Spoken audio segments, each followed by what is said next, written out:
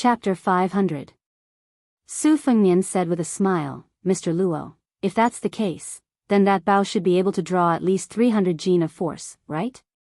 Old scholar Luo stroked his beard and said with a smile, that's right, but 300 gene of force is something that only a brave general on the battlefield can draw.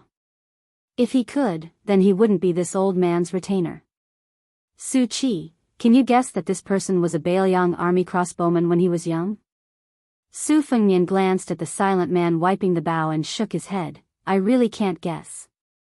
Perhaps it was because the handsome men and beauties next to the bonfire heard the words Bailiang army, and became interested in the conversation. They began to talk about the generals in the Bailiang army. Some said that Chen Jibao's spear technique was invincible, while others said that Yuan Zuozong was the true number one in terms of combat strength. There were even some who said that Rentu should be at least first rank, or else how could he have obtained the king of Bailiang's boa robe when he joined the army at the age of 10? There was no end to this debate. Most of the handsome young men believed that Su Shao was shrewd and had always hidden his strength on the battlefield. It was impossible for him to be a second or third rank martial artist. Second rank master was indeed outstanding, but for a great general whose achievements were almost enough to shock the emperor, it was unavoidable that he couldn't bring it out. The old scholar saw that Su Fengnian didn't say anything and asked with a smile, Su Qi, what do you think? Su Fengnian wiped the grease from the roasted meat at the corner of his mouth. I think Su Shao is at most second rank. It's only because of his good luck that he was able to leave the battlefield alive. I heard that after he became a general, the heavy snow camp that followed him always suffered the most casualties out of all the Bailiang army. A young man who admired Su Fengnian had sharp ears and was about to throw a branch into the bonfire, but it hit the ground at Su Fengnian's feet. He sneered, small fish and shrimp in a small pond, don't talk nonsense if you don't know anything. Su Fengnian nodded with a smile and said, good. Old scholar Luo quickly warmed the atmosphere with a smile, everyone has their own opinions. Right now, we're thousands of miles away from home, and no one speaks for themselves. The young men and women were clearly much more respectful towards this elder who had walked out of the Ding family. A few of the talented youths who had wanted to seize the opportunity to make things difficult swallowed their words back into their stomachs along with the roasted meat. Although the second-generation descendants of the spring and autumn survivors who had migrated to Beimang weren't as disdainful as the Central Plains, they lived under someone else's roof in Beimang and didn't dare to blindly look down on martial artists. However, their families' teachings were still closely related to many of their habits. For example, the heir of the Luo family, who had the reputation of being a scholar and a sword scholar, was still more scholarly than swordsmanship. This was especially true for the one called Su Qi, who was only from a low-class noble family in Gusai Prefecture. Naturally, he couldn't study literature well, so he took a step back and studied martial arts, hoping to climb up the ranks of the border army and accumulate scholarly honors. Someone like him, who was neither high nor low, actually dared to talk about national and military affairs. The elegant heir of the Luo family pointed at a gentlewoman with a branch and laughed, Miss Su, don't you have a younger brother who admires that Bailiang and His Royal Highness the most? The woman who was playing with a jade pendant softly said, they're all jackals of the same tribe. They're all good-for-nothings who don't amount to anything. They only know how to lead evil servants around and bully the common people like dogs. It's just that the heir of Bailiang has a better family background. They're all the same type of trash. If he were to stand in front of me, I wouldn't even look at him. The three women seemed to have a harmonious relationship on the surface, but it was actually very interesting. The one surnamed Su only wanted to travel thousands of miles and unintentionally planted a willow in the shade, which made the heir of the Luo family somewhat moved. The other two women wanted to plant flowers, but the flowers didn't bloom. No matter how coquettishly they flirted and threw flirtatious glances, the heir of the Luo family only teased them with a few words and didn't give them any reassurance. The two ladies were extremely annoyed. If the one surnamed Su was present, they would have a common enemy. If the one surnamed Su was present, they would have a common enemy. If the one surnamed Su was present, they would have a common enemy. When one of them heard that the one surnamed Su was so pretentious, she couldn't help but laugh and said, Sister Su, are you serious?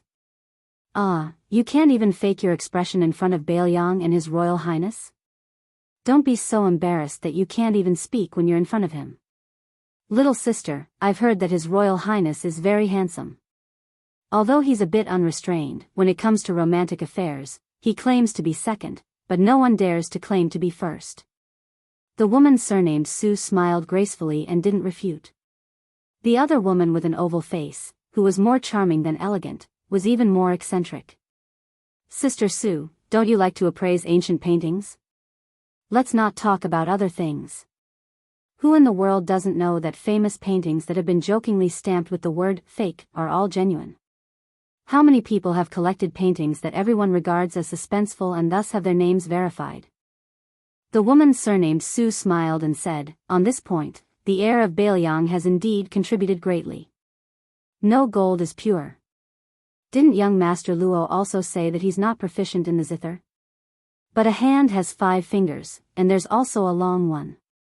This is precisely Bailiang and His Royal Highness. The two women were choked by her watertight explanation. They looked at each other in dismay, but they couldn't find any weakness that could be used against her. They were indignant and didn't say anything. Su Fengnian gazed at the gradually growing fire and smiled faintly. It felt pretty good to be mocked in front of his face. If he were in Bailiang, he wouldn't be so lucky. Su Fengnian couldn't help but think of Li Yishan, who had never admitted to being his master. He also somewhat missed the painful feather duster that Li Yishan used to hit his palm when he was young. This feather duster was still on the top floor of the Tide Listening Pavilion. A lot of principles had been developed in this way. He didn't know why, but when he was scolded by Su Shao in his immature childhood and youth, he felt wronged and ran off to the mausoleum in a fit of pique. On the contrary, he was beaten by Li Yishan and never held a grudge. This time, when he returned to Bailiang, he had to bring him a few jugs of good wine. Chapter 501. The sun was setting in the west and the afterglow was mild. Young Master Luo held a wine pot in his hand and spoke a stream of witty words as he chatted. He talked about how he did not consider the pros and cons in the face of righteousness and how he did not see defeat in the eyes of others. He talked about how common people would be relieved when they saw that there was nothing in front of them, but they did not know that Kung Fu was only an accident. Even Su Fengnian, an outsider, listened with great interest and felt that his tackiness had suddenly lessened. Not to mention the two young ladies who were already secretly in love with young Master Luo. They wished that they could snuggle up to him or simply go to the bed and listen to his teachings. Several old scholars also nodded their heads repeatedly. It was obvious that they had a good impression of this Luo family disciple, not just because he was surnamed Luo. Just like when they met the horse thieves, this person pulled out his sword to fight off the enemy before his retainers. What an outstanding and elegant scholar. He would definitely not be a promising future. With young Master Luo acting as the go-between, the atmosphere was warm. A gifted scholar improvised a poem while the woman surnamed Su played the bamboo flute leisurely. The rest of the young men and women either clapped their hands in agreement or beat the dried twigs to make light drums. It was a joyous and harmonious atmosphere. Old Scholar Luo, who was wearing a scholar's green robe and a jade hanging from his waist, looked into the distance and sighed with emotion. How big of a mind can a frog at the bottom of a well look at the sky at the mouth of the well? Looking into the distance, the world is vast and the heart's eye is also opened. So you young people should take advantage of your better health to go out and walk around. I followed my family to the north and along the way there was chaos and turmoil. I was displaced and became a common person. Only then did I understand the suffering and difficulties of the common people. So when we arrived at Beimang, I think that our group of old scholars, on the whole, is much less romantic and more humane than those scholars who stayed in the Central Plains. Our children also lack the unsuitable loftiness of many scholars. Su Fengnian twisted his 2 fingers and gently broke off a dried twig. He threw it into the bonfire and nodded with a smile. Old Master Luo's words are very reasonable. The old scholar, whose family background was one of the best in the southern dynasties of Beimang, withdrew his gaze and looked at the good-tempered young man. He laughed in a low voice. Little brother Su, Luo Changhe and the other scholars, although they are rude and don't have a good expression, in fact, they don't have any bad feelings towards you. It's just that when they met the horse thieves, an outsider who took the limelight, they were unable to turn around and put their faces down. I've been through this. When I was young of jealousy, I was too jealous of them, It's fate that brought us together. When we return to Gusai State in the future, if you encounter any difficulties, I can guarantee that they will definitely say a few words for you if they bump into you. But most likely, they won't show up and tell you that it was I who helped you. Su Fengnian nodded. Although the old scholar beside him was a noble and famous scholar, he was willing to hang out with him, a son of a concubine from a family that was not worth mentioning. This was enough to explain a lot of things. This old man was experienced in the ways of the world and was familiar with people's hearts. What he said was the truth with reason and evidence. The old scholar laughed. He rummaged around and finally found a clean porcelain bowl from his bag. He handed it to Su Fengnian and asked, "We just met by chance. Can we have a drink?" Su Fengnian squinted his eyes and smiled. "1 cup is too little. As long as there is enough wine, a few bowls will do." The old scholar pretended to protect the deerskin wine bag that was only half empty. He pretended to be angry and said, "I can't drink more than a few bowls." Su Fengnian smiled helplessly and said, "When we arrive in the city tomorrow, I'll just give you a good bag of wine." 2 old men who were 5 or 6 years younger than old scholar Luo took advantage of the situation and laughed heartily. "Little brother, you can't favor one and discriminate against the other." "That's reasonable."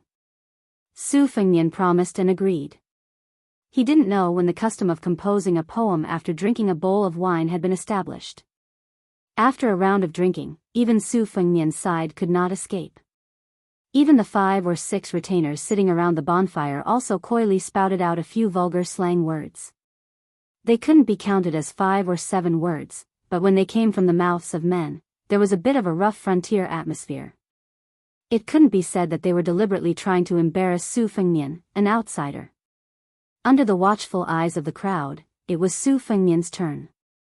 The old scholar surnamed Luo helped pour a bowl of wine and reminded him with a smile, "You can't talk about the palace and ruin the mood by composing a poem. You also can't recite the poems of the great poets. As long as it's your own, you can just make it up." Su Fengnian didn't know why, but he remembered several waterfalls on Mount Hui and Mount Jiuhua in Wudong, as well as watching the tide by the Guangling River. He remembered many old friends and stories. He downed a bowl of strong wine in 1 gulp. He asked for a chopstick and lightly tapped the edge of the bowl. With a ding-dong sound, he looked at the bonfire and said softly, "The waterfall of the lotus is covered in smoke, the waterfall of the bull is thunderous. Only the waterfall of Jiuhua is not strange in the waterfall spine, like a celestial being lying sideways on a large mound. Its power can stretch out 94,000 feet, like the flying immortal of Dunhuang. Releasing the 9 paths of the green sky Milky Way, just like the old general's hair on his temples." The young men and women who thought this guy was going to make a fool of himself were stunned for a moment and then looked at each other. Most of them were familiar with poetry and books and knew that this was just the beginning. Luo Changhe and the woman surnamed Su both frowned and thought carefully about the meaning. The old scholars besides Su Fengnian didn't think so much, but old scholar Luo followed the boy's example. He lightly slapped his thigh and drank a mouthful of wine with narrowed eyes. "I came at the time of splashing ink and rain, the 2 cliffs were tight and the wind was furious. The cloud waves rose and surged 10,000 feet, the flood washed away the traveler's path. I once watched the tide and the waterfall, under the waterfall stood a white deer. In a split second, man and deer looked at each other. Southern Tang, Eastern Yu, or Western Shu. After that, there was an old monk leading the deer away, and then there was the deer turning around and laughing. When I finished speaking, the moon set in the west, the mountains and waters were boundless. I only felt the smoke under the stone bridge, the thunder rumbled, carrying the spring and autumn wind and the bitter rain, mighty and mighty like the river." This poem that had just been blurted out was probably too unconventional, making it impossible for people to comment on its quality. They only felt that there was air in their chest that couldn't be released, like the 1,000-layer waterfall pouring down and piling up and echoing in the deep pool. Finally, a scholar couldn't help but say softly, "Is this a poem or a poem? It's neither a donkey nor a horse, it's not particular at all." Another scholar asked carefully, "There's no physique at all, but there's still some meaning, right? Perhaps old Master Luo was holding the bowl unsteadily, some wine splashed on his hand. He unconsciously stroked his beard, wetting his gray beard. He didn't care about these details. He and the other two old scholars looked at each other and smiled. Their eyes were full of sincere appreciation. After returning from 3 years of traveling, he asked for a bowl of wine at the wine shop at the city gate. He told the waiter to serve the wine and then fell asleep. Later on, he carried the bowl and walked in the martial emperor's city, and today, under the night sky of the prairie, he knocked the bowl and sang softly.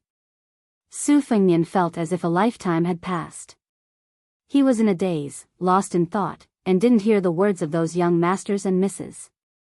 The short saber springtime thunder lying quietly on his lap was trembling incessantly. He didn't know if the old man wearing the sheepskin fur coat was referring to this concept when he said that in the scabbard, one cry would soar to the ninth heaven. The old Confucian scholar seemed to want to make a judgment. He laughed in a deep voice and said, I write with my hand, I speak with my mouth, I think with my mouth, how can I be bound by the poems of the predecessors? Xiao Xiongdi, do you have a name for your poem? Su Fengnian came back to his senses and blushed with shame. He said, I came up with an idea on the spur of the moment, I don't have one yet. An old scholar drank a mouthful of wine and smacked his lips. He sighed and said, why don't you call it the waterfall breathing song? It can teach our generation's scribes, who are like flies and dogs, to also produce a few pounds of awe-inspiring righteousness. Su Fengnian shook his head and said, the name is too big, I really don't dare to accept it. The other bonfires felt a little awkward and left one after another. They either went for a walk under the moon or went back to their tents to rest. Only Luo Xianxia and the woman surnamed Su stood up and sat down. Luo Xianxia laughed softly and said, young Master Su's breadth of mind is as wide as the hills and valleys. I admit that I'm not as good as you. Chapter 502. The few old scholars also got up and left. Whether it was the martial world or Jianghu, not to mention the scholarly and literary circles, in the end, it was up to the young to shine. However, Master Luo was still considerate and quietly left behind a wine bag. Su Fengnian shook his head and self-mockingly said, if it's really a good poem, it's only because I accidentally used up the last bit of talent I had left in my life. Luo Xianxia laughed straightforwardly. Young master's modesty makes me feel even more ashamed. For example, my title of scholar swordsman sounds like something, but its origin is actually quite unbearable. It's just spending money to get the literary circles to promote it. When drinking with the brothel's famous prostitutes, I accidentally came up with a few lines of poetry. It's really romantic to spend a lot of money to get drunk instead of buying meat. I found a few soft persimmons that the common people hated to the core to play with. When I turned 20, I asked the scholarly and famous people to give me a profound and resounding word. My reputation snowballed. Such a scholar swordsman, if the goods aren't real and the price isn't, how much can he be? Young Master Su's poem is much more realistic. Su Fengnian's lips curled up. Young Master Luo is really a very straightforward person. Luo Xianxia asked, since you're so honest with me, can we drink a bowl of wine together? The smiling woman surnamed Su helped to pour the wine. Su Fengnian and Luo Xianxia held their bowls and drank it in one gulp. Su Fengnian laughed softly. Actually, when it comes to writing poems, my second sister is the one who's really talented. In the past, I wasn't as good as young Master Luo and only knew how to spend money to buy poems. Looking back now, it's quite silly. The woman surnamed Su took small sips of wine, her smile becoming more sincere. Luo Xianxia raised his bowl and said, which young man isn't frivolous? I'll toast you on behalf of a friend to thank you for your chivalrous help a few days ago. I'll drink first as a sign of respect. They each drank another bowl of wine. Luo Xianxia's face was already red from drinking. He stood up and said apologetically, I can't drink anymore. Su Fengnian and the woman surnamed Su stood up at the same time. The latter said softly, Mr. Luo, shall we walk together? Seeing Su Fengnian secretly winking at him, Luo Xianxia, who had a tacit understanding, blushed even more and went to relieve his boredom. Luo Xianxia was in a great mood now that his efforts had finally paid off. Along the way, he had been unable to subdue the beautiful young lady by his side. It wasn't until tonight that the young man surnamed Su was reciting a poem that Luo Xianxia suddenly realized that this beautiful young lady didn't like the free and easy style of the past. Luo Xianxia was also a decisive person, so he lowered himself to the bottom and used the opportunity of exposing his heart to the young man surnamed Su to beat around the bush. Sure enough, it worked miraculously and won the young lady's heart. He turned his head and saw the young man surnamed Su standing in the same place and gave him a thumbs up. Luo Xianxia returned the gesture without saying anything. Su Fengnian picked a secluded direction and walked alone, lying down on the bank of a river. There were 8 prefectures in Beimang. Gusai and Longyao prefectures were adjacent to Beiliang, Yuzhou, and Fengzhou, while the long and narrow Tangerine prefectures bordered the northern Liang dynasty and Liao. North of Tangerine prefectures was Jinsi. Putting aside the farthest places, in the Tangerine prefectures that he was about to enter, there was a martial arts ranking official, Murong Baoding. Of course, Su Fengnian was not so bored as to risk his life to fight with such an important figure. This time, he had a clear plan for his trip to Beimang. He went to Liao City to kill people, and he sent the young and strong General Tao Qianji to contribute his meager strength to Beiliang. He went to Flying Fox City to find someone, the masked man who had taught a disciple like Qin Jibao. However, it seemed that his luck was not good. His next plan was to go to Jinsi Prefecture to assassinate a descendant of the imperial Yelu family, and then temporarily flee south to Tangerine Prefecture to find a blacksmith and a blacksmith. Regardless of whether he could find a blacksmith or a blacksmith, his next plan was to rush to the northern ice plains. However, in the middle of this plan, the old abbot of the 2 Zen temples had intentionally or unintentionally disrupted the plan. Su Fengnian had almost lost his life in the grassland. He could not say that he hated this old monk, but he had always been very respectful towards him. Moreover, he had taken the living Sariras and Jindan in his sleeves for nothing. However, it would be a lie to say that he was grateful to the old monk. It was not scary to provoke Tuoba Chunsun, but it would be troublesome to implicate the Tuoba family. Su Fengnian took out a small square wooden box, held it in front of his eyes, and then spun it on his fingertips. Chao Chongqing had said that his whereabouts had been exposed, and 2 people had smelled his scent and wanted to kill him. One of them was the female blind zither player who was ranked 5th among the 10 great devils. Was she an expert in the mystic finger-killing Vajra realm? Since she was at the mystic finger realm, which was beyond the first stage of the Vajra realm, why was she an expert in it? Did this mean that this woman was the most hard-working and most familiar with killing Vajra realm experts? Su Fengnian flicked the small wooden box and shook his head. He didn't want to be troubled by these unanswered questions. He was looking forward to meeting the swordsmith who was a remnant of the spring and autumn period who was hiding in the marketplace of Orange Prefecture. Only people like the Grand Preceptor of West Chu, Sun Shiji, had reached this realm. It was the same for a small recluse to hide in the wilderness, give lectures in the academy, and escape from the Zen forest. It was already considered not bad to be able to achieve this without making a name for oneself. As for the swordsmith who was hiding in the marketplace, it seemed that he had the least talent and the most expert aura. However, when he thought about the identity of the person that this blacksmith wanted to protect, Su Fengnian felt relieved. It was already a magnificent feat to be able to survive. The West Shu Emperor's family produced a sword emperor who died in battle due to exhaustion in Beiliang's iron hooves. However, 2 loyal officials risked their lives to steal the young crown prince. One was a scholar while the other was a warrior. The scholar was Zhao Dingxiu, the great scholar of the spring and autumn period. The name of the warrior was unknown. He only knew that he was the one who forged and carried the sword for the sword emperor of West Shu for more than 20 years.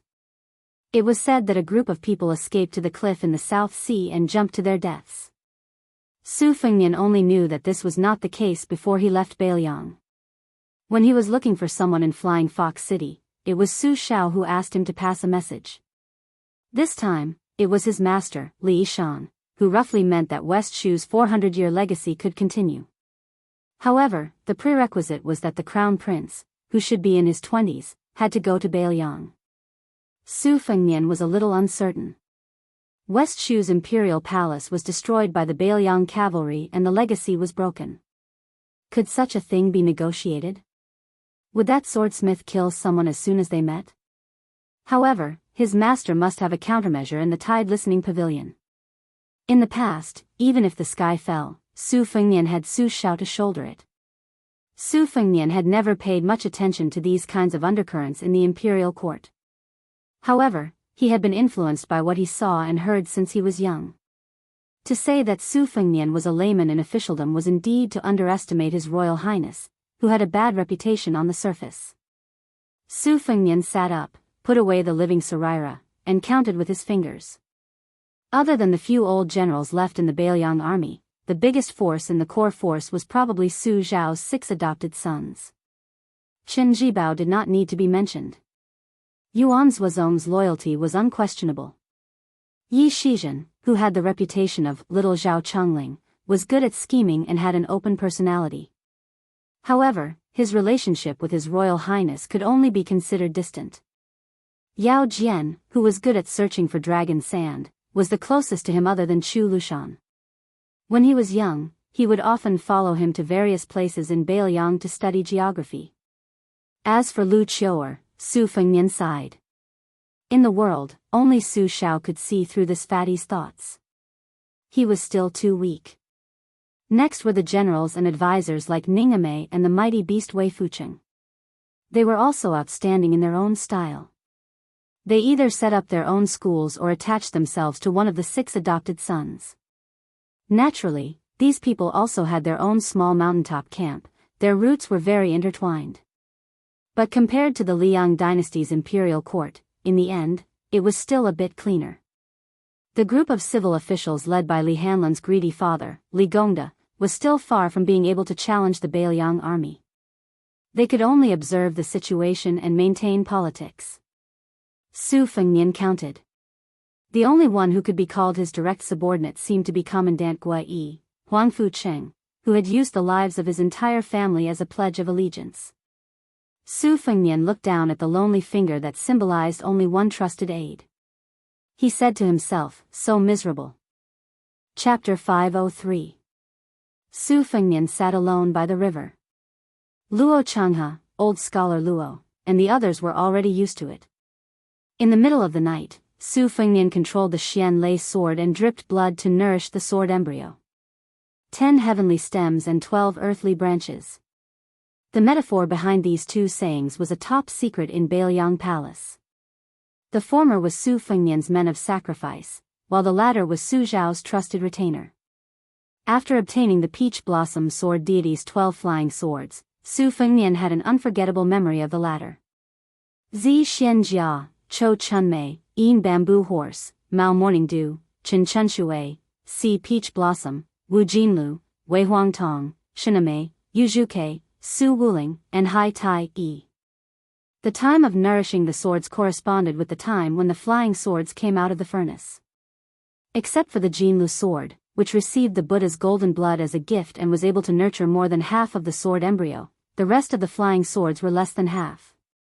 Especially the Xian Lei and Hai Tai Yi swords, which had the strongest sword wills, they were simply stubborn. It seemed that they did not see eye to eye with their new master and were progressing at a snail's pace. Putting away the Xian Lei sword, Su Fengnian released the Jinlu sword. As his fingers slid, the flying sword killed a fish in the river. Having nothing to do, Su Fengnian felt that using one sword to stir the water was not bold enough, so he simply controlled 8 more swords to form a 9. Gradually, countless splashes appeared. Then, he put away all 9 flying swords in an instant. After putting them in his sleeves, they were almost all wrapped around his arm into the sword pouch. Not to mention other things, just this exquisite control was enough to stun ordinary martial artists. Su Fengnian picked up a stone and threw it into the river. Then, the elite retainer of old scholar Luo's family walked over from afar. He stood in the distance and hesitated for a while. When he saw Su Fengnian throwing stones into the water from time to time, he walked 30 steps closer and said loudly, "I'm Feng Shanling. If I've disturbed young Master Su and offended you in any way, please forgive me." Su Fengnian threw a stone and clapped his hands. He turned his head and smiled. It's fine. I can't sleep either. Feng Shanling was sitting by the riverside a little further away. He cupped his hands and said, "Young master, thank you for your help in killing the horse gang a few days ago. I'd like to thank you on behalf of my brothers. I'm not afraid that young Master Su will laugh at me, but my brothers and I are just slaves and servants. We don't dare to say that we'll repay your kindness. On the one hand, you really saved our lives. On the other hand, even if we want to repay your kindness, we don't have anything to offer. I only dare to say that when we reach the town tomorrow, we'll privately invite young Master Su to find a clean restaurant to drink and eat meat." Su Fengnian laughed and said, "That's good. I still have some money left. After eating and drinking to my heart's content, even if I can't afford the girls in the big brothels, I can still go to the small brothels. Brother Feng, are you interested? Although I say to others that I'm from a small aristocratic family, I'm actually just a merchant's son. I'm not on the same path as young Master Luo and the other aristocratic families.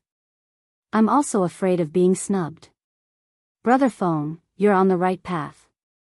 To tell you the truth, the reason why I'm treating you to the brothels is that I want to invite Brother Feng to have a meal with me when I'm in your territory. That way, my small business can be taken care of." Previously, the horse gang was defeated, but they didn't suffer heavy casualties. I was afraid that young Master Su was the horse gang spy, so I secretly sent a brother who used to be a scout to inquire about information from the periphery. However, there was no trace of the horse gang. Tomorrow, we will enter the military town to rest, so I feel that I have wronged young Master Su. My brothers and I are rough people who only know how to wield swords and spears, but we still want to be thick-skinned. Therefore, I want to apologize to young Master Su and accept any beating or scolding." Su Fengnian waved his hand and said, "It's human nature. Brother Feng, you worry too much. If I were in your shoes, I would also be more cautious when I'm outside." Feng Shanling was not a talkative person. After saying the words that he had been preparing for a long time, he did not know what to say. Su Fengnian hesitated and asked, "I heard from old Master Luo that Brother Feng used to be a crossbowman in Beiliang?" Feng Shanling showed a trace of absent-mindedness and said with a smile, "It was a long time ago." Su Fengnian picked up a flat stone beside him and threw it into the water. He said, "The Liangmang border has a crossbow control pass to prevent crossbows from crossing the border. Brother Feng, I'm afraid that you haven't touched a crossbow for many years."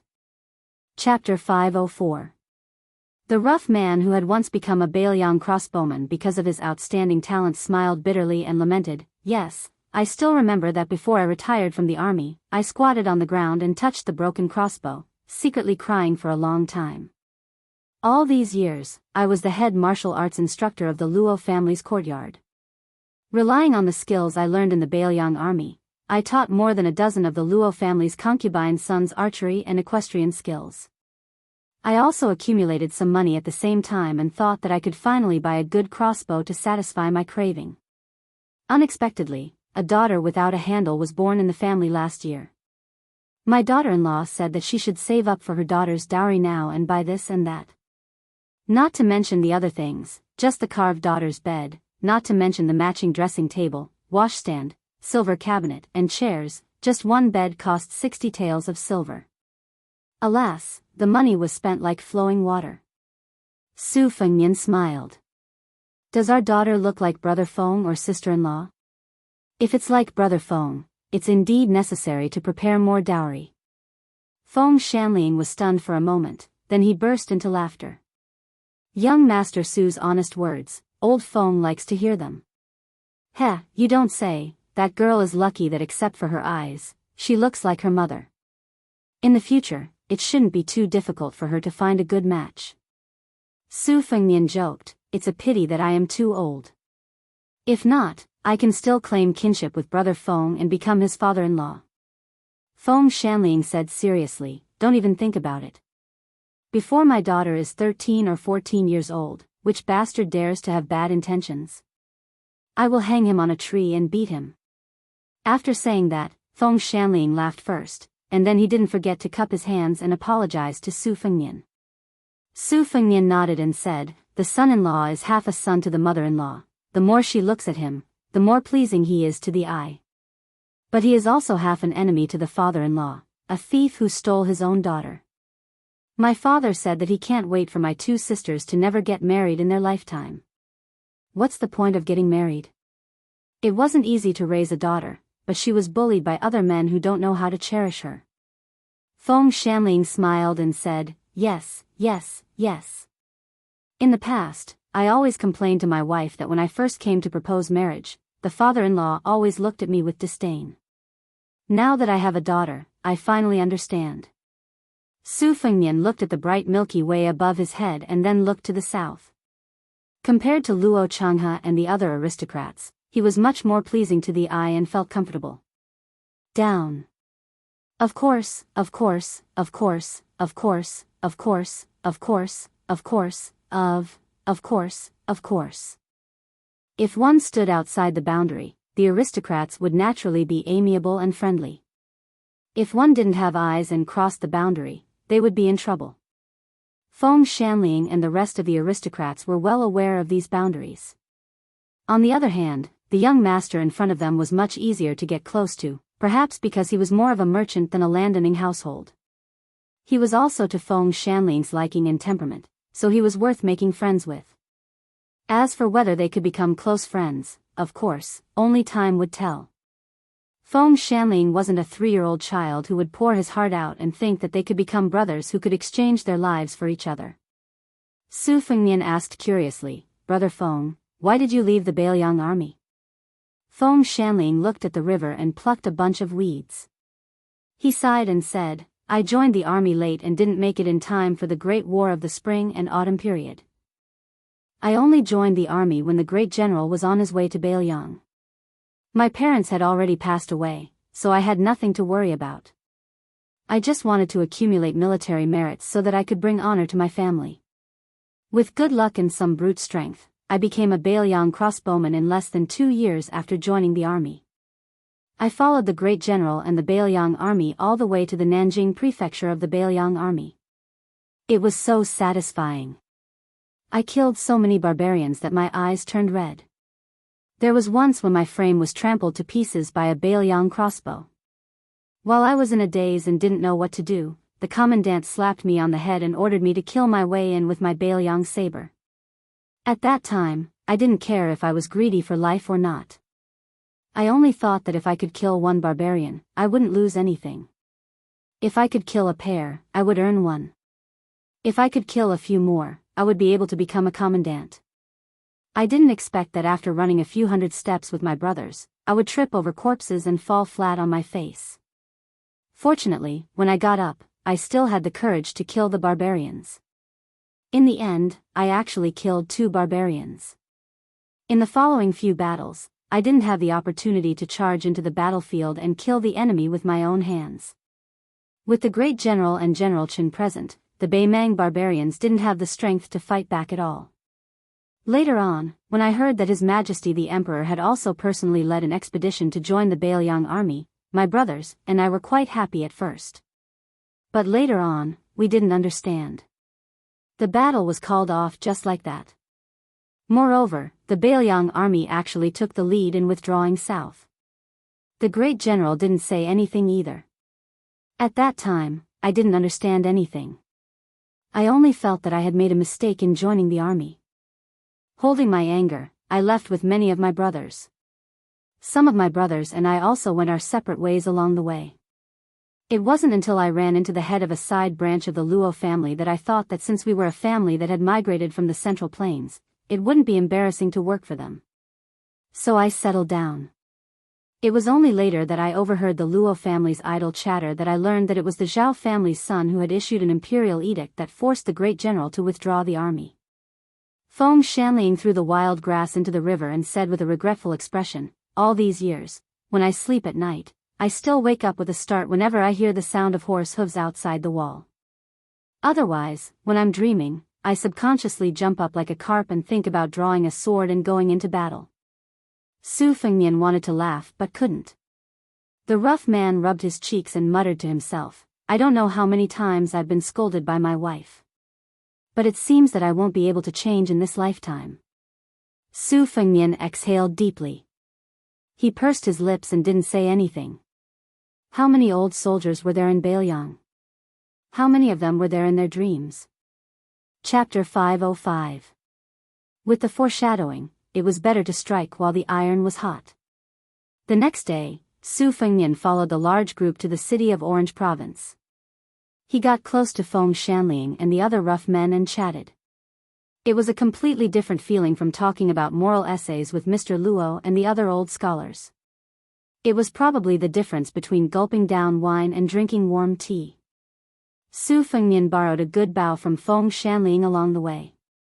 With his arm strength, it was not difficult for him to pull the bow to a full moon.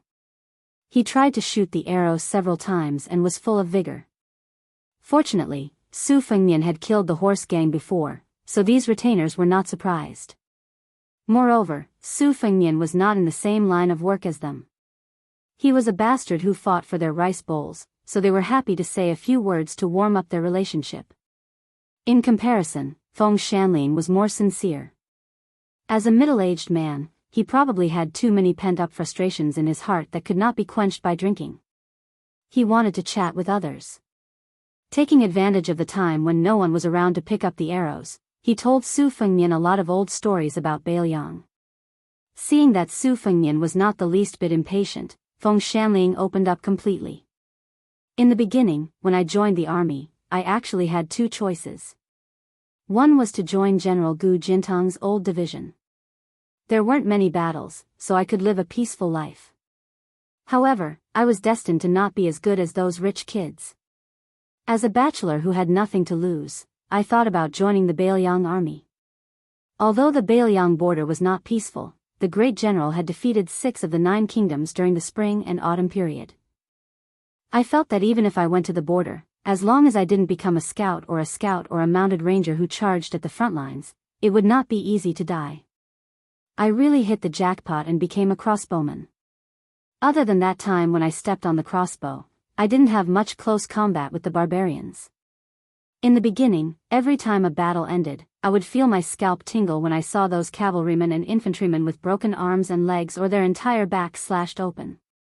Later on, after fighting for a long time, I was scolded by the sergeants and commandants. When I heard the old soldiers talk about their achievements in the Great War of the spring and autumn period, the brothers beside me all complained that they would not be satisfied if they did not kill people. I was still afraid of death. Who in the world was not afraid of death? However, if there was a day when it was my turn to charge up and fight with my life, I was not afraid of dying on the battlefield. Besides, at that time, I did not have a wife to think about. If it were now, I wouldn't have the guts to do so. I remember very well. I stayed in the Bailiang army for a total of 3 years and 9 months.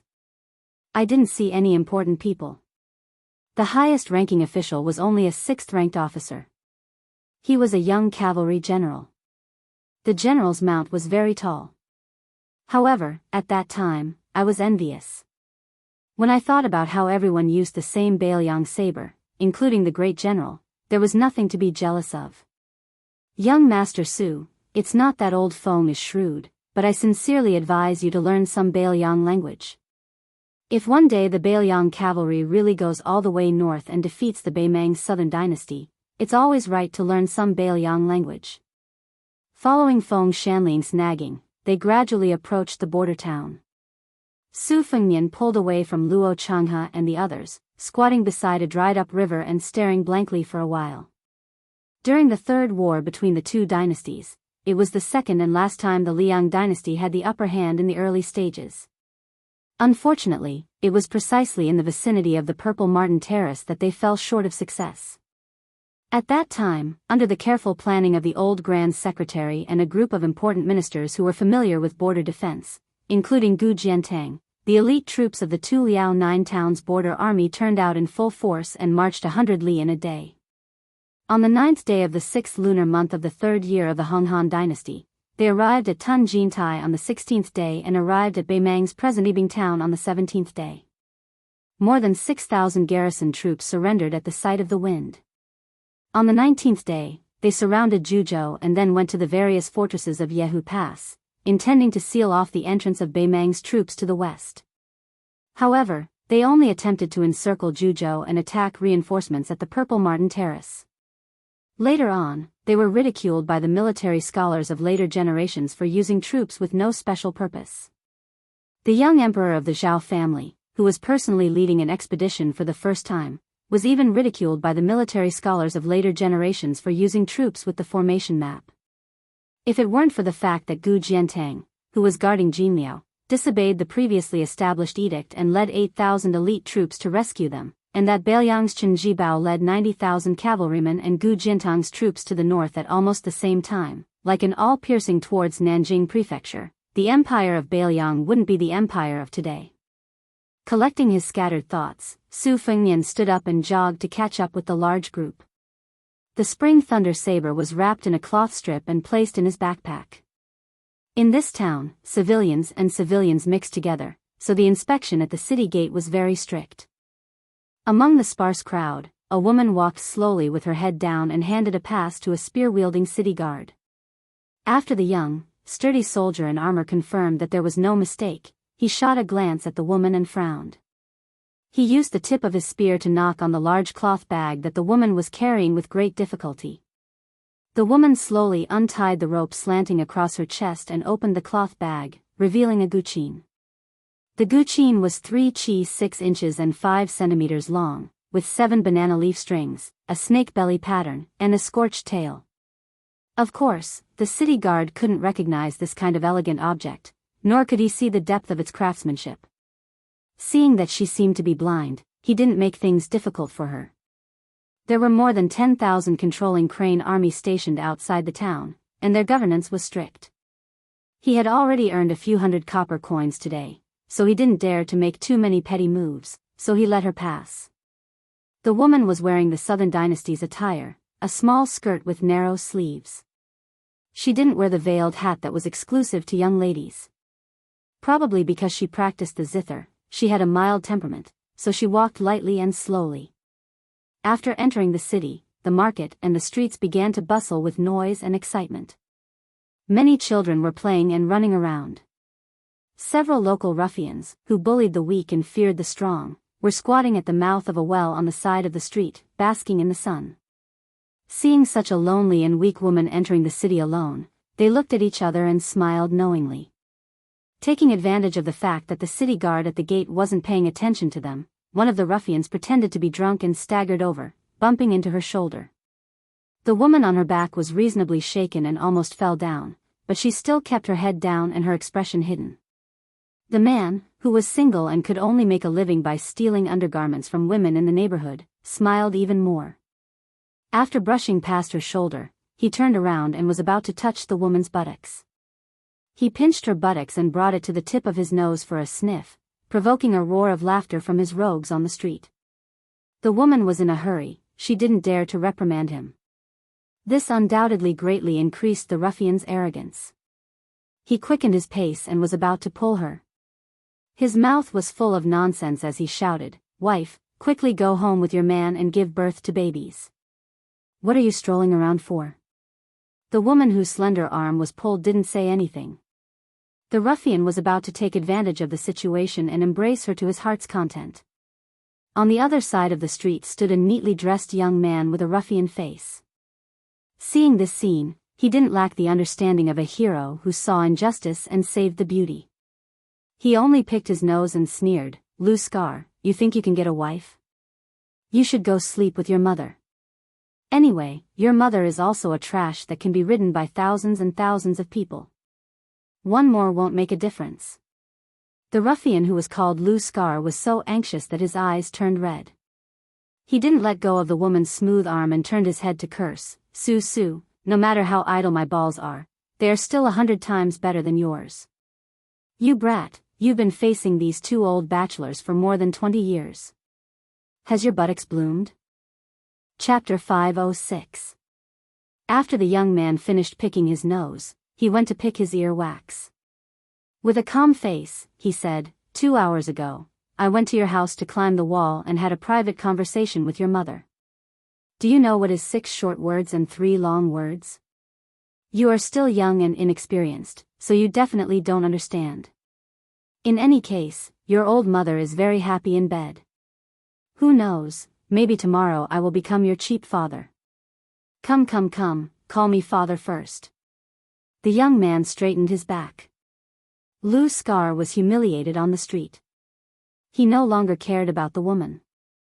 He looked around but didn't find anything useful to beat people. He took big strides and rushed up to teach this little bastard a lesson, who still hadn't grown up after being beaten countless times. The young man's appearance was actually quite delicate, but it was covered by his ruffian appearance. Seeing that the situation wasn't good, he wanted to run away, but he was blocked by 5 or 6 of Lu Scar's brothers. He cursed in his heart, skillfully covering his head and face, and gave them a good beating. Especially the person in question, Lu Scar, who rolled up his sleeves, squeezed out all of his strength, and kicked this surnamed Sue's ass. Hearing a wail, he covered his ass and ran away.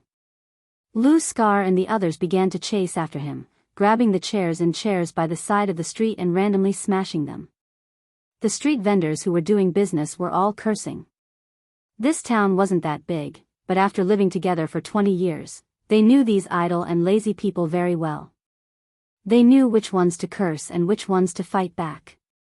When Lu Scar and the others vented their anger, they casually threw the chairs and stools back.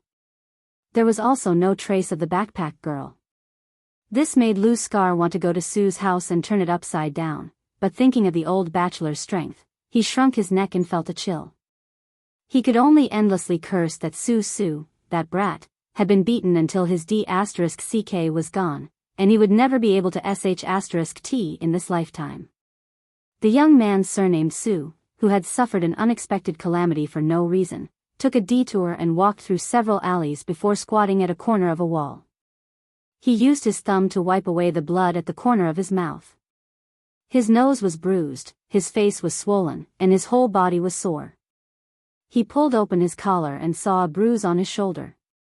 He sucked in a breath of cold air, stood up, tiptoed, and leaned against the yellow mud wall. He shouted a few times, but in the end, he still didn't see the lady who sold scallion pancakes. He also didn't see any women's undergarments or other personal items on the bamboo poles used to dry clothes.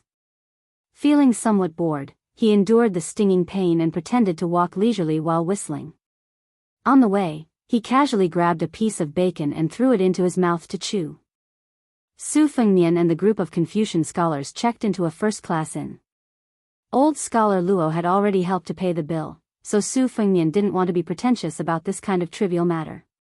He made an appointment with Feng Shanlin to have dinner at a time-honored restaurant that he had just inquired about.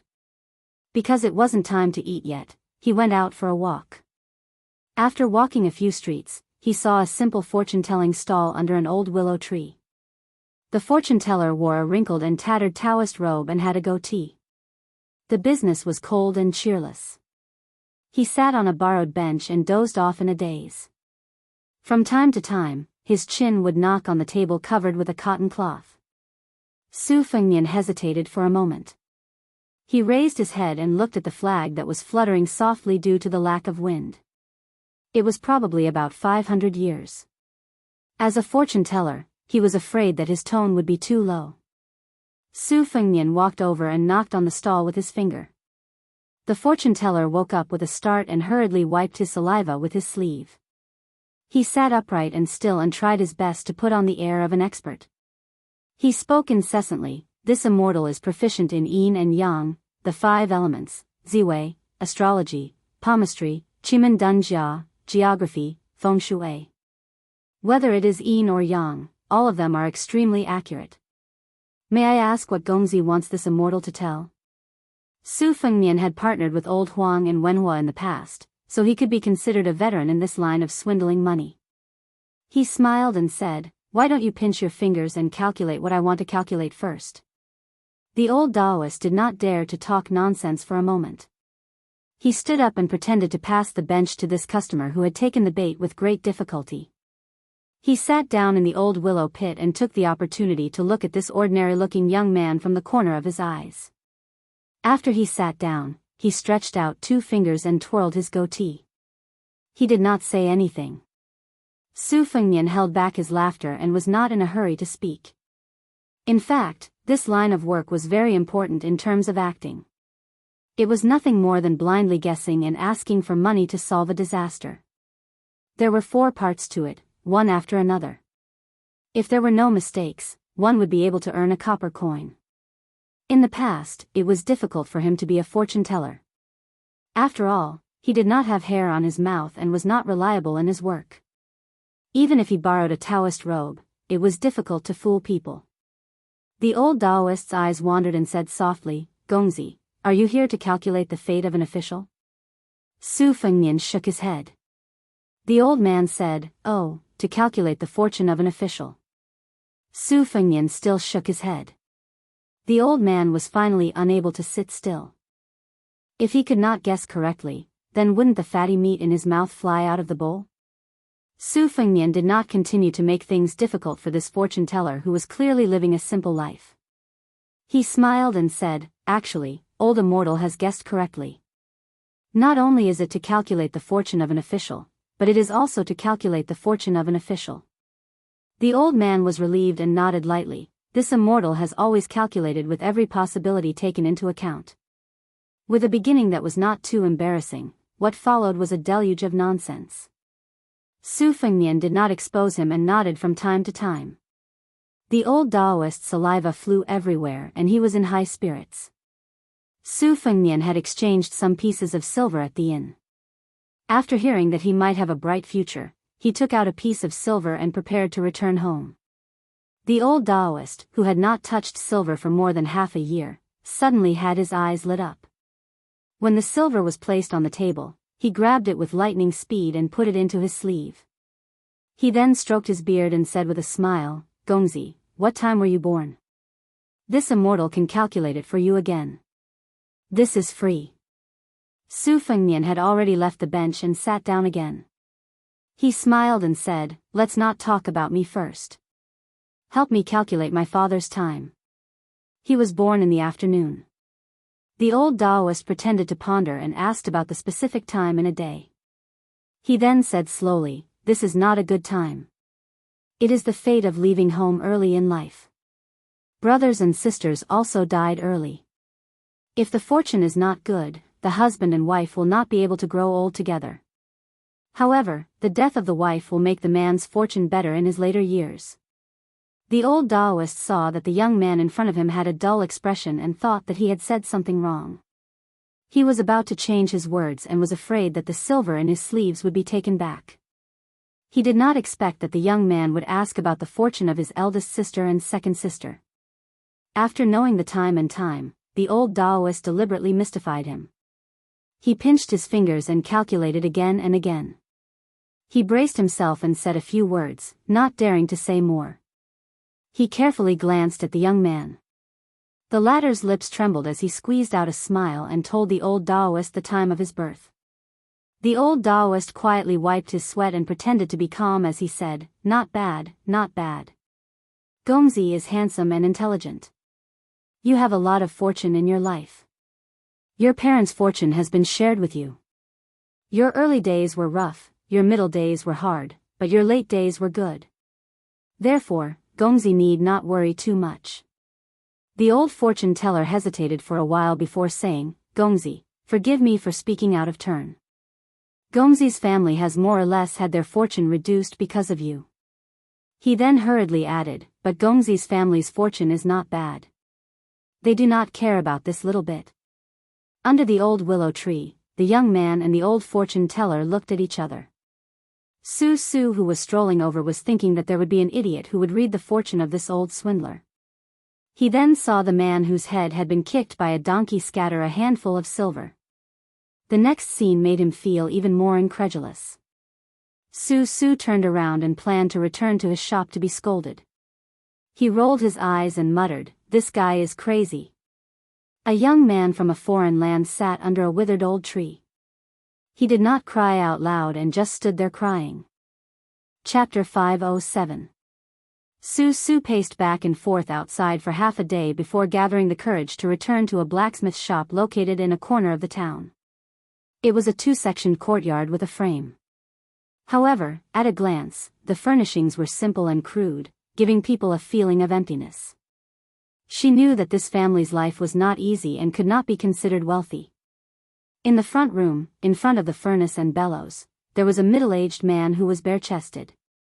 His body was burly and his muscles were solid. It would not be an exaggeration to say that his fists were strong enough to run horses and his arms could stand on people. His arms were thicker than a woman's thighs.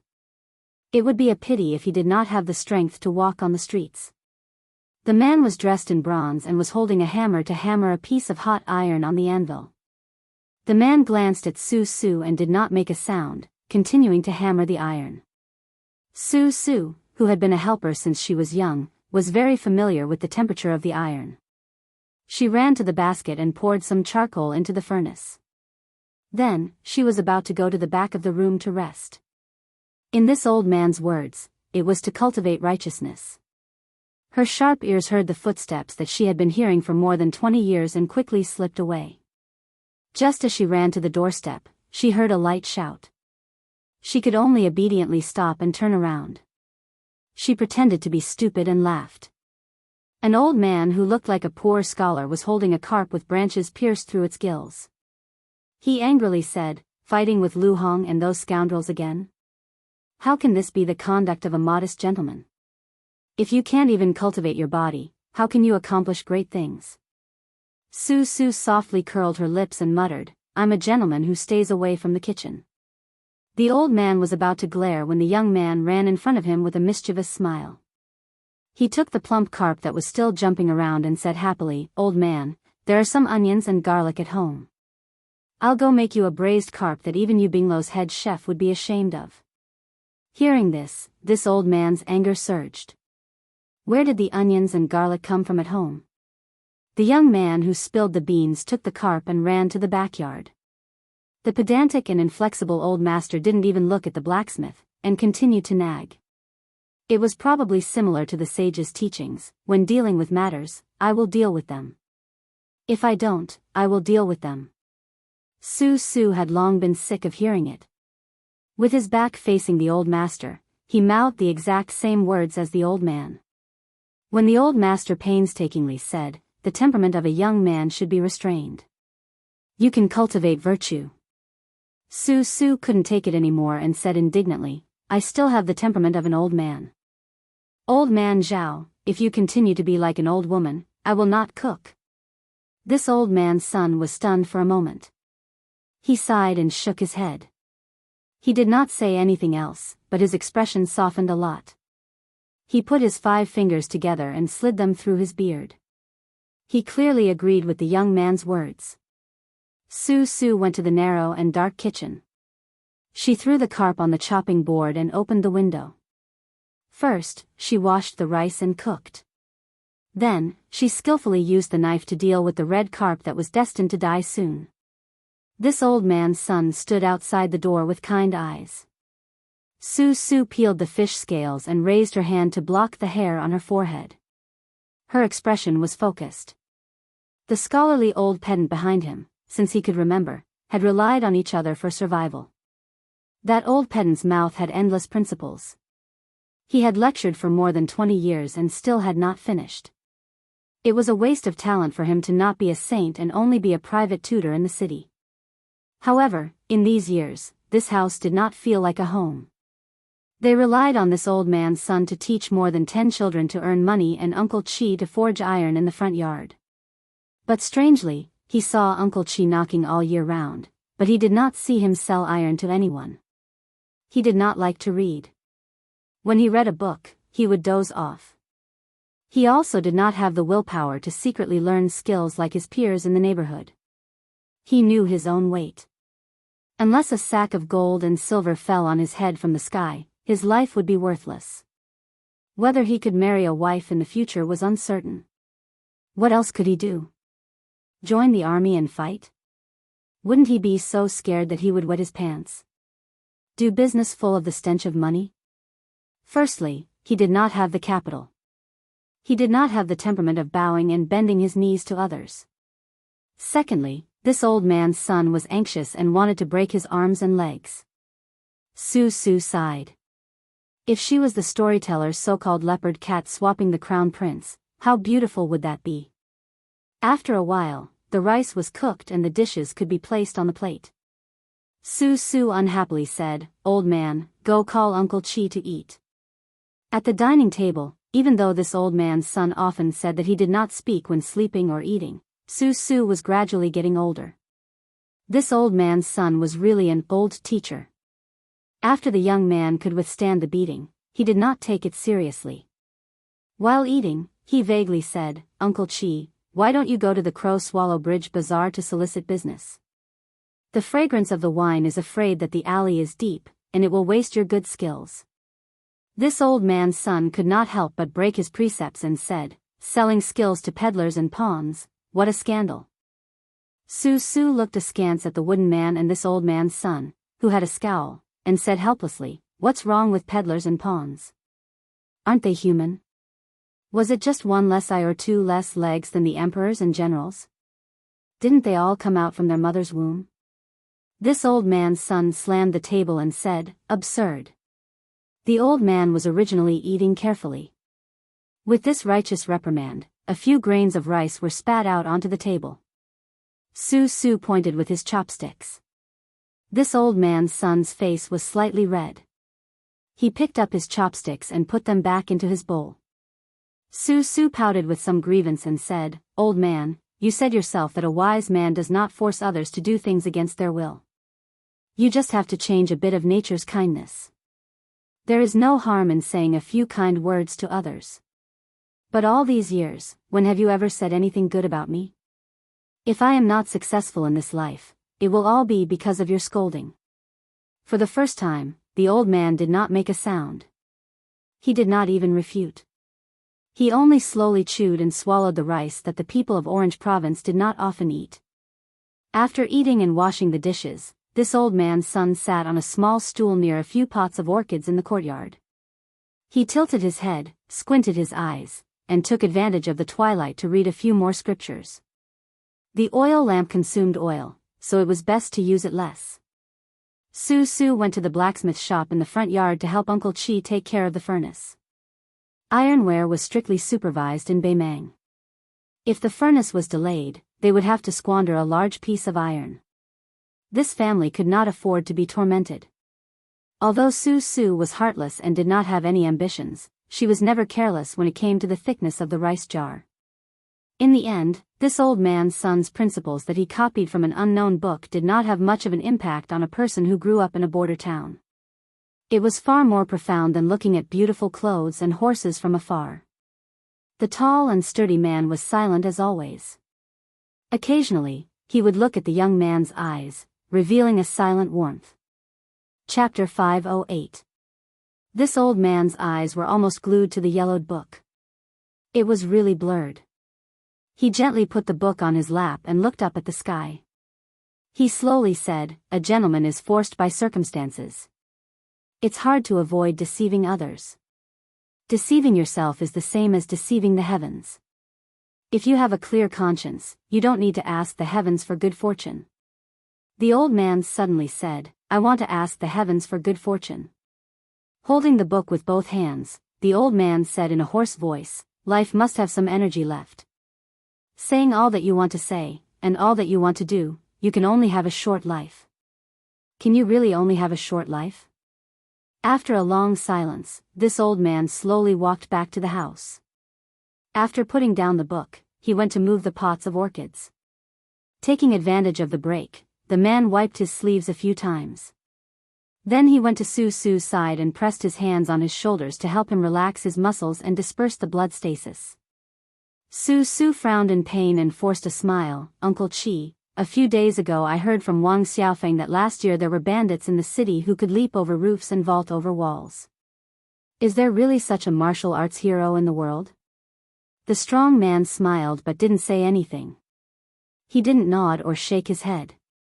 Knowing this result, Su Su shook his arm. "Hey, it really didn't hurt anymore."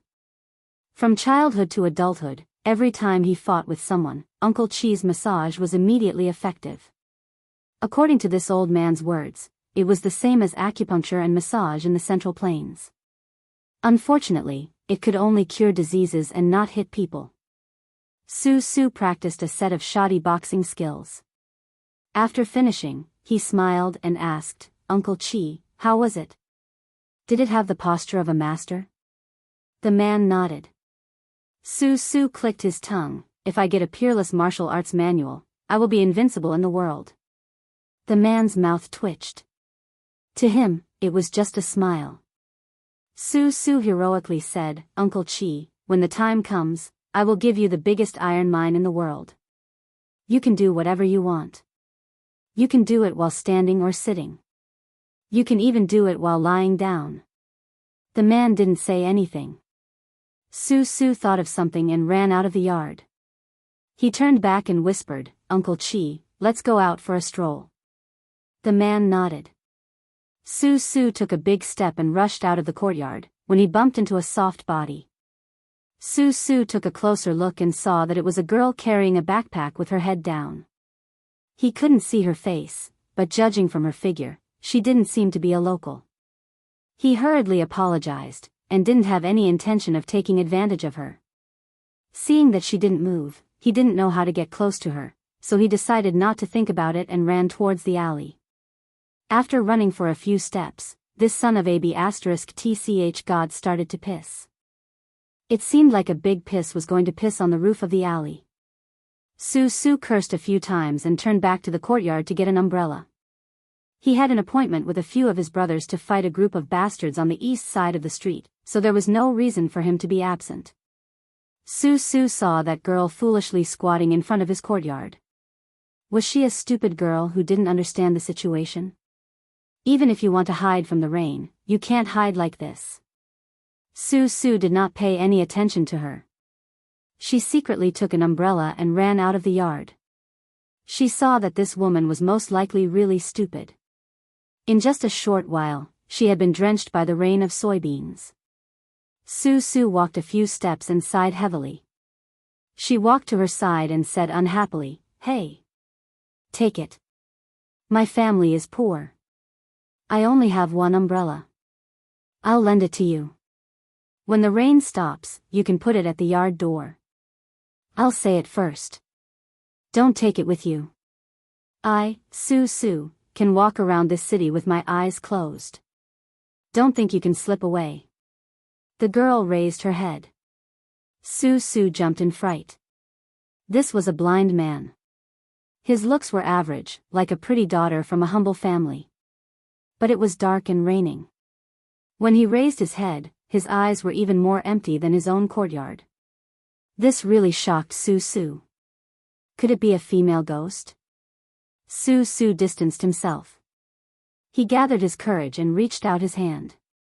He handed over the tattered oil paper umbrella that couldn't block much of the rain. The girl stood up gently.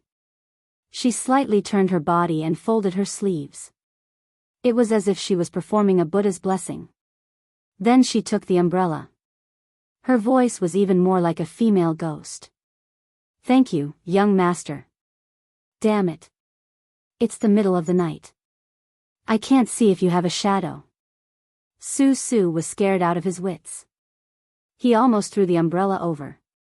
He kept saying, "I have righteousness in my chest. No ghosts can invade." The girl seemed to have heard his words.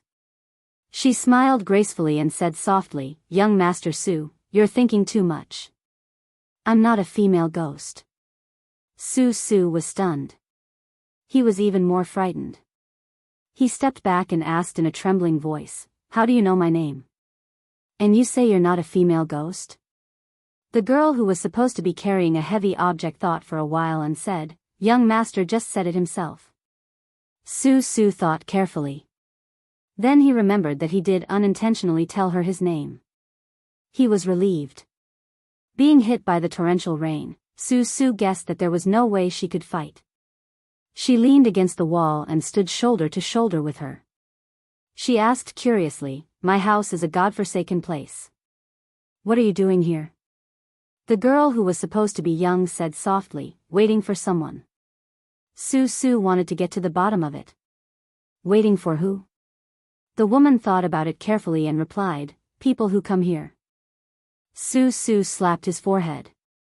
This girl's brain wasn't working well. He couldn't help but think of the young master he saw under the old willow tree during the day. It was strange. It was raining heavily. Su Su saw that her clothes were soaked. He naturally had a man's protective feelings for the fairer sex. He said, "Why don't you go to my house to hide from the rain? It's not safe here." "Don't worry. There are no bad people in my house. I'm the only bad one. Didn't I lend you my umbrella, right?" The blind girl shook her head stubbornly. Su Su was a little angry. "Then give me back my umbrella." The girl really did tilt the umbrella towards him. Su Su said fiercely, "If you do this again, I'll be naughty. A man and a woman alone. I'll take off my clothes. I'll take them off first." "Miss, you can do as you see fit." She faced Su Su and tilted her head. The corners of her mouth were faintly raised. Su Su was helpless. He reached out and pushed the umbrella towards her. He said, "Well, you're good. You're a heroine." Standing together in the rain, Su Su couldn't stand the rain splashing down on his body. He said seriously, "Miss, are you not afraid of getting sick? If you fall sick in front of my house, I won't have the money to treat you." She approached Su Su and held the umbrella together. Su Su was thinking about whether to kidnap her and bring her to the courtyard.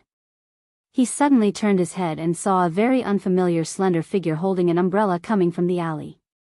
Su Su was a little jealous. He spat and cursed in his heart, "What a handsome man." Chapter 509. It was raining heavily in the alleyway. The narrow water trough did not have enough time to drain the water.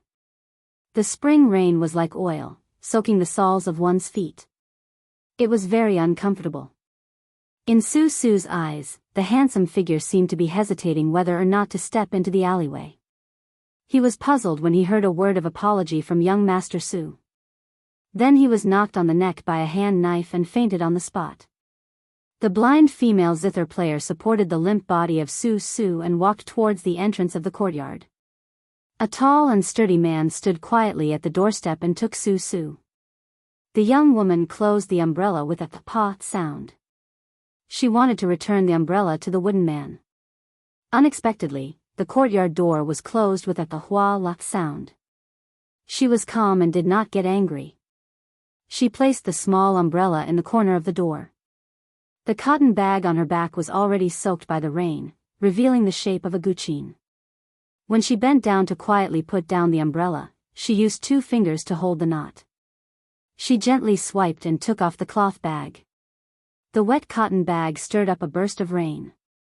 At the same time, 3 splashes of water burst out in the air of the alleyway, like a lotus flower blooming. Then they disappeared in the dusky curtain of rain.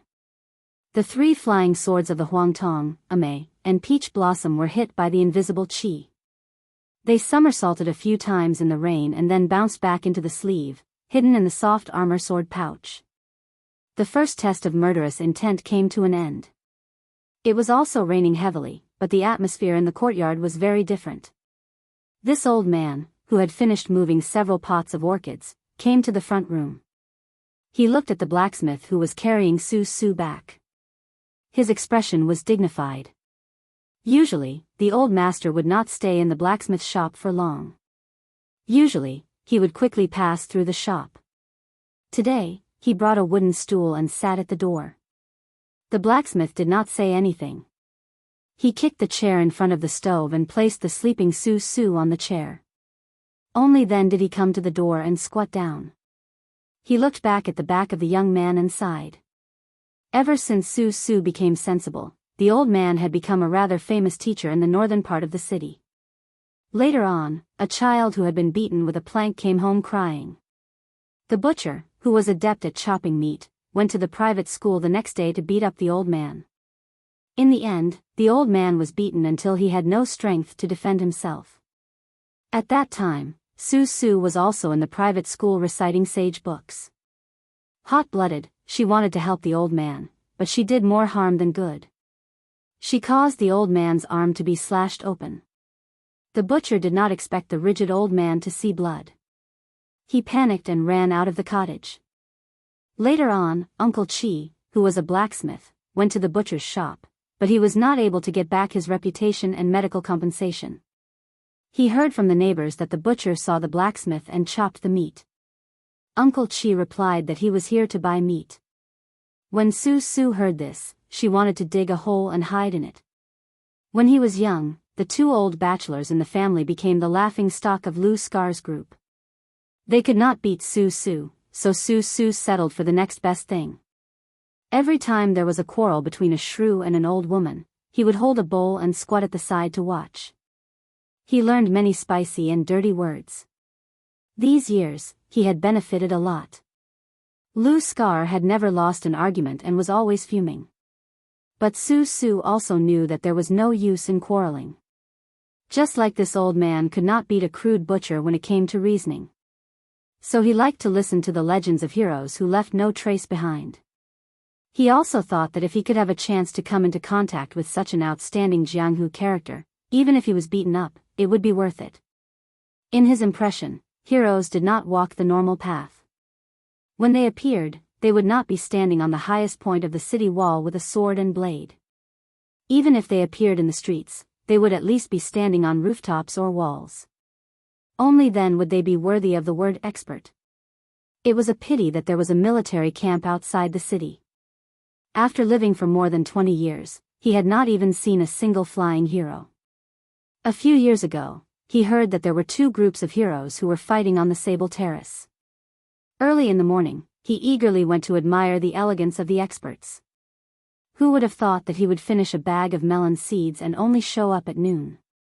Together, there were more than 20 people, each holding a sword and a saber. In the end, the two leaders stood on top of the Sable Terrace and did not make a move. After cursing for 2 hours, they actually said that they would fight again next time and return to their respective homes. This caused Su Su to lie on his bed for a long time without regaining his senses. At that time, the little bit of motivation he had to practice martial arts was immediately extinguished by a pool of urine. Originally, he used to go to the dry riverbank with a few of his peers every day to practice martial arts. After that, no one was willing to talk about it. Regrettably, he seemed to have missed an extremely close peak fight. Even more regrettably, he might not know the truth in this lifetime, just as he did not know the identity of this old man's son and the blacksmith. There was a clump of plantains planted in the front yard. It was not taller than the wall and looked sickly. Most plantains liked the half-shaded and warm climate. The clump of plantains in the yard was cold-resistant and was one of the few plantains that could grow in Beimang. However, the soil in the yard was not good and the growth was sparse. This was due to the fact that the young people in recent years did not have the bad habit of picking plantain leaves for fun. The sound of wind and rain, the sound of rain hitting the plantains, was very boring. The burly blacksmith said in a muffled voice, "Only Beiliang's poison warrior, Li Yishan, knows that we are staying here." The two people outside the door, the woman with the zither at the entrance of the yard and the man with the sword in the alley, are not simple. If there is only one, I can still block them. Chapter 5:10. This old man did not seem to feel the cold wind and rain. He softly said, "When we fled to the cliff where we could see the Guani nunnery in the South Sea, it was Li Shan who personally led the troops to chase us away. He was also the one who secretly released the three of us. I, Zhao Dingxiu, have thought about it over the years. If someone were to say that Li Shan wanted to help us restore the country, I would not believe it. However, no matter what this strategist, who was famous for his stratagem in the spring and autumn period, had planned, since he did not destroy the Western Shu royal family, then this old man would be willing to work like an ox or a horse for the Beiliang. However, if he wanted the crown prince to put himself in danger and do something similar to using his life in exchange for the attention of the Zhao family's emperor, I would definitely not agree." The blacksmith did not utter a word. He had never been able to understand the thoughts of scholars and was too lazy to think about it. He had lived here for more than 20 years. Every time Su Su fell asleep, he, who was born in a family of swordsmithing in Western Shu, would begin to forge a sword. He had been forging this sword for more than 20 years. He could not think of a good name, so this old man said that this sword would be called Spring and Autumn period. This old man asked in a low voice, "When will it be ready?" The blacksmith said in a low, muffled voice, "Anytime." This old man nodded and asked, "The woman carrying the zither is most likely the devil Shui Songguan. There seems to be a new list of assassins. She and the little girl who killed Wang Mingyin are both ranked second. However, the zither cultivator's goal is to suppress evil and control the soul. For her to use the zither to kill, she has fallen into the wrong path." The blacksmith surnamed Shi twitched the corner of his mouth and did not say anything. This old man laughed at himself and said, "I know what you want to say. I also understand the simple logic of collecting gold and silver in troubled times. In times of war and turmoil, it is easy to produce a legendary pipa song, but it is impossible to produce a good zither score. It is just that I have some scholarly spirit, unable to tolerate sand in my eyes. My family has been making zither for generations, and we have produced many national masters. I'm afraid the unique technique of the 8 treasures paint gray will be broken in my hands." The blacksmith sighed and glanced at this old man. He remembered that there was a saying that scholar Zhao was unrivaled in the Guqin world for 100 years, and it was said by that old tortoise, Huang Longshi. But now, no one had the leisure to do so. In the alley outside the wall, the blind zither player sat cross-legged with his charred tail zither placed across his knees. His left hand hung in the air while his right hand plucked at the strings. The clanging sound instantly covered the sound of the wind and rain. The young saberman standing at the corner with an umbrella in hand finally stepped into the alley and began to run wildly. The gray and misty world was cut into two by this pluck. A faint silver line cut through the rain curtain like tofu and came straight for Su Fengnian's waist. Su Fengnian tapped the tip of his foot and jumped over the silver line. After the water curtain was broken, it was repaired. The two walls of the alley were not so lucky. They were torn apart, leaving behind an almost invisible groove. The distance between the two changed from 100 steps to 80 steps. The female zither player with a delicate round face was immersed in the music. She ignored the man with the umbrella who rushed forward. She still used her right hand, but 2 fingers pressed on the strings and made a circle. Su Fengnian, who visited the alley in the rainy night, narrowed his eyes. His palm slid down and held the handle of the umbrella. He twisted it gently with 2 fingers. The small plain oil paper umbrella spun and swayed in the alley. With a swish, the oil paper umbrella was cut by the 2 silver lines that were as sharp as real blades. Su Fengnian, who had identified the tracks in an instant, stepped out with his right hand. He tipped his toes on the wall and tilted his body in the air to avoid the danger. 70 steps. The woman made a relatively complicated hand gesture. The raindrops in the alley were instantly shattered. Countless tiny holes appeared on the walls on both sides. The oil paper umbrella that had not yet fallen to the ground was almost crushed into powder. Su Fengnian did not stop. He waved his sleeve and responded with the river breaker that he had learned when facing the wild bulls in the canyon. Since he could break a river, he could naturally break the sound of the zither in the rain. 2 majestic chi movements, like dragons and snakes swimming in the water, collided with each other. Su Fengnian took advantage of the situation to drill through the broken wall of rain in the alley.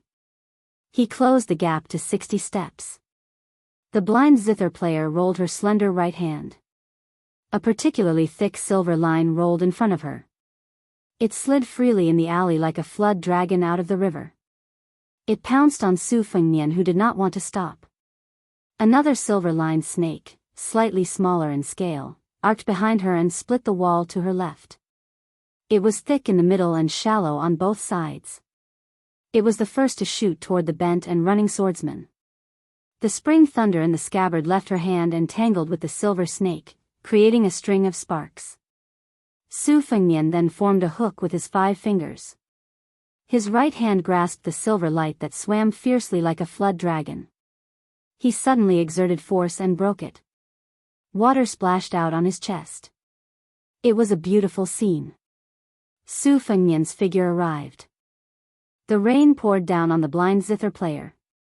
Only 50 steps left. Su Fengnian flicked the spring thunder. It pierced the sky and the rain curtain, falling toward the woman's head. A golden thread came out of her sleeve. The woman who was waiting for the rabbit tonight had a normal expression. Her left hand, which was suspended in the air, finally fell. The sound of the slide was different from before. It was gentle and peaceful. Because the force of the pull was heavy, it surged with thunder. The spring thunder scabbard and the golden thread flying sword were both severed. Although Su Fengnian was reborn and forcefully pulled them back, he also lost the initiative. He finally had no choice but to stop and stand still. He rolled up his sleeves and pushed them out, resisting the killing intent of the strings created by the zither player's left hand. The needle-piercing mirror. The surface of the mirror was sturdy, but it could not withstand thousands of needles. In the blink of an eye, the sound of the zither stopped. Su Fengnian looked down at his left shoulder. Wisps of blood seeped out, getting thicker and thicker. Even if he had just entered the Great Vajra realm, he could not stop the injury. He somewhat understood why it was called good at mysterious finger-killing Vajra. Chapter 5:11. The zither strings vibrated, full of life and killing intent. The blind female zither player, who was ranked second alongside Miss Hehe on the list of assassins, did not give Su Fengnian any chance to heal. Her right hand was large and thin, and Su Fengnian used the spring thunder inserted into the alley's limestone to cut off a strand. Looking up, he saw two silver lines cutting through countless drops of rain, sweeping before his eyes. This was similar to when Li Chungang bent his fingers to flick the water droplets on the muddy official road, stringing them together into a line of sword. Su Fengnian did not dare to lower his guard. He stretched out his arm and buckled his fingers, tapping dozens of times in succession. His body floated backwards, as if he wanted to test the strength of this zither player's mysterious silver lines. The silver lines continuously pierced through the water droplets, like fine needles piercing through thin snow, without any stagnation. This made Su Fengnian feel somewhat helpless in his heart. Merely in terms of strength, half of the de Huang Ting gifted by Wang Zhonglo might not necessarily have no chance of winning, but in terms of using it for his own use, in terms of the abstruse degree of spinning silk from a cocoon, it was still too far away. He could only withdraw his fingers, clench his fists, and smash the tip of the silver line. Still, he did not dare to be careless. Using the Wudang Mountain's four tails against 1,000 caddies technique, he skillfully parted the two white lines, disappearing into the curtain of rain behind him. Su Fengnian bent his body and ran forward again, treading on the rainwater. He did not need to touch the alley's limestone, only sliding across the surface of the water. The right side of his waist raised the palm of his hand, and the spring thunder detached from a limestone and floated in the air in front of him. The sword chi rolled along the dragon wall, forcibly crushing the zither strings 20 paces away. Just now he had retreated 10 paces, but now he was only 40 paces away from the female zither player. Removing the chanting that repelled the spring thunder, the zither player pressed the strings, restoring the original clear and gentle tone. Su Fengnian had followed his second sister, Su Weisheng, since he was a child, studying ancient musical scores and musical instruments. His comprehension was average, but he was not a layman in the field of music, so he finally grasped some meaning. This zither player played the zither with both hands, the left and right hand split the zither wind into two, the right hand plucking the strings. It was the Southern Tang's fishing mountain school, emphasizing high mountains and flowing water, continuous and gentle, with the style of a scholar. His left hand had the typical style of the Eastern Yuguangling sect. His voice was impatient and restless, like surging waves and rolling thunder, like a hero holding a sword and singing loudly. As a result, even though the sound quality was mixed, it had the advantage of being abrupt, catching people off guard. It was like a small boat capsized in the blink of an eye. Killing people with music was an unorthodox method of martial arts. This woman's mysterious finger-killing Vajra not only had sharp silver lines, but also damaged her aperture acupoints and bones, making it extremely difficult for her to heal. There was something even more tricky about it. If Su Fengnian had not been used to multitasking, he would have long been restrained. Not to mention moving forward, he would have retreated in the face of difficulties and obediently escaped from the alley. Su Fengnian used the Kai Shu style to hack apart the endless silver threads. Step by step, another 10 steps. The endless silver threads wrapped in a semicircle was compressed by Su Fengnian's qi toward the female zither player. The blind girl was expressionless. It was unknown whether she was taking a breath or distracted. Her right hand paused slightly, and her left hand remained in the air without pressing the strings. The sound of the zither suddenly stopped, and a crack appeared in her watertight defense. The spring thunder stirred up the semicircle. Su Fengnian ignored everything and pressed forward. Even if it was a trap, he would break it all together. He waited patiently until they were 30 steps apart. Finally, both of her hands fell at the same time. However, it could only be said that she did not have any order. Her hands slapped the strings in a mess like a child playing around. She simply slapped the strings again and again. 18 consecutive slaps. What a great big and small read, 18 slaps. The puddles around Su Fengnian exploded one after another. Fortunately, he had the swimming fish style of the knife manual to rely on. He nimbly swam between life and death. The splashes from the 18 puddles were like 18 rolling knives. Other than the 10 puddles that he completely dodged, the 5 water knife was blocked by the mirage. However, there were still 3 water knives that rolled into the big yellow courtyard. The raindrops pierced Su Fengnian's feet and caused blood to blossom. Su Fengnian clenched his teeth and held the spring thunder. He threw it out like a short spear. The zither player was blind to begin with, so it could not be said that she did not see anything. She only slightly curled the corners of her mouth. Her left hand moved forward and her right finger made a circle. The wind and rain in the small alley suddenly changed. The heavy rain in the sky was like a piece of cloth that had been forcefully pulled down by someone. Suddenly, a boundless snowstorm built a road. Su Fengnian was suddenly ambushed from all sides and surrounded. The spring thunder hovered 6 inches away from her head. It trembled and could not advance any further. The zither player's left hand brushed across 7 strings in one breath. His aura stacked layer by layer. His right hand seemed to slowly lift up. He gently bent his fingers and flicked the spring thunder's scabbard. It was inserted into the wall at an angle. In the courtyard, this old man, who had been listening to the zither with his head tilted to one side, praised sincerely, "There really is a 7-fold hand in this world. It has the boldness of a horse not moving forward when surrounded by snow. No wonder there are no old friends at the Western Pass." The zither has 3 notes. The pressing notes are like the person. The scattered notes are like the overtone of the person. It is called the 3 sounds. This zither player is unmistakably a great master of the country. The banana leaves that were slightly taller by the wall had been completely shattered. The burly blacksmith blocked the door. He closed his eyes and condensed his qi. His brows were tightly knitted. This old man was astonished. He clicked his tongue and said, "Isn't this our Western shoe's long-lost technique of fiber pulling?" Chapter 5:12. Killing intent was everywhere outside the courtyard. Su Fengnian guessed that this Guqin master assassin was not good at close combat, so he tried to close the distance even if he was injured. Fortunately, he was able to kill within 10 steps. However, the stakes in this dice game were so high that he did not even have the chance to open the jar to look at the dice.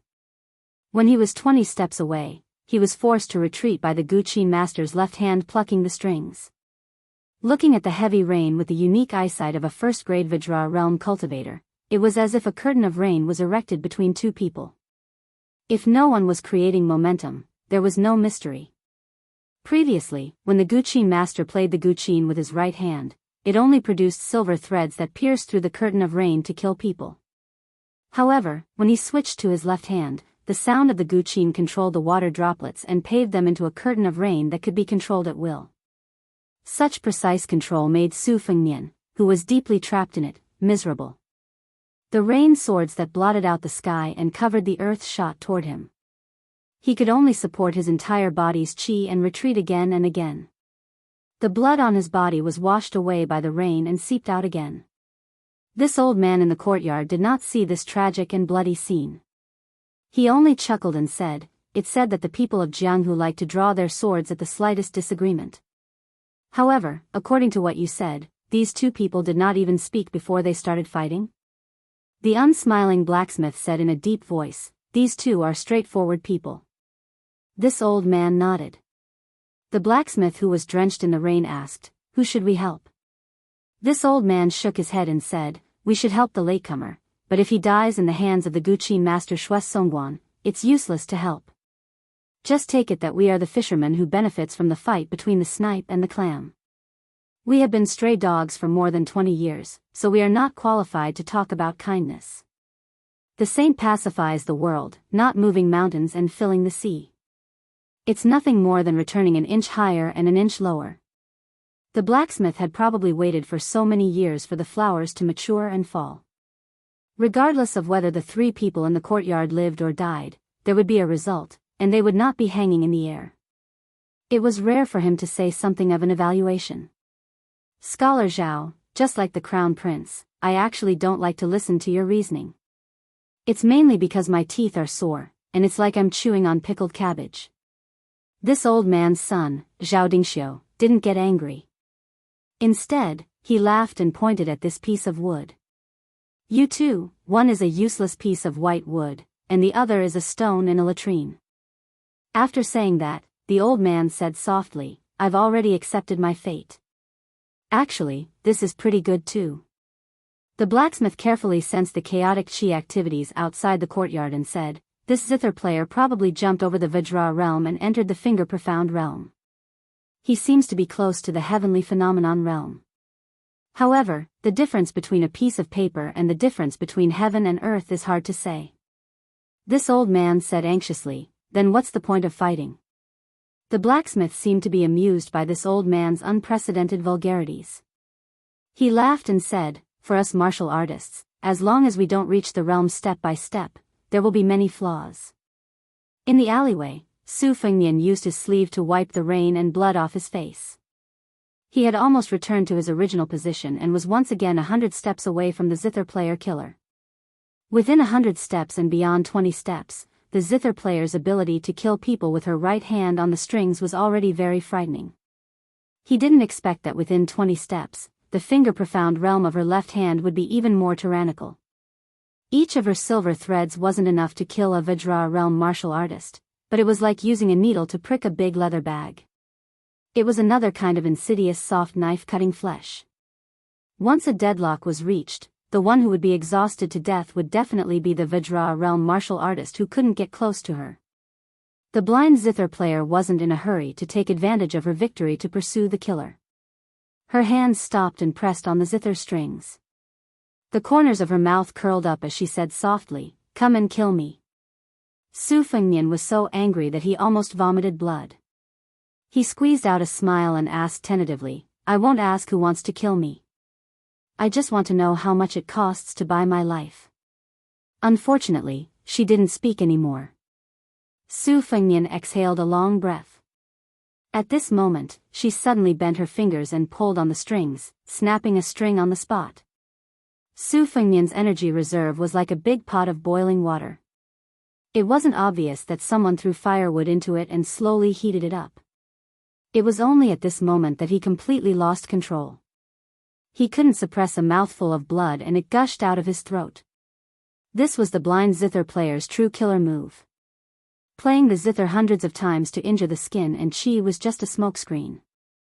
Since the zither music had always been regarded as the music to stop evil and correct the heart, of course it could also be used by a finger-profound realm martial artist to stop ghosts and gods from breaking Vajra.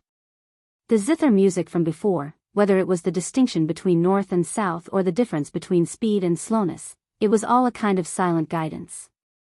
The late spring rain was like splashing ink, but the spring breeze moistened things silently. This snapping of the strings plucked at the heartstrings, causing most of the chi in Su Fengnian's entire body to surge violently in an instant. It immediately went straight for Su Fengnian's heart meridian. If she succeeded, his heart wouldn't be whole anymore. Finger profound. Finger low string. Profound bow string. The blind zither player's finger profound was not to ask for immortality, but to cut off other people's path to immortality. Su Fengnian smashed a fist on his chest, forcefully suppressing the qi flowing downwards. He, who had been using both feet to lock the qi in place, relaxed the last third of the confinement. He laughed nastily as he lifted his feet and ran. This woman had set up a series of traps and was quietly waiting for this opportunity. He had been patient from beginning to end, waiting for the opportunity to make his move. Wasn't he the Oriole behind? The spring thunder scabbard inserted into the wall rang, but it was covered by the sound of the rain. The zither player, who could be called a woman's national master, furrowed her delicate brows. She seemed to feel some heartache and regret, snapping another string. The majestic rain above the two people's heads froze in an instant, but the rain below the eaves of the alley continued to fall rapidly. Thus, an extremely strange scene appeared. Heaven and earth separated. There was no rain in the alley. Chapter 5:13. The second string was snapped by a finger. The taut string jumped up and slid out a fine blood groove on her white palm, dripping onto the scorched tail guqin. As the blood dripped down, the sudden stop of heavy rain also came crashing down. Su Fengnian, who was less than 10 steps away from her, stretched out his arm. The trembling spring thunder inserted into the wall was about to leave its scabbard. However, the spring thunder had only left its scabbard for an inch when Su Fengnian lost control of the short knife. Instead, the blind guqin master bent her middle finger slightly, and the spring thunder bounced back into the scabbard, completely penetrating the wall. Su Fengnian, whose sea of qi had exploded, was shrouded in a scarlet mist. After landing, he stuffed the 2 Diana Jindan given to him by the dragon tree monk into his mouth. With a tap of his toes, he staggered forward. With a wave of his sleeves, 9 flying swords rushed out together. The female guqin master snorted coldly. Her left thumb and index finger hooked onto a string of the guqin and pulled it up. In a flash, the 9 flying swords were each twisted by a dozen silver threads. In a flash, sparks flew, crackling. Her right hand moved in an abnormal manner with her left hand. Su Fengnian's abdomen seemed to have been hit by a heavy object. Like a tree stump smashing into a door, his entire body flew backwards and fell onto the limestone floor. At this critical juncture, a black-clothed man jumped over the wall like a leopard cat looking for food under the curtain of night. With a padao in his hand, he arrived at Su Fengnian's side in the blink of an eye and swiftly chopped down on his head. This chop was very soft. Of course, it was not able to cut off Su Fengnian's head. This was because Su Fengnian's hands were on the ground, his body was bent, and he spun in a big circle against the ice-cold stone floor. The golden thread that was originally used to deal with the Xian guqin master shot out from his sleeve and pierced his head through his eye sockets. The assassin who had appeared not long ago died on the spot. Killing and being killed had always been done in the blink of an eye. Before Su Fengnian's body landed on the ground, the wall of the alley suddenly split open. The second robust black-clothed man was even more convenient. He directly broke through the wall and chopped at the waist with an axe. Su Fengnian did not need his hands and feet to touch the ground. His body spun to the side, and the axe was full of energy. After missing, it split open an entire stone floor. After Su Fengnian stood up, he leaned his shoulder against the black-clothed assassin. He stuck more than he hit, but he did not want to let this astonishingly strong man gather his energy. Su Fengnian then extended a palm and pressed it against the assassin's temple. He took small steps forward, and in this process, he took advantage of the opportunity to quickly accumulate the chaotic surging of the great yellow courtyard. He pushed out in one breath. His and the assassin's momentum decreased, and the other increased. He pushed the axe-wielding man against the wall, his head smashing into the mud and creating a large crater. How could Su Fengnian give him room to fight back? His left hand punched the assassin's waist, and his right hand pressed against the head. He swiped it across the wall, forcibly wiping out a shocking pool of blood. After releasing his hand, the assassin's entire face was badly mutilated and seeped into the yellow mud. He was already a dead man. Su Fengnian had killed 2 people in a row.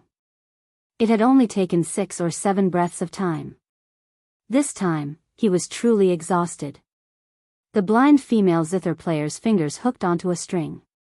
If she broke another string, Su Fengnian would undoubtedly die.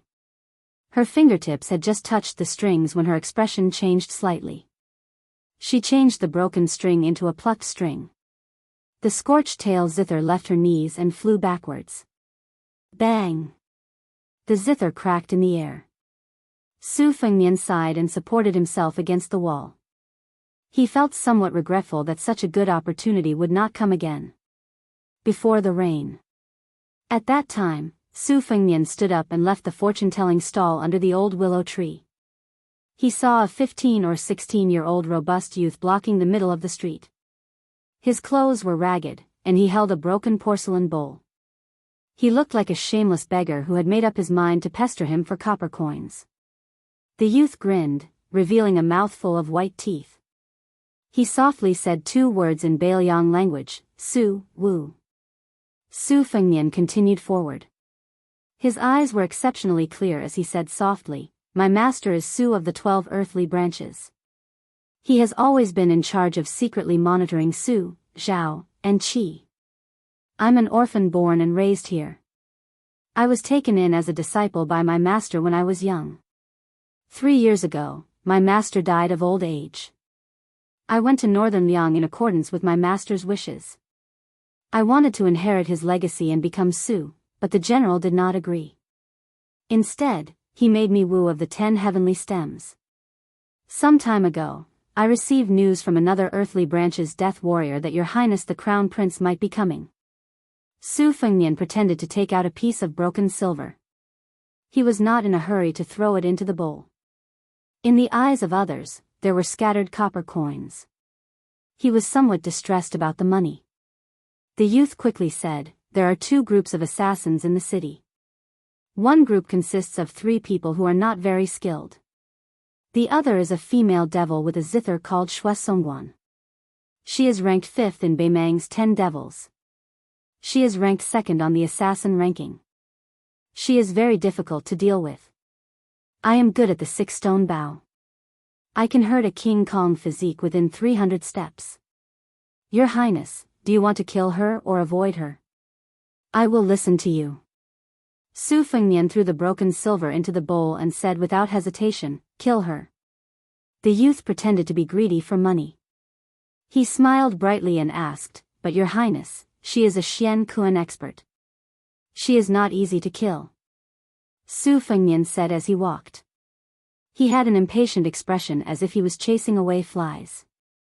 He said in a flat tone, "I will attract her attention. If nothing unexpected happens, the group of 3 will take advantage of me fighting with Shui Songguan to hit me when I am down. If I am unable to kill her, I will definitely save my strength to kill them. When the time comes, you only need to shoot an arrow from 300 steps away." The sloppy youth laughed without being serious and said, "His Royal Highness, does he need to gamble so much? If you die, I won't be able to live either." Su Fengnian smiled and said, "When gambling, you can't always think of using small to win big.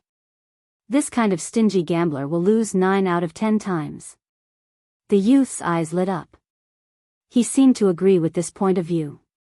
Su Fengnian smiled.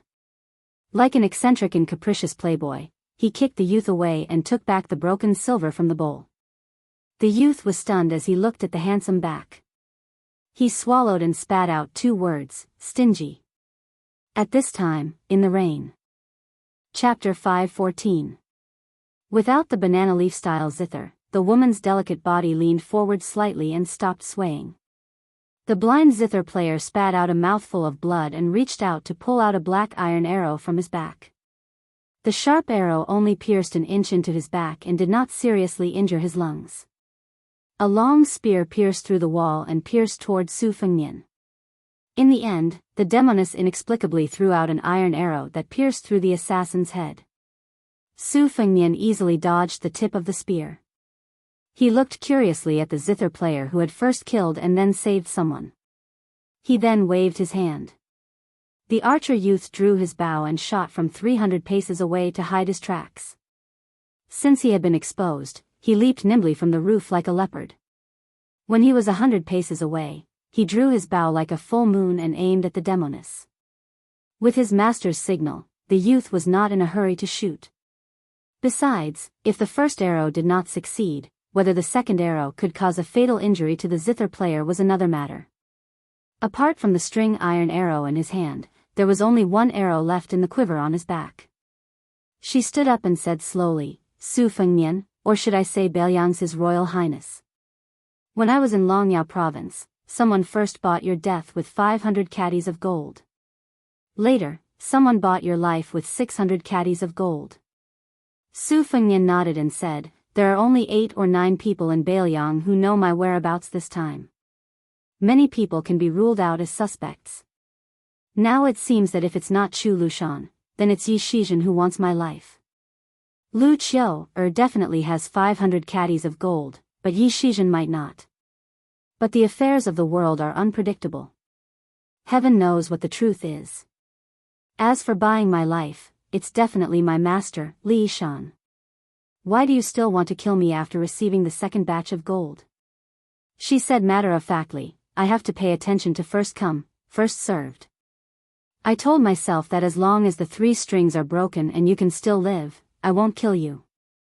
Without waiting for Su Fengmian to move, the youth decisively shot an arrow and broke one of the 5 strings lying quietly on the limestone floor. Xue Songguan, who was both a devil and an assassin, asked, I've already decided not to kill you. Are you going to kill me? Su Fengmian's face twisted as he said, if you don't fight back, I'll kill you. The corners of her mouth twitched as if she was trying to laugh it off. Su Fengmian sat down cross-legged and finally had the time to absorb the essence of the 2 Diana gold core. Yang Wu jumped all the way to Su Fengmian's side along the roof and wall.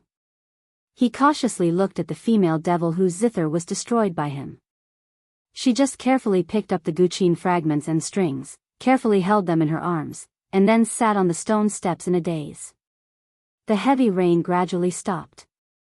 This old man's son, Zhao Dingxiu, walked out of the courtyard accompanied by the blacksmith. The latter went to collect the corpse. This old man's son looked at the zither player who stood up and curtsied. He then looked at the young man who was meditating at the foot of the wall and the youth with the bow. He sighed and said, I heard everything you said. Everyone who comes is a guest, come in. The blind zither player walked into the courtyard first and did not forget to pick up the small umbrella that was slanted on the threshold. After the time it took to burn a stick of incense, Su Fengmian stood up and went to the wall to take out the spring thunder. He then walked into the courtyard with Yang Wu. In this room, other than the unconscious Su Su, there was also Beiliang, His Royal Highness, Yang Wu, the elder of Western Shu, Zhao Dingxiu, and the female devil Xue Songguan. It was really ridiculous. This old man's son glanced at Su Fengmian and said, every family has its own difficulties. I didn't expect that Beiliang, who had 300,000 steel cavalrymen, would be in such a mess. Su Fengmian took off his outer robe and said with a smile, I'm talking about a little rich. When a family has a big business, especially after it has completely settled down, the son of the Zhao family can't do anything to Beiliang, and Beimang can't do anything to the 300,000 steel cavalrymen. Everyone has nothing to do, so there will be all kinds of internal strife. This old man's son laughed coldly and said, His Royal Highness is really broad-minded. Su Fengmian sat on the threshold and leaned against the door. In order to pass on a message to you, I almost lost my life here. Is this how the Western Shu people treat their guests? The great scholar of the spring and autumn period said coldly, don't forget that Western Shu was trampled by your Beiliang army. Su Fengmian waved his hand and said, Beiliang didn't destroy Western Shu, and there were also Southern Liang and Western Liang who did this kind of thing that left their names in history. But Southern Liang and Western Liang wouldn't let go of your Western Shu crown prince. Even if I say a word now, my heart will ache. Can you stop keeping me in suspense? This old man's son narrowed his eyes and said, Do you believe that I won't let someone cut off your head with a sword? Su Fengmian pointed at the blind zither player. The woman who had her back facing him said telepathically, Official Xue Song has already accepted 600 kilograms of gold. If Sword Master Qi wants to kill him, I will stop you. Su Fengmian smiled and said, Old scholar Zhao, what do you think? This old man's son snorted coldly. Su Fengnian said, the revival of Western Shu is not in the old Western Shu. 800 miles down south, there are 18 tribes of Nanzhao. You can talk about reviving the country after you unify them. Bailiang has hidden pawns there that you can use. This old man's son's eyes turned cold. Su Fengnian went straight to the point and said, there is no free lunch in this world. I will first accept a deposit. I heard that the one surnamed Shi has been secretly forging a sword for the past 20 years. Regardless of whether the sword has been forged or not, even if it is only a sword embryo, he will still give it to me. This old man's son was furious and cursed, get out of here. Su Fengnian rolled his eyes and said, Zhao Dingxiu, don't take it for granted. Let alone a sword, I reckon that if you had a granddaughter and heard that there was hope for reviving the country, wouldn't you give it to her with both hands? This old man's son was so angry that his lips turned green. Fortunately, he had never practiced martial arts. Otherwise, he would most likely pick up his weapon and fight this little bastard to the death. The blacksmith who had returned to the courtyard said calmly, you can take that spring and autumn sword. Su Fengnian was stunned. The blacksmith looked at Su Fengnian as if the sun had risen from the west. He laughed heartily and said, the battle in the alley was full of strength. I have been listening to your speech. When you were fighting, you didn't say more than 10 words. I know that you are a straightforward person. I like it. You are just like my master in the past, our sword emperor of Western Shu. If he wanted to kill someone, he would kill. I believe that this spring and autumn sword will not be disgraced in your hands. After saying this, the blacksmith was even more straightforward. He stepped into the courtyard and a sword case broke out of the ground. Before it came out of the case, the sword aura was already surging. Chapter 5:15. Perhaps it was because of the appearance of the famed sword, Su quivered and was just about to wake up when Su Fengnian rode his sword out of his sleeve and tapped the hilt of the golden thread sword with his finger, knocking the former crown prince of Western Shu unconscious on the spot. This old man was so angry that his lips were trembling. When the golden thread sword returned to the blind female zither player, Shuai Songguan snorted coldly. The golden thread struggled and trembled in the air, unable to advance or retreat. This old man, who was watching coldly from the sidelines, was able to see through the affairs of the world. He was even more wary of this Bailiang heir who spoke frivolously. The situation was clearly settled, but at this moment, he still did not forget to try and kill Shuai Songguan. Su Fengnian laughed shamelessly and pulled away the qi flow of the golden thread sword. Shuai Songguan was not kind enough to give it away with both hands. She hooked her index finger and pulled the flying sword in front of her. She then used 2 slender fingers of her left hand to press down on the sword. She was a genuine Xian finger expert and could see the general situation from small details. The flying sword was meticulously crafted by Dong Tai. In terms of its indescribable texture, it was like a wordless sword manual. There were 4 realms in the first rank. Not to mention whether the current realm had advanced or was close to the land of immortals, there were 3 geniuses who could not be avoided. They had all once surpassed others in their respective realms. In the Vajra realm, there was the white-robed monk Li Dangxin, Chao Changqin who dominated the 8 battles of qi, and in the Xian finger realm, there was Dong Tai who proved his Dao through techniques. In the battle in the rainy alley, including the golden thread, which could be said to be her trump card, the blind zither player had seen a total of 10 flying swords. At this moment, when she touched the sword, she knew that there was a lot of knowledge behind it. Shuai Songguan guessed that this son of the butcher seemed to be unaware that he had a huge treasure on him. He was suspicious of picking up sesame seeds and throwing away watermelons. He only cared about nurturing the sword embryo and did not know the meaning of the Tao of swordsmanship contained within a flying sword. She also did not have the kindness to poke the window paper. Su Fengnian threw away the golden thread sword and was not worried that the demoness would not return it. He ignored Zhao Dingxiu's angry glare. He walked to the center of the courtyard and stared at the ebony sandalwood box that contained the spring and autumn sword, unable to take his eyes off it. The sword box was engraved with complicated inscriptions and talismans. Most of the top swordsmiths in the world were proficient in Qimen Dunjia.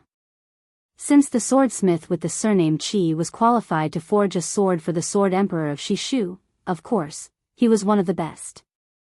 If the scabbard was the inner garment, then the sword case was the outer garment of a person.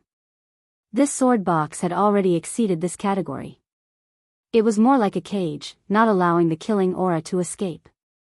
Regardless of whether it was the literary world, the chess world, or the Jianghu Wulin world, they all had the bad habit of worshipping the past and belittling the present. They always thought that poems and essays were written well by the ancients, and martial arts secret manuals were more precious the older they got. Little did they know that the affairs of the world were like chess, always stepping on the shoulders of the ancients. The later generations were getting more and more exquisite. Fortunately, in the chess world, there were Huang Longshi and Su Weisheng, and in the Jianghu, there were Wang Xianji and Li Chungang, both of whom had created a new atmosphere of good fortune for 100 years. Now that the spring and autumn annals had appeared, it could be said that the present generation did not envy the ancients anymore. The blacksmith saw that Su Fengnian was about to reach out to touch the sword case and said softly, "Be careful." Su Fengnian reached out to touch the sword case. After retracting his hand, he looked down and saw that there were many fresh traces of blood seeping out. The killing aura hidden in this sword was so strong that it was rarely seen in his life. The blacksmith who had once carried the sword for the sword emperor of West Shu smiled and said, "I am only in charge of forging a good sword. How you take the sword and how you restrain the sword aura afterwards is your business." Su Fengnian did not even turn his head and said, "Wu, go and help Sister Zither Master find an inn to stay in." The youth with the big bow and the quiver on his back nodded and said, "Okay." Xue Songguan's 2 fingers released the golden thread, and in an instant it returned to Su Fengnian's sword case. The blacksmith, who was one of the top swordsmen in the world, saw this scene and secretly nodded. No wonder he could fight so fiercely with this finger-profound realm woman in the small alley. The king of Bailiang had a good son with a similar temperament. The blacksmith then thought of his own crown prince of West Shu, Su Su. Su Su was of course an alias. Su Su and Su Su were both homonyms of Shu. As for why his surname was Su and his name was Su, he had to ask the old scholar Zhao. He had not been able to figure it out all these years. Could it be that this old man missed the taste of the shortbread peddling on the streets of West Shu? The blacksmith walked in front of the furnace and looked at the young man sleeping soundly. He was different from this old man. He did not have so many enemies of the country. He only felt that it was good as long as this crown prince, who had been left behind in the marketplace, could live happily. Whether or not he could restore the country, it was up to the heavens. He remembered that when the great river crossed West Shu, the sword emperor, whose reputation was second only to the sword god Li Chungang, had said that the sword's momentum was like a river, flowing down from the top to the bottom. Naturally, the sword's aura was more abundant. He, who held the sword, felt that it was probably the same as being a person. Only Li Chungang alone could go against the flow of the sword to open the gate of heaven. The blacksmith carried Su Su on his back. There were 2 small rooms in the backyard. When Su Su was young, she liked to cry and wet the bed in the middle of the night. The old man had to stand guard at the door almost the entire night. On the other hand, the blacksmith slept soundly, or only cared about forging a sword with the black iron from outer space. Every time he thought of this, the blacksmith could not help but want to laugh. It was really hard for an old student who had spent his whole life studying. Even in his old age, he still had to be both a father and a mother. Back then, who knew how many times his beard had been pulled off by the little crown prince? After pulling it off, he still had to giggle. The blacksmith felt that the old man, who had a face of helplessness back then, was much more humane than when he had angrily reprimanded the emperor in court. Su Fengnian stood in the courtyard and walked slowly around the sword case.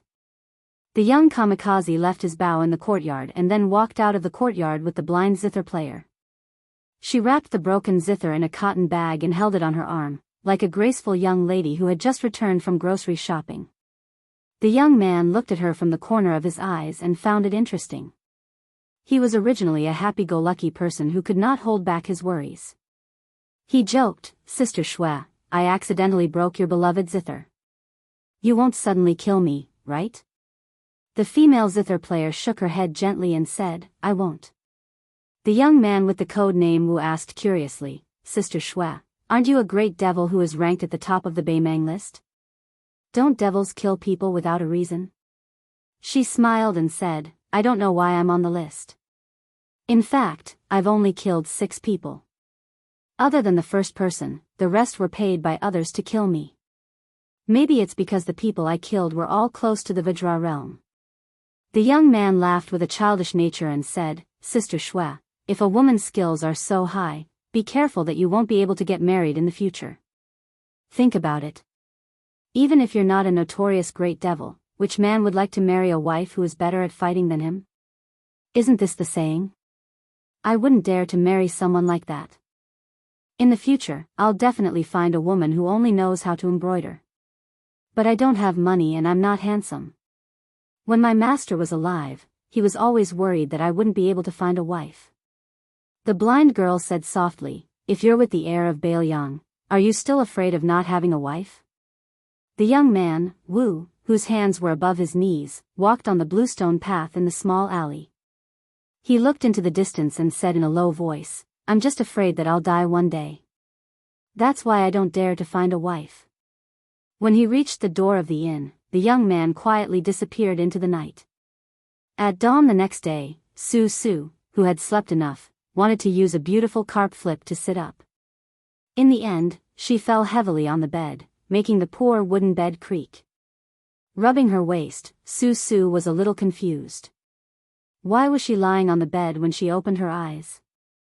Didn't she meet a woman who was waiting for someone in the rainy night? Su vaguely remembered that at the end of the alley, there was a slender figure holding an umbrella. This kind of person looked high and mighty. If she saw him on a normal day, Su would silently criticize him for half a day. Walking out of the room, no matter how the old master tidied it up, the old master would often nag about how he could sweep the world if he didn't sweep the room. At first, Su heard it in her left ear and out her right ear. Later, she couldn't stand it anymore and blocked the old master with a sentence, get the world and sweep it for me. I guarantee that this room will be spotless. After that, the old master didn't nag about it anymore. This made Su feel a little apologetic. This old man was moving out the pots of orchids. Su was not surprised and went to the front room. Uncle Chi was still working tirelessly on the iron.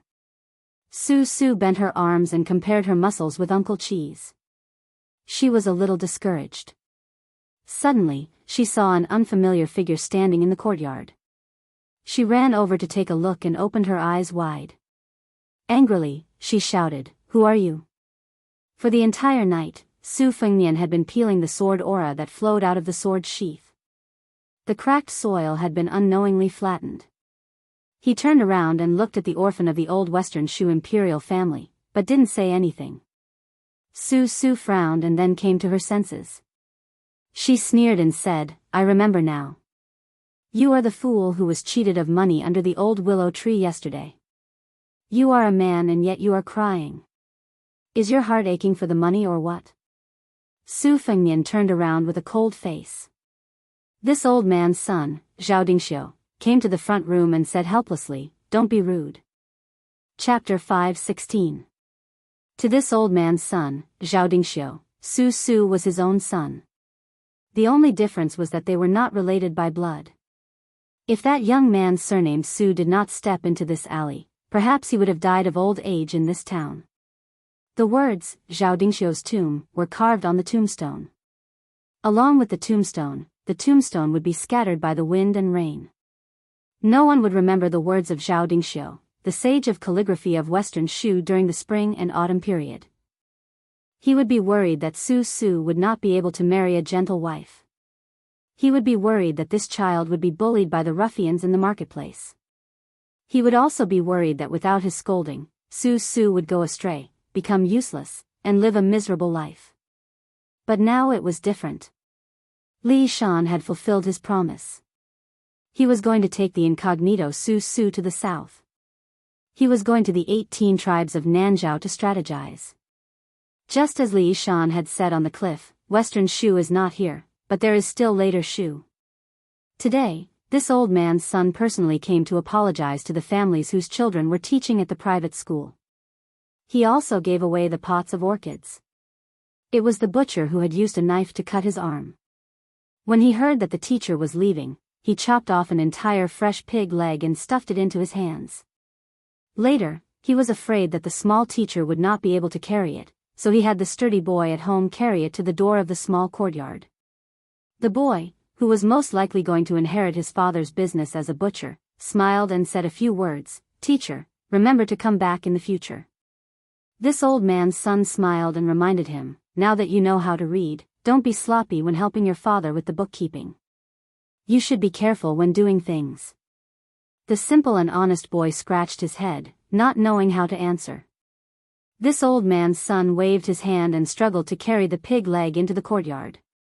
Su Fengnian, who was thinking in the front yard, saw this and hurriedly carried it on his shoulder and helped to put it into the kitchen. It was close to dusk. Su had stewed a large pot. The aroma filled the entire courtyard. With him and Uncle Chi, two Taotais, there was no need to worry about not being able to finish it. Su Fengnian bought a few sets of fitting clothes in the city and a small bookcase that could fit the spring thunder. As for the spring and autumn sword, which was dormant with sword chi, he planned to carry it on his back instead of carrying a saber. It was better than nothing to conceal his identity. In this way, he really did look like a scholar carrying a book and a sword on his back. Su Fengnian didn't want to waste the 600 caddies of gold. He had the female devil Shui Songguan escort the three of them to Nanzhao. Although they had the swordsmith surnamed Shi as their escort and there wouldn't be any major problems, it was always better to have more retainers. Even the young death warrior was ordered to go to Bailiang on the way. At first, Wu didn't agree no matter what. He wanted to accompany His Royal Highness from Zhuzhizhou to Jinsizhou. Su Fengnian had no choice but to put on the airs of the Crown Prince of Bailiang. Only then did the young death warrior obey the order to go south. A large table of people ate the fragrant stewed meat together. Even the blind zither player was asked to stay. Su Fengnian also called for the death warrior Wu to come and freeload. It was a rare lively scene in the courtyard. After eating and drinking to their heart's content, Wu went back to pack up his belongings. Su took Shui Songguan to wander around the city. This old man took out half a string of money and secretly gave it to her. It was as if his disappointing son had finally swindled a girl. As an elder, he had to keep up appearances. Only this old man, the blacksmith Su Fengnian, and the other two were left in the courtyard. They didn't have any misgivings when talking. Su Fengnian gave Zhao Dingxiu the names of a few people from Nanzhao according to Li Yishan's instructions. This old man was in a good mood. He silently memorized the names of these important people and their contact information. Finally, he asked directly, "Is the Su family rebelling?" Su Fengnian couldn't help but think of Mount Qingsheng and Qingyang Palace. He wondered if they had already released 6,000 soldiers. He sighed and shook his head. It's just a means of self-protection. This old man said emotionally, "There are as many strategists as there are carps in the spring and autumn period, but only a pair of hands can make a name for themselves. Your Su family's Zhao Chongling died early. It is a pity that he lost his talent as an advisor. Fortunately, Li Yishan is still here. Otherwise, the hound will be cooked after the rabbit is killed. Your Su family may not have what it has today. Previously, I thought that while Li Yishan was better than Zhao Chongling in strategy, he lost in vision and spirit. Compared to Zhao Chongling who died young, and Nailan Yusi who is still helping the king of Yen plan and manage the vassals, he is only strong in arithmetic but weak in Dao.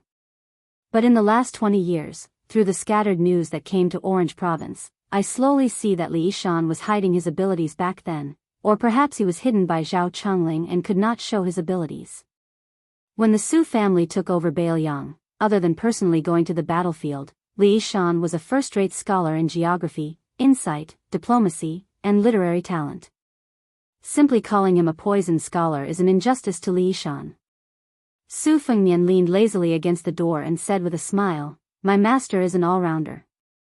Su Shao also said that Zhao Chongling always felt guilty back then. He said that as long as Zhao Chongling was alive, Li Yishan would not be able to do his best. My master has really reached the realm of doing as he pleases. He can lead troops and govern with ease. Over the past 20 years, even I don't know how many moves master has made. I'm afraid that in master's eyes, only Zhang Julu is a match for him in the entire empire.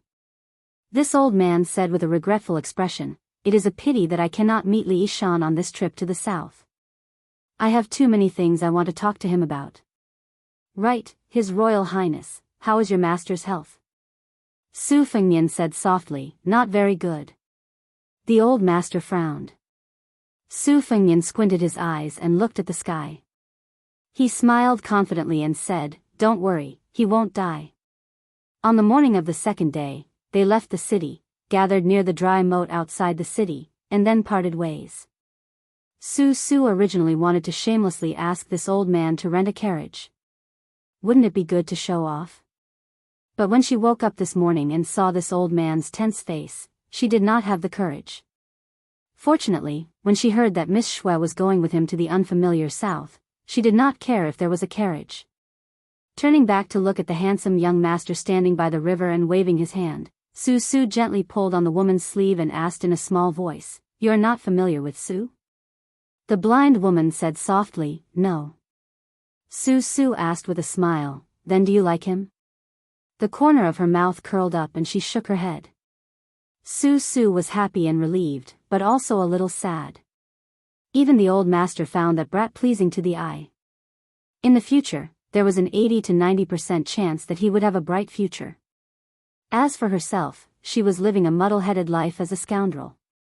Then she would not like her even more, right? The young man did not hurry to catch up with the group. His big bow and quiver were hidden and given to the burly blacksmith to carry. The young man just stood beside his master, wanting to say something but hesitating. Su Fengnian said with a smile, "There is no use for you to follow me. You might even be a burden. If you die, you will die in vain." The young man of sacrifice looked melancholy. Who said the young man did not know the taste of worry? Su Fengnian patted him on the shoulder and comforted him, "Go. When you reach Bailiang Palace, tell Su Xiao and my master Li Yishan that I am fine. This will count as you doing a good deed." The young man was worried quickly, but he was also not worried quickly. He smiled brightly and said, "Okay." Su Fengnian thought for a while, took out a bag of silver and threw it to the young man. "Don't let people think that we are stingy." The young man took the bag of silver and suddenly lowered his head and said in a low voice, "His Royal Highness, why don't I go with you to Jinxi Province? I am actually not that afraid of death." Su Fengnian turned his body around and stepped on his butt. He laughed and scolded, "Get lost." The young man staggered and turned around to look at the back of this old man's son. He rubbed his eyes hard and then hurriedly ran to this old man's son's son. Su was surprised and asked, "Oh, you actually cried?" The young man who knew this person's nickname turned his head and said, "Damn you, it's none of your business." Su giggled and said, "Is that guy your brother?" The young man said angrily, "He is your uncle." Su was stunned for a moment and then laughed. The young man flew into a rage out of humiliation and imitated His Highness the Crown Prince's actions. He kicked Su's soft butt and said in an imposing manner, "Scram." Even this old man's son was happy to add insult to injury. He stroked his beard and smiled, "Little Wu, you taught him a good lesson." Su patted his sore butt and grimaced. He was not angry. He turned around and looked. Although Su did not think that he was smart, he was not stupid. He knew that the person surnamed Su was going north alone and did not let little Wu follow him. He was kind. If it was him, he probably would not have done it. Not to mention other things, it was pitiful to be alone without anyone to talk to. Su Fengnian, who did not know that he had become the scenery of others, went north. He patted the spring and autumn on his back and smiled, "I wanted to give it to Wenhua. It's not right to always use a wooden sword. But I have to wait until he is successful. Otherwise, it would be too embarrassing to carry it for a day or two and it would be snatched away. If he is stubborn and does not want it, then I will give it to Dong Tai as repayment for the gift of the sword." If I don't meet him, it's okay. I will return to Bailiang and give it to White Fox. If he doesn't want it, then this brother named Spring and Autumn, you can only follow me. Su Fengnian was silent and said to himself, actually, I want to give it to the old man with the sheepskin coat the most. In Honglu Cave in Jiangnan, there was a rice field between the green mountains. An old man with the sheepskin coat sat barefoot on the field after planting rice. There was a wooden water wheel beside him. Chapter 5:17. I originally wanted to be lazy and upload it tomorrow, but after thinking about it, I decided not to. I'll just take it as Li Chuangong's death and use the author's mouth to finish the story. P.S. If a new top scorer appears in the future, try your best to express your gratitude. Try your best. If Su Fengnian changed his face again, he would be in line with First Madame Xu Xiu's crafty taste. Indeed, he could not be more scholarly. The Spring and Autumn sword had already recognized him as its master. It withdrew its river-like sword intent and slung it on his back. He was already tall and slender, so he looked even more handsome. The only thing missing was an ancient temple sitting in the wilderness. Otherwise, when Su Fengnian entered the dormitory to read under the light, he might be seduced by the fox fairy. The geography of Orange Province was actually not much different from that of the Central Plains. There were also some towering mountains and steep ridges, but compared to the mountains and rivers of the south, it had a rougher feeling that it couldn't be carefully chewed. Along the way, Su Fengnian, other than nurturing his sword, spent most of his energy on deciphering the knot strands on the seventh blade. Stones from other mountains could be used to polish jade. In the battle in the small alley, the blind zither player had played like a child's 18 strokes of the hujia. Although he had dodged in a hurry, he had benefited greatly afterward. Since Su Fengnian had fulfilled his wish and successfully persuaded this old man to go to Nanzhao, he was in no hurry. Now that he had arrived at the fork in the mountain, he saw a simple wine shop with a flag that kept falling down no matter how strong the wind blew. A young woman with an enchanting figure was standing at the door and stretching. As she twisted her waist, the unique charm of a mature woman swayed out. When she saw Su Fengnian, the handsome scholar, her eyes lit up and she immediately trotted over. She took the young man's arm and dragged him to the wine shop. She squeezed and squeezed, not forgetting to raise her charming eyes, and stared straight at Su Fengnian. Seeing his face full of righteousness, she smiled tenderly and said, "Young master, don't pretend. I know you're this old Daoist's bird." Su Fengnian no longer purposely pulled a long face and looked like a lecher who hit it off with an adulterous couple. He laughed and said, "Auntie has good eyes." "Auntie." It was the young woman's turn to lose her composure. She said sweetly, "You're so naughty." "I'm only 18. Su Fengnian said honestly, "Your daughter is 18, right? Little enemy, go to hell."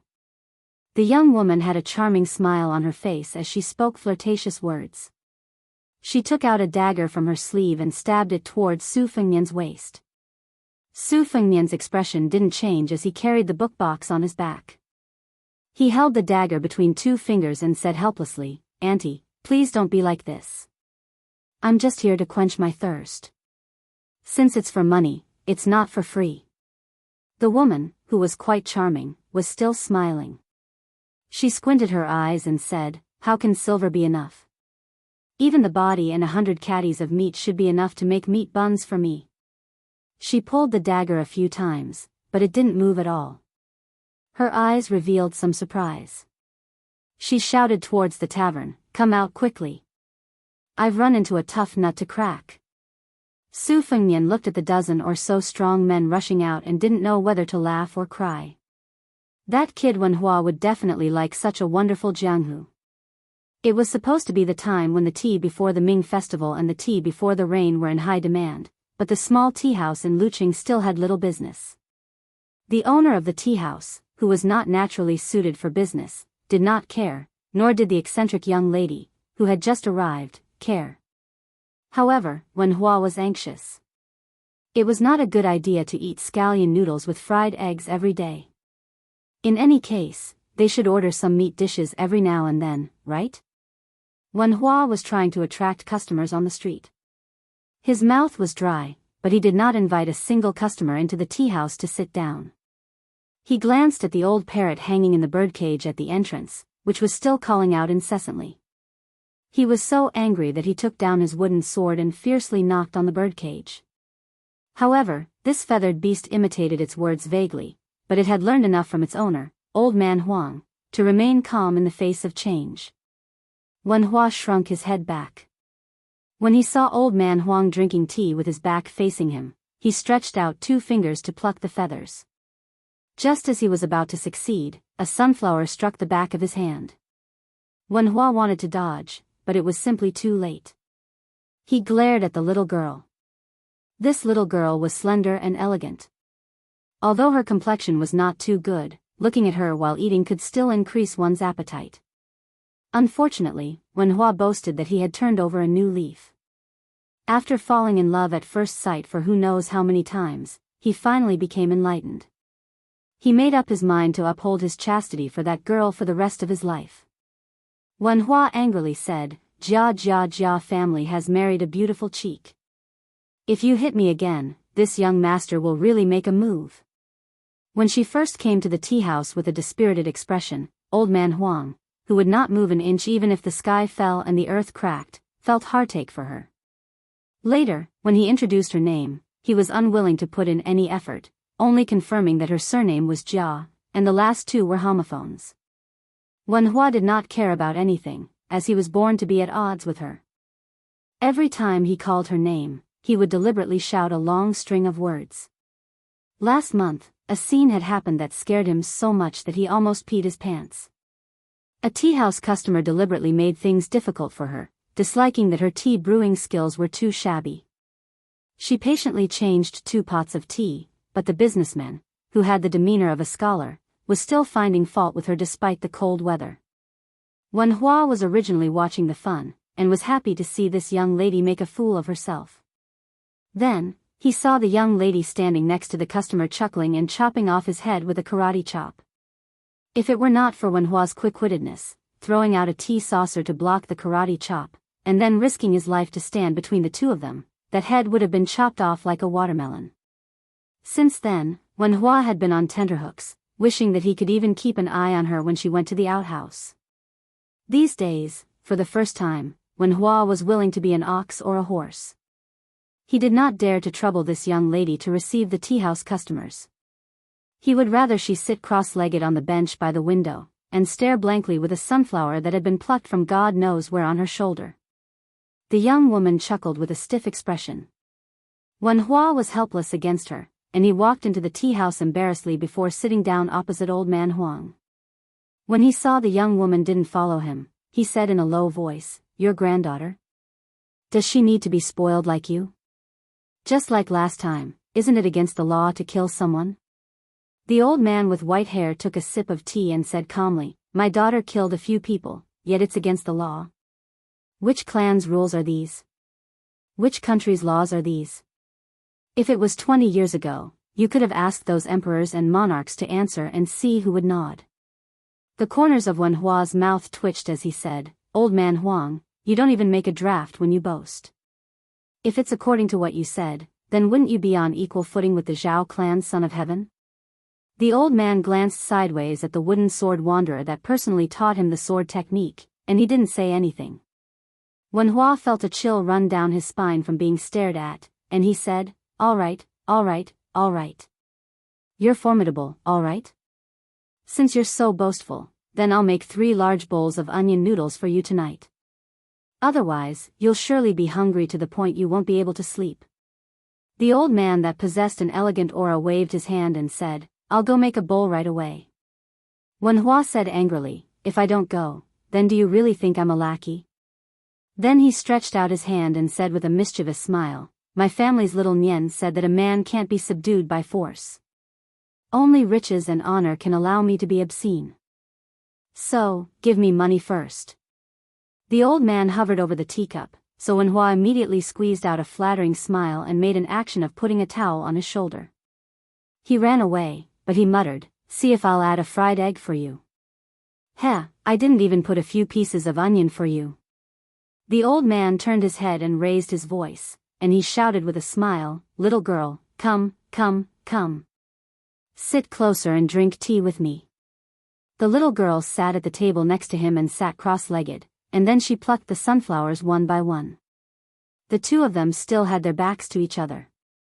The old man didn't mind, and he drank the coarse tea mouthful by mouthful. Wen Hua's legs were nimble, and the onion noodles weren't strenuous work. After eating that bowl of noodles with onion noodles that were so pitiful that they could be counted on one's fingers, he didn't fuss over every ounce with the kid in front of him. After he put down his chopsticks, he sighed with emotion, "Little one, among those people on the martial arts evaluation, who do you think is the real expert?" Chapter 5:18. When they talked about this, Wen Hua was immediately in high spirits, and he laughed loudly. Is there even a need to say it? Of course, it's old immortal Wang from the martial emperor city. Tuoba is a northern barbarian, so I don't care about him at all. In the end, it's still the peach blossom sword god, Dong Tai. He's the #1 swordsman. Of course, I admire him from the bottom of my heart. If I can exchange a sword move with sword god Deng in this lifetime, I will have no regrets even if I die.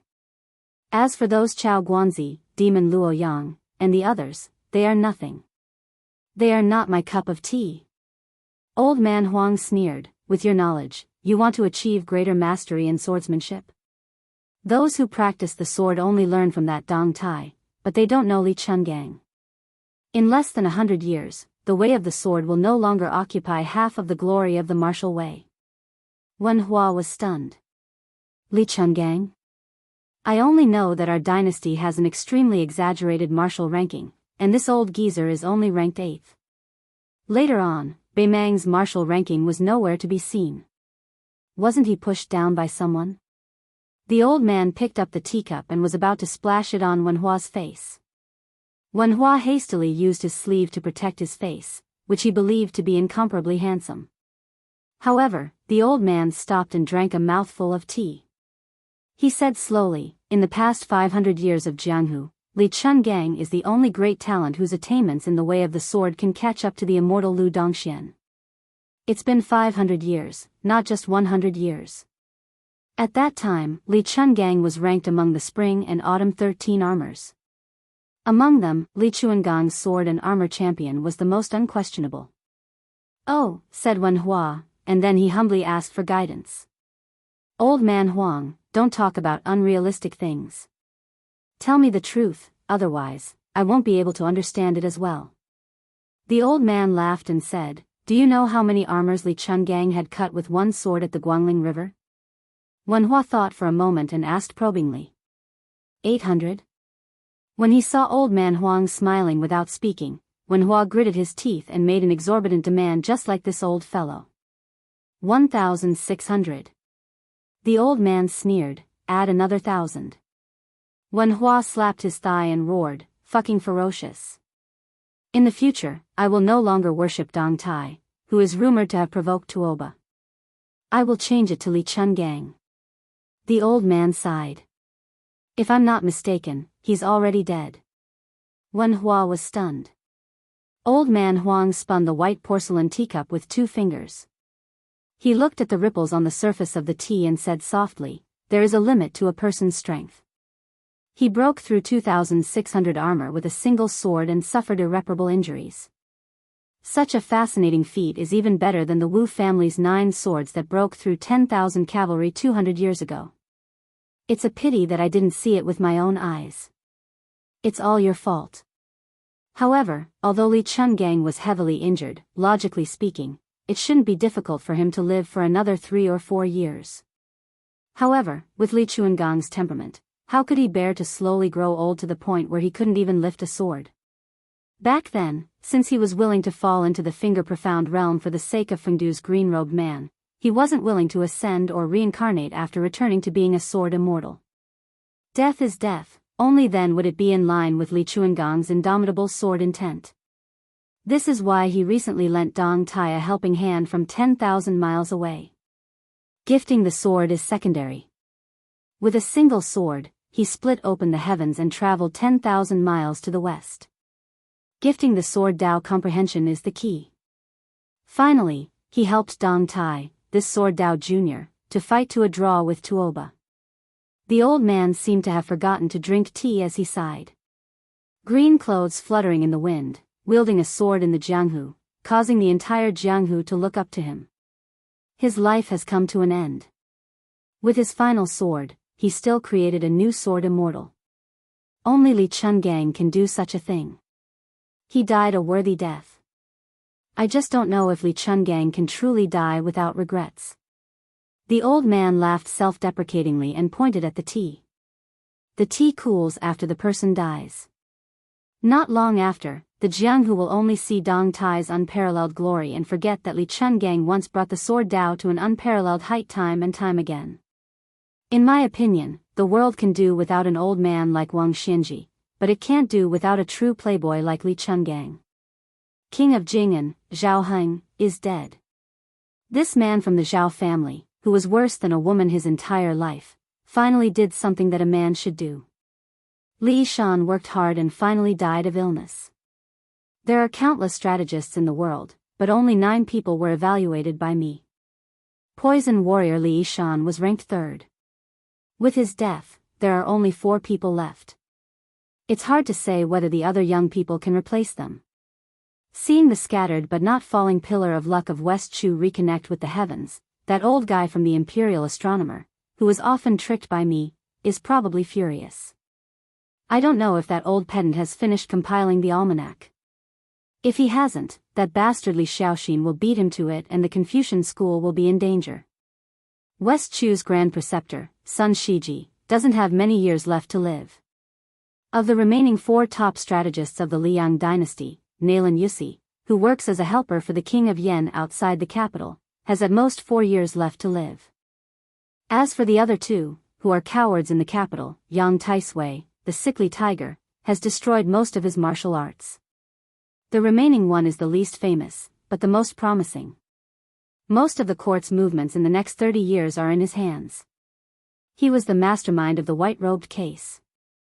Half of the 12 men of sacrifice by Su Zhao's side died on the way to assassinate this person.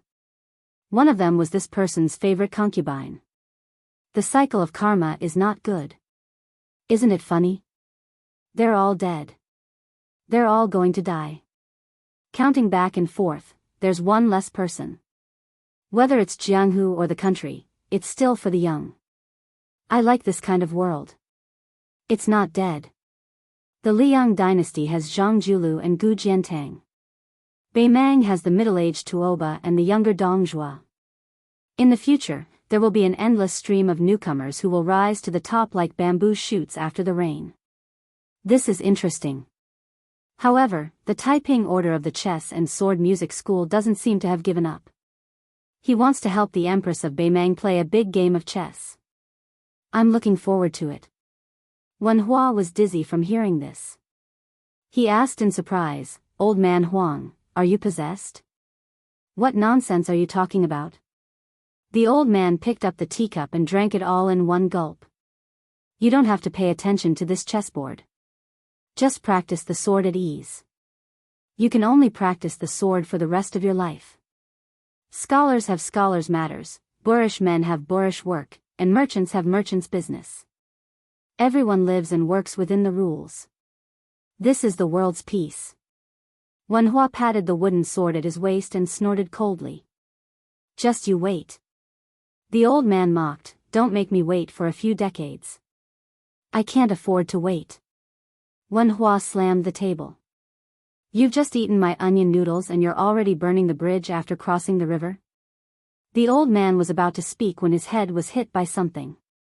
He turned around and saw that his daughter had hit him with a sunflower. With his scheming mind, he immediately understood and laughed. I know. Don't worry. I can live as long as I don't want to. No matter what, I'll live until the day you get married. Then, the old man was sent flying by a sunflower. Wen Hua, who felt that his anger had been vented, couldn't help but give a thumbs up and exclaim in admiration. You're even more chivalrous than a heroine. Apart from Li Chungang and Dong Tai, I admire you for daring to hit old man Huang. Wen Hua suddenly had a thought and suddenly started talking to himself. I'm thinking that Su Fengnian, that pervert, will definitely take a liking to a girl with such character like you. Won't you become my sister-in-law in the future? Then what do I have to call old man Huang? Then, he was also sent flying. Old man Huang sat on the ground and asked himself, since Li Yishan drew a line before dying, why don't I go to Xiangfan to take a look? He heard a cold snort above his head. The old man sighed and said, a grown girl can't be kept at home. Forget it. Beiliang's own courtyard is chaotic enough. It's hard to say whether or not that brat can survive. Why should I bother to be this evil person? It's more practical to compete with that Taiping Ling who doesn't want the world to be at peace. Do you want to buy Taiyan? That depends on whether or not I agree. He stood up and patted the dust off. He said with a smile, daughter, wait here. I'll make you some onion noodles. Wen Hua, who had been hit for no reason, hurriedly shouted, give me a bowl too. Old man Huang didn't pay attention to him at all. This made Wen Hua depressed again and missed the little new year. Chapter 5:19. Su Fengnian let go of the dagger as he was surrounded by more than 10 ferocious bandits. The woman, who had a graceful figure but a vicious heart, took the dagger away from him. She was also tactful and no longer stuck to the handsome scholar. She took a few steps back and imitated the naive look of a 16-year-old girl. She smiled and asked, young master, are you afraid? Su Fengnian smiled bitterly and said, how can I not be afraid? She held her chest and smiled sweetly, it's good that you're afraid. I see that you have some skills, so I'll give you 2 options. One is to fight to the death and challenge all of us. After you die, we'll chop your meat and make steamed buns. The other is to join our stronghold and become brothers. We'll drink meat and drink wine together. A man who was as thin as a bamboo pole but had a full chest of hair whispered, Qing Zhunyang, shouldn't it be eating meat and drinking wine? The woman who was exposed raised her eyebrows. She twisted her waist and walked like a bamboo leaf. She stepped on the man's foot and said, I'll let you eat meat and drink wine. Without me, you can take off your pants and cut off your balls to cook and eat. Su Fengnian said without hesitation, let's be brothers. The woman's eyes flashed with contempt. The skinny monkey spat and scolded, with this kind of virtue, it's a waste of food for our stronghold to accept. The sound of horse hooves came closer and closer. The woman frowned and raised her arm to cover half of her face. She squinted her eyes and looked over. More than 10 men were happy. Su Fengnian turned around and saw 6 valiant riders galloping over. The rider in the lead had a natural and upright appearance. He carried an iron rod wrapped in gold and silver thread. In a second-rate righteous sect, this person would not be careless at all if he were to be placed in the position of the head. One of the 2 riders beside him had a black body and carried a pair of broad axes. He had yellow eyebrows and unkempt hair. He was born with a ferocious face. The other rider was dressed as a Daoist priest. He wore a large linen robe with a pattern of yin and yang fish on it. There was a brown belt inlaid with jade around his waist. He wore a pair of silk shoes and clean socks. His face was white and his beard long. The remaining 3 riders were all strong men with weapons in their hands. Except for the leader of the stick dance and the middle-aged Daoist, the other 4 were all stained with blood.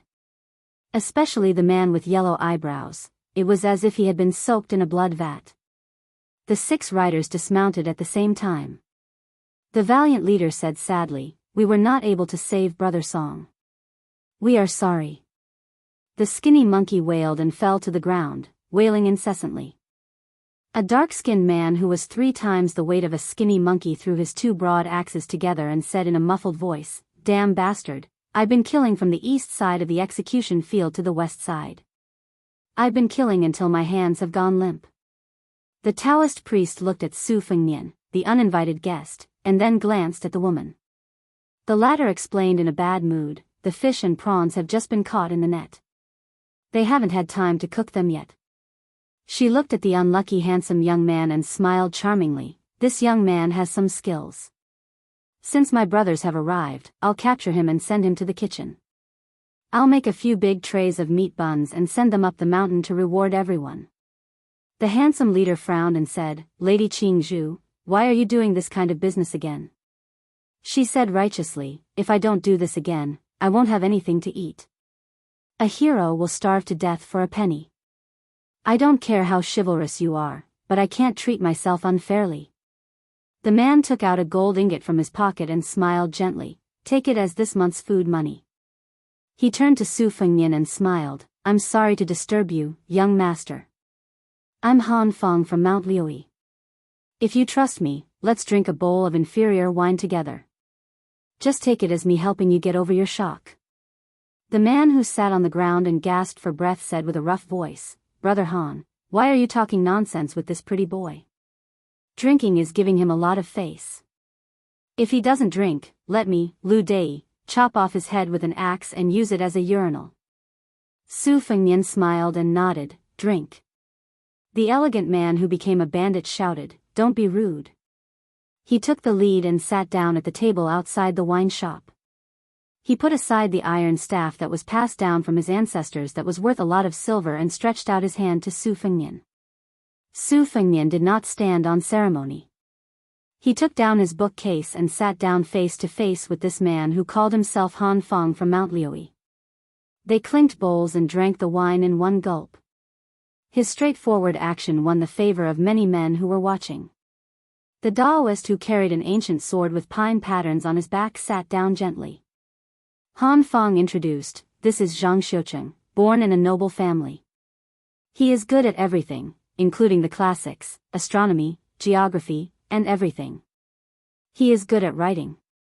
He was once a trusted aide of a provincial governor in Orange Province, but he became a Daoist because he was framed by someone. He is different from us rough people.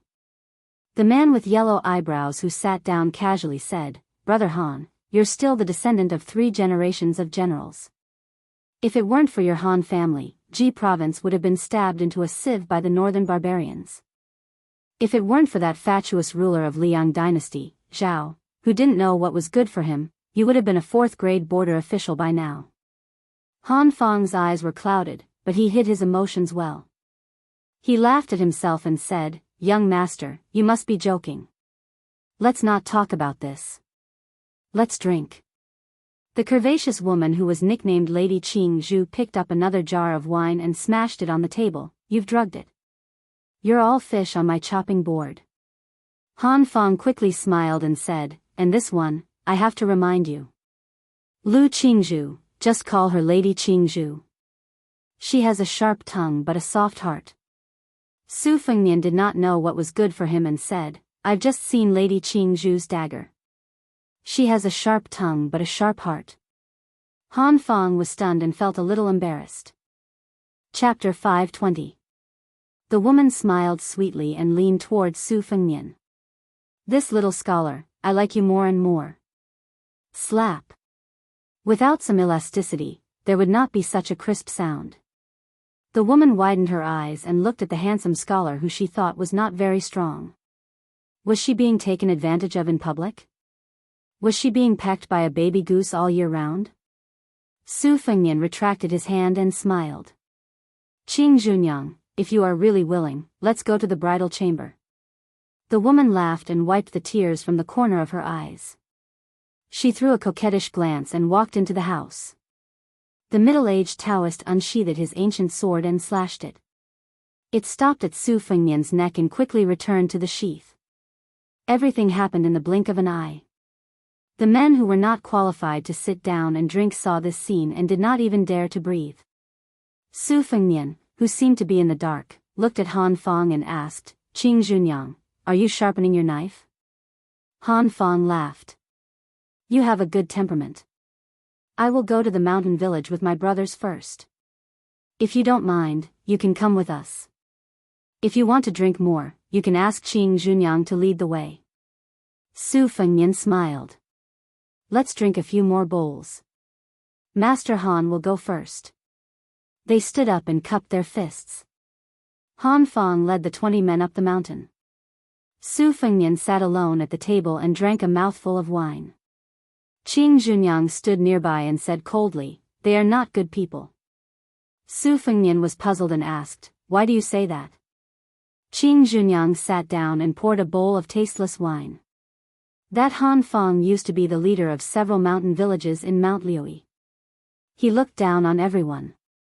In the end, those mountain villages worked together to deal with him. Now he is in a miserable state. Even Song's sworn brother went to visit the brothel in the city and leaked the news. He was stopped by a large group of soldiers and tied up and sent to the execution ground. Han Fong brought people to save him, but there were only 6 of them. Doesn't that mean they can't save anyone and can only kill unarmed and innocent people? As for that man with the double axes, although he looks like an ox, just listen to him speak in a genteel manner, you will know that he is not a good person. He has a belly full of evil tricks. In the past, the mountain village was prosperous, there were many people. He went to the small city to drink wine with prostitutes. These past few years, I don't know if he got drunk or went crazy, but he killed dozens or even hundreds of people in a row. How many young girls have been defiled by him? That Daoist man surnamed Zhang has a lot of crooked ideas. He is the mountain village's military counselor. Naturally, his swordsmanship can be considered brilliant. It is said that when he was young, he studied under a great Taoist master of Dao De Zong and learned a celestial technique that can summon the wind and summon the rain. I think it is called Five Thunder Heavenly Spirit or something like that. But Laonyang has never seen him ride the cloud or ride the mist. As for the rest of them, which one of them has not killed more than a few people? The mountain village raised an apricot yellow banner, saying that they want to enforce justice on behalf of heaven. But the rule in the mountain village is that whoever goes up the mountain must kill people at the foot of the mountain as proof of allegiance. How can this be considered enforcing justice on behalf of heaven? Su Fengnian laughed and said, "Then what about you?" The woman's expression was calm. Laonyang is the same kind of trash as them, how can I be a good person? It's just that I don't have the ability to kill you, otherwise how can you sit here and drink wine so comfortably? That's right, what is your surname and name? Su Fengnian replied, Su Lang, I came to Mount Liui on a tour, I didn't know that this place is even more chaotic than the turmoil and chaos of war. If I had known earlier, would have taken a detour. She laughed and said, you should have taken a detour. This mountain is a den of thieves. However, I don't mind telling you the truth. No matter how ruthless Han Fong's bandit mountain village is, compared to the number 1 or 2 devil cult sect in the Orange province, they are just children playing house.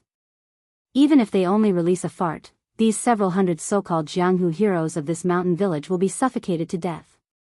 Fortunately, these devil rabbits don't eat the grass near their nest, they don't care about Han Fong and these small bandits.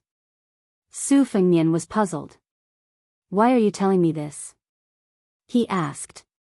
She propped up her cheeks, imperceptibly placing her chest on the table, revealing 2 lumps of dazzling fullness. She smiled coquettishly and said, you are just a fledgling entering the Jianghu. There is no knockout drug in the wine, can't Laonyang rub some on the bottom of the bowl?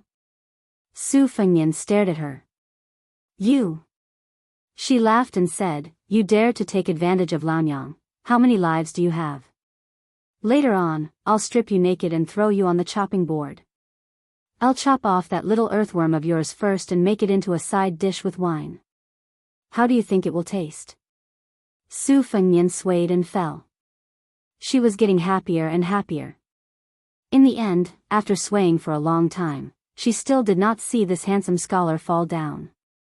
It was only until she noticed the young master's pair of captivating red phoenix eyes squinting that she bit her lip and said resentfully, is it fun to tease me? After Su Fengnian sat up straight, he laughed and said, it's fun. In the end, the woman snorted and laughed. Silly handsome boy, Laonyang actually didn't rub any drug on the bottom of your bowl. Who is teasing who? Su Fengnian was stunned. She said softly, you should go. Don't let your emotions affect your decisions. When you go up the mountain to that stronghold, even if you fall into a big fire pit, even if you are lucky and have excellent skills, you will still lose a layer of skin if you climb out. Su Fengnian said softly, thank you. I know that you pretended to be a bad person just now to help me escape. Being stabbed in exchange for my life is just losing all my belongings. No matter how you look at it, it is a profit. She smiled and did not say anything. Su Fengnian lowered his head and drank a mouthful of wine. The two of them were speechless. She suddenly said, "In the past, I wasn't this kind of bodhisattva. It's just that you look a bit like my man."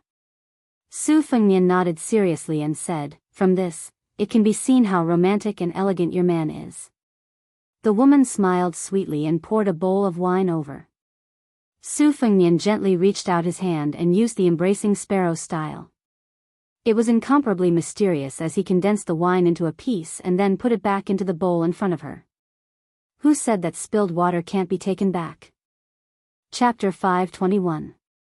Su Fengnian, who had played the game of seizing the sparrow and collecting the water, laughed and said, "It's just acrobatics." Lu Qingzhu's slender finger touched the porcelain bowl, then she rubbed her willowy eyebrows and said in surprise, "It's just acrobatics?" Su Fengnian did not answer and asked, "How did you enter the stronghold?" She did not dare to drink the bowl of wine. After thinking for a while, she said with a smile, "My complaints are too much and it hurts my liver and intestines. Let's not talk about it." Su Fengnian was not tactful enough to get to the bottom of it. "Your man?" She rolled her eyes. "You really want to know?" Su Fengnian shook his head and said, "Forget it." Su Fengnian did not want to hear about it. Instead, she spilled the beans from a bamboo tube, but her tone was indifferent. He was dead, a useless scholar. When his family was destroyed, a man in the stronghold found him an eyesore and used an iron spear to crush his stomach. Afterwards, I was betrothed to a third party by Han Fang.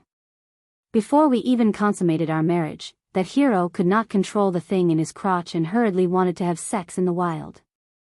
My dress had already fallen to my calves and I waited for half a day naked. Only then did I know that a big shot from the devil cult was passing by and bumped into him and smashed his head. The devil lord saw that I was somewhat beautiful, so he showed great mercy and took me as his exclusive property. I followed him to that majestic sect. I was probably considered a concubine maid. I served him with a few foxes for half a year. When he got tired of playing with me, he sent me back. Fang Dei and the others only had evil intentions, but they did not have the guts. If they wanted to be the concubine of that great devil lord, they had to be alive, right?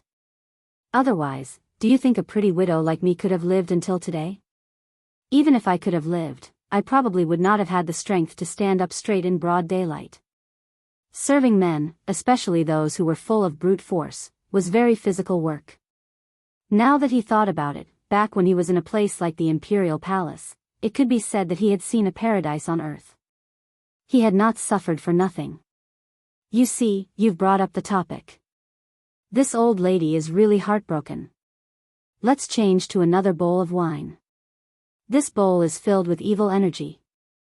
I'm afraid that I'll fall into your trap and really enter the bridal chamber with you. At that time, this old lady won't suffer any losses. You're just a newborn calf, and your head will be smashed by that devil's palm. You'll be a white puddle like soy milk.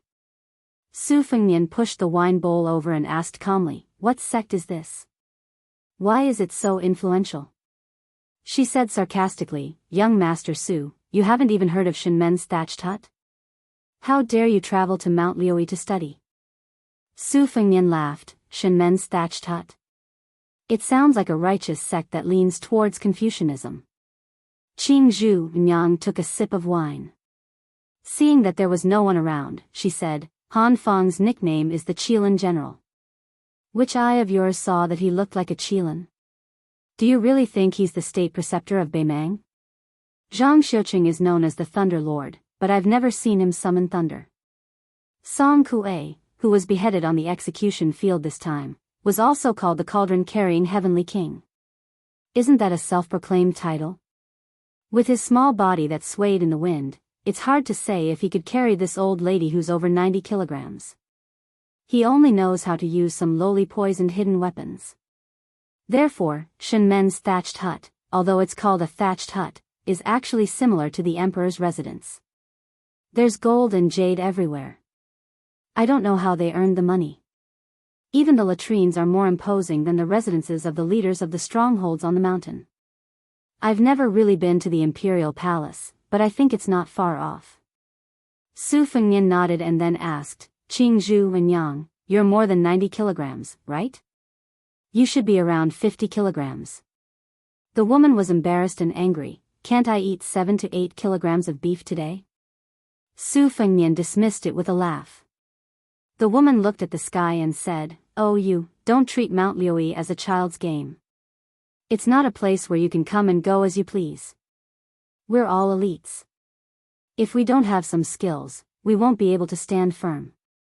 Go, leave behind something for me so that I can give an explanation to Han Feng and the others. I'm no longer the Guanyin goddess who saves people in distress, nor am I a woman who's at the age of her first awakening of love.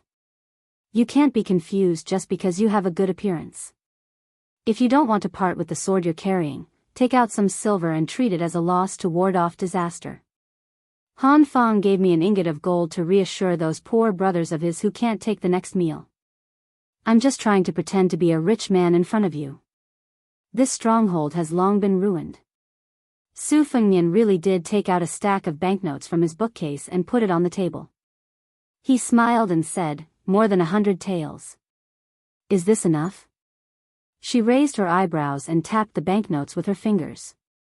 She laughed and said, You're really a rich man. With your wealth, as long as your family's wealth isn't thin, you'll be worshipped as a spendthrift and a god of wealth in the stronghold.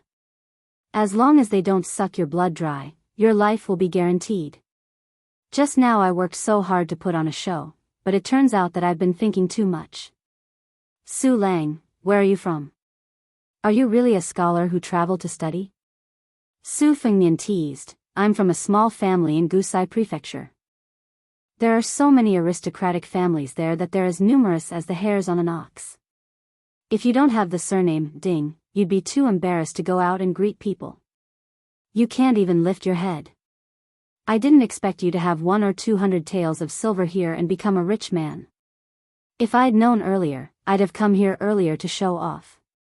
She glanced at the glib-tongued scholar and said sarcastically, You've been peeking at me for a long time and you don't dare to touch me? Su Fengnian, who was caught red-handed, shook his head and said, I'm not that kind of person. After she got up, she patted her chest, either intentionally or unintentionally. The charming scene of her trembling made the man want to run over and hold her in his pocket, afraid that she would drop it because it was too heavy. Su Fengnian still kept his head down.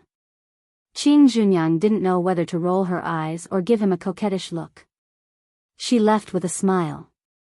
There were no waiters to help her in the wine shop, so she had to work alone. There were always trivial matters that she couldn't finish. Afterwards, the scholar with the sword and the book on his back didn't plan to go up the mountain.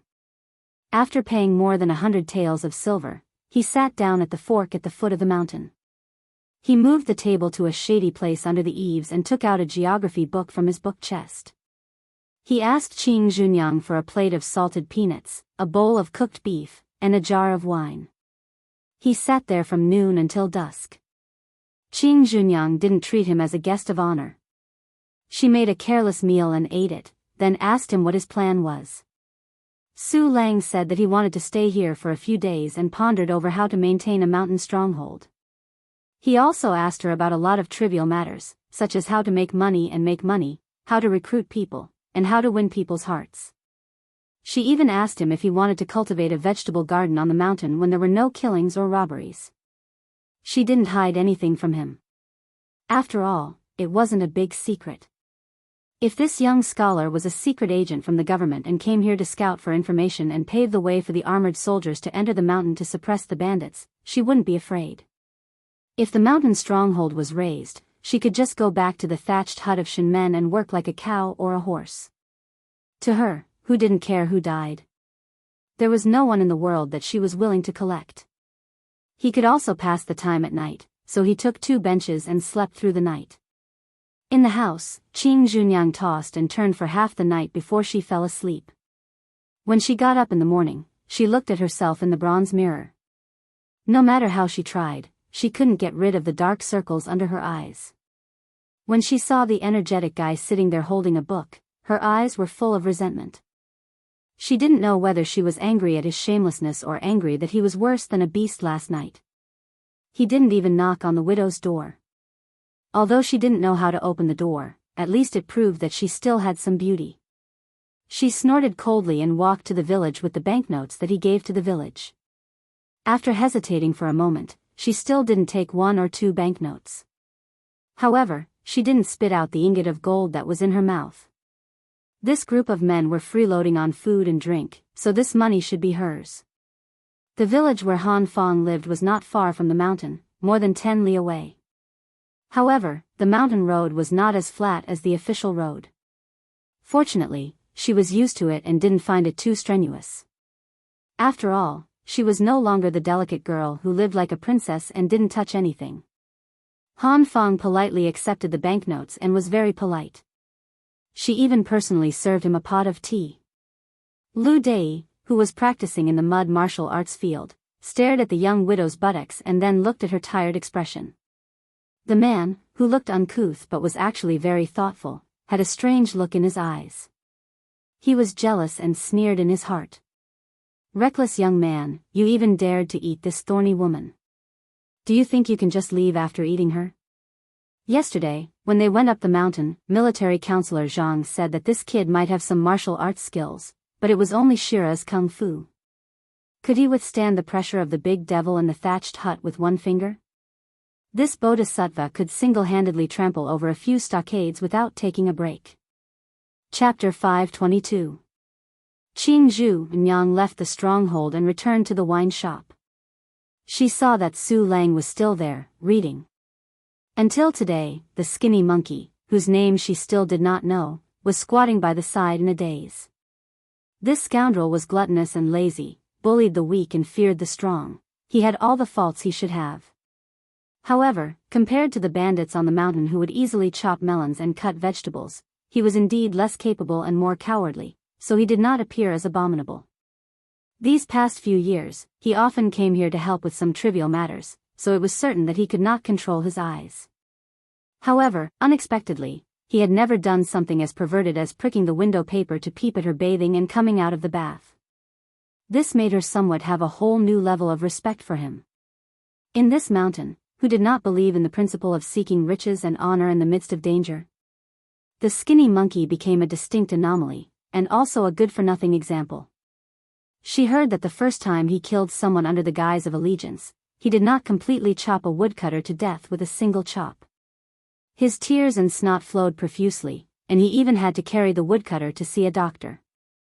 Fortunately, there was a brother watching from the side, who helped him stab the woodcutter to end his life, and only then was he allowed to enter the stronghold. However, if one were to say that because of this, she was willing to spend a few nights with this skinny monkey, that would be too preposterous. She still preferred a more scholarly man. Seeing the shrewish Jianghu Nyang, the skinny monkey could only rely on his large chest hair to pretend to be a man to squeeze out a smile. He did not dare to talk to her, and only pretended to worm his way into being friends with the young man. He asked, "Hey, surnamed Su, do you know that a major event has happened in Jianghu?" Su Fengnian put down the orange prefecture geography book that he had stolen from this old man's son. He laughed and asked, "What's the matter? Tell me." The skinny monkey stood up and swaggered over to sit across from him. Seeing him take the initiative to push a plate of peanuts over, his originally somewhat nervous mood calmed down a lot, and he quietly became a bit more carefree. He threw a peanut into his mouth, and with one foot on the bench, he clicked his tongue and said, "A few days ago I went to the city and went to a restaurant with a brother who works as a servant. Do you know which restaurant it is? A meal at Fengxian restaurant costs a few taels of silver." The woman who could not stand this skinny monkey's blind bragging smacked him on the back with a broom and laughed. "If you have something to fart to say it quickly. With your poor life, how could you know any brother who works as a servant? Going to Fengxian Tavern to drink? Why didn't you just say that you were going to Jianghu to visit a courtesan? Isn't that more impressive?" The skinny monkey, whose face was flushed red, swallowed his anger back into his stomach. His imposing manner was weakened by 70 to 80%. He said embarrassedly, "Woman, you have long hair and short knowledge. You are looking down on me." Seeing that Jianghu Nyang was about to raise the broom and smash it down, the skinny monkey-like man hurriedly said, Do you know that the peach blossom sword god, Dong Tai, has come from Liang? Su Fengnian nodded. Let's talk later. Qing Junyang went into the house and took out some meat and wine before sitting down. The skinny monkey-like man smelled the fragrance on her body and swallowed his saliva. He said in high spirits, "Didn't the third most powerful sword god in the world go to compete with our military god? Guess what happened?" Qing Junyang was not in the mood to guess riddles, but Su Fengnian smiled and said, "He should have lost." The skinny monkey slapped his thigh. "Wrong. What are you yelling for?" Qing Junyang, who was startled, picked up the broom under her feet and rushed over. The skinny monkey, who was slapped to the ground, did not dare to be angry with her. After sitting up straight, he lowered his voice and said mysteriously, he was going to lose. That sword god even broke the peach blossom branch. He fought with the military god of Tuoba from morning to night, and then from night to morning. I don't know how many days and nights they fought. Oh, Qing Junyang, don't hit me, don't hit me. I'll get to the point. At the critical moment when victory was decided, oh, no, when Dong Tai was about to lose, all the hundreds and thousands of masters watching her to sentence. It came from thousands of miles away, from the sky. Qing Junyang's face was full of sarcasm. She sneered and said, "You are talking nonsense again, aren't you? Do you think you are a storyteller telling a fairy tale?" The skinny monkey said with a thick neck, "It is absolutely true." Su Fengnian poured a bowl of wine and did not forget to pour a bowl for Qing Junyang and the skinny monkey as well. He said softly with a smile, "Continue." The skinny monkey glanced at Qing Junyang. As for whether he wanted to cut her face or her chest, it was unknown. Then he said, "I heard a sentence, Dong Tai, I want to borrow a sword from you. Do you dare to take it?" Su Fengnian raised his wrist to take the wine. He stopped there and did not drink. The skinny monkey was about to slap his thigh, but when he thought of what had just happened, he retracted his hand and said with a fascinated expression, "Then the sword god Deng replied, Dong Tai, why wouldn't I dare? Thank you, Li Chungang, for opening the mountain for our swordsmanship." What happened next was even more frightening. A sword fell from the sky and into the hands of the peach blossom sword god. Then he fought the military god of Tuoba to a draw. No matter how soul-stirring the battle was, when it fell into the mouth of someone like the skinny monkey, there was always a lack of chewiness. Qing Junyang was skeptical. She had more doubts than she believed. She looked sideways and saw the young scholar drinking with his head lowered. The skinny monkey sighed and said in a muffled voice, "They are all celestial beings flying around. I don't know if I will be able to catch a glimpse of them from afar in this lifetime." Qing Junyang did not think too deeply and asked casually, "Who is this Li Chungang? Who can lend a sword to the third most powerful person in the world, the peach blossom sword god?" The skinny monkey, who had emptied his stomach, said weakly, "He is probably a great swordsman from Liang." Qing Junyang saw the young scholar raise his head. It was a stiff face with no expression. He put down the bowl and said, "He is a one-armed old man with a sheepskin coat." The skinny monkey curled his lips and said, "Who are you trying to fool? A one-armed old man can ride a sword for thousands of miles? You speak as if you have seen him before." The young scholar smiled sadly and said, "I will never see him again."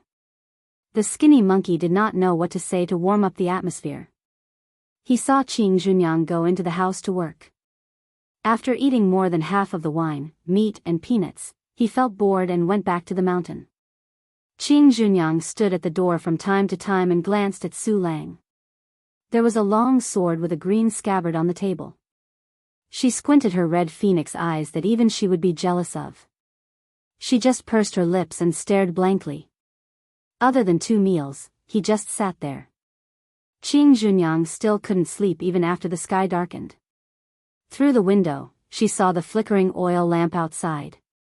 She put on her clothes and walked out, asking softly, "Do you want some wine?" He turned his head and smiled. He said softly, "No need." She still went to get a jar of wine. It was one of the few remaining good wine. After opening the seal, the aroma filled the air. She said, I will drink by myself. After drinking a few bowls, she asked, You really don't want to drink? He shook his head and said, Just drink. I will wait for you to get drunk and have sex. The woman, who was amused, really started drinking alone. She drank heartily and did not lose to those men who boasted that they could only nod their heads if they were killed. As she drank, she began to speak in detail, just like the saying in my hometown, a hairless bird is taken care of by the heavens. In any case, I somehow managed to survive. I was afraid of death and felt that it was too ugly to hang myself. How painful would it be to slit your throat and stab your stomach with a kitchen knife? A chaste and pure woman, I really can't do it. This woman, who used to rub ink with her bare hands and add incense with her red sleeves, was also Qing Junyang, who used to make human meat buns. She was drunk and her eyes were hazy with tears. That husband of mine did not do anything bad, but he did too many good things. The maids in the house were all poor children. When they made mistakes, he was not willing to punish them severely. I was always the good guy and the bad guy. The farmlands that we rented out were not of good years. They said that they received IOU, but they piled up year after year. How could they ask for it back? How did they die? Since you are heroes who enforce justice on behalf of the heavens, why don't you just rob the rich to help the poor? Why do you have to kill everyone before you stop? The people you killed were all good people who were no worse than you. Su Fengnian said calmly, The last time I saw my eldest sister who had married far away, I advised her to go home. She refused, saying that the first marriage depends on the family, and the second marriage depends on the body. I knew she was waiting for someone.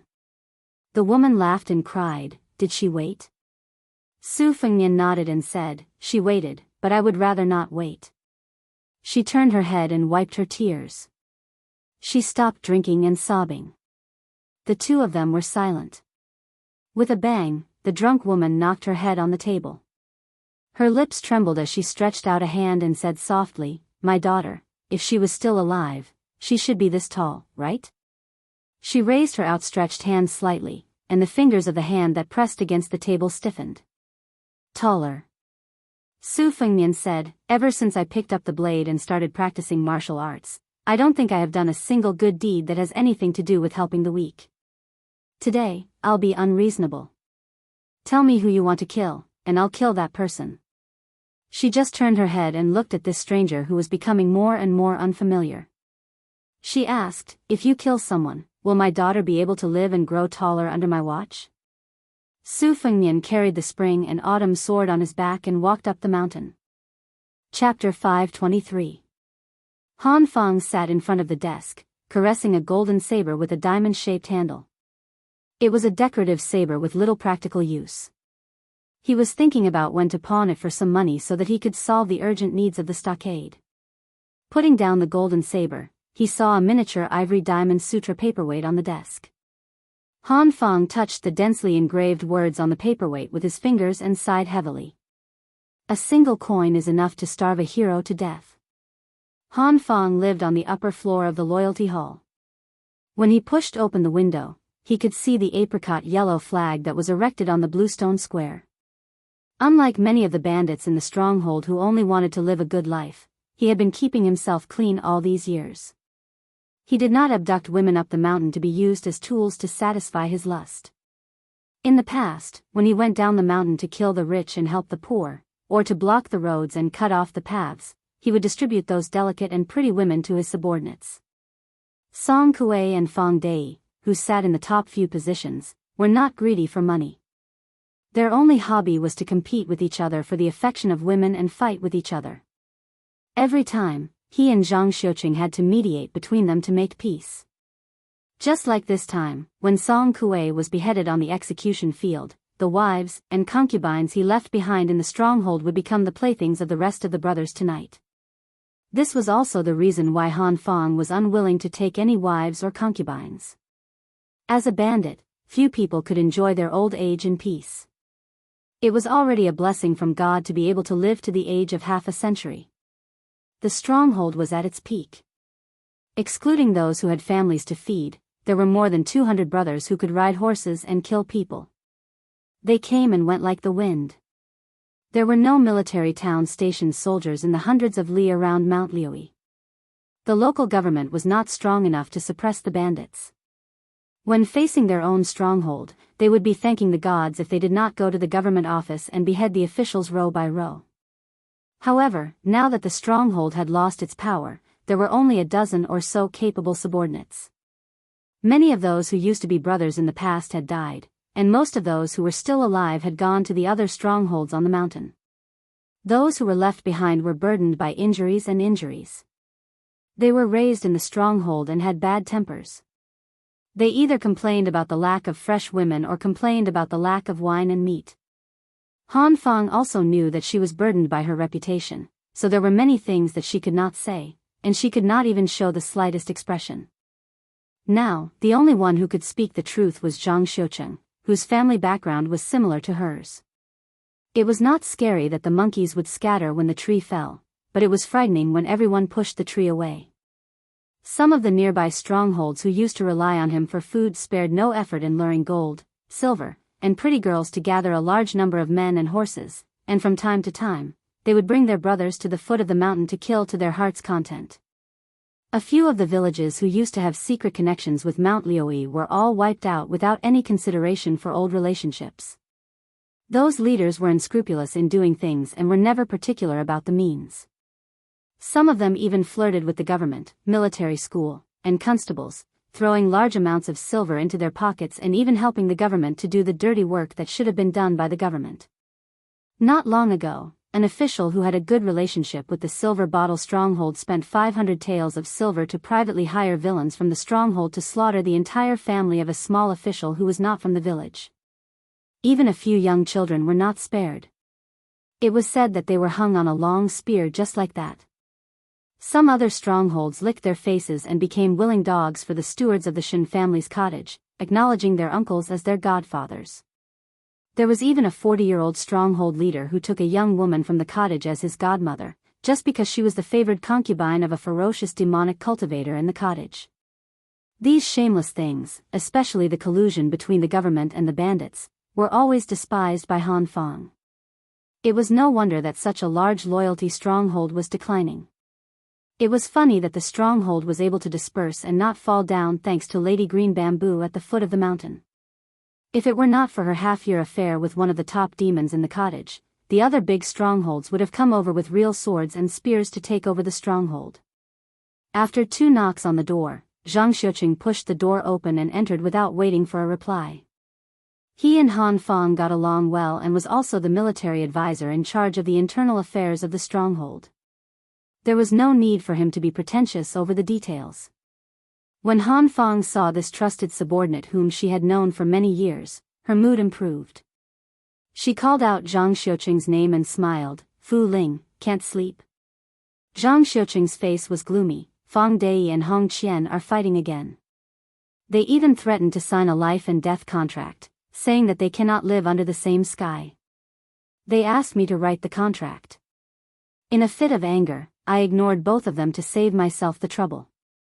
Han Fang smiled. "Is it because of the concubine that Song Kuei bought from the brothel for 200 taels of silver?"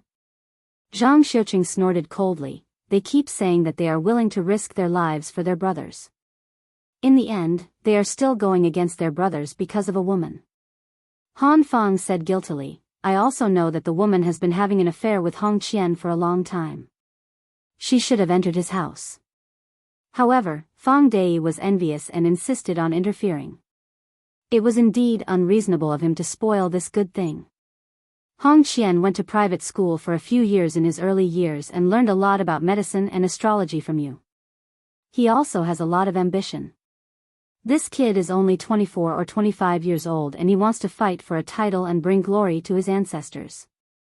If it wasn't for your nurturing, with his ability, he would have turned for the better and joined a family. If he changed to a village that has a good relationship with the government and secretly changed his household registration, he might have a chance to make a name for himself.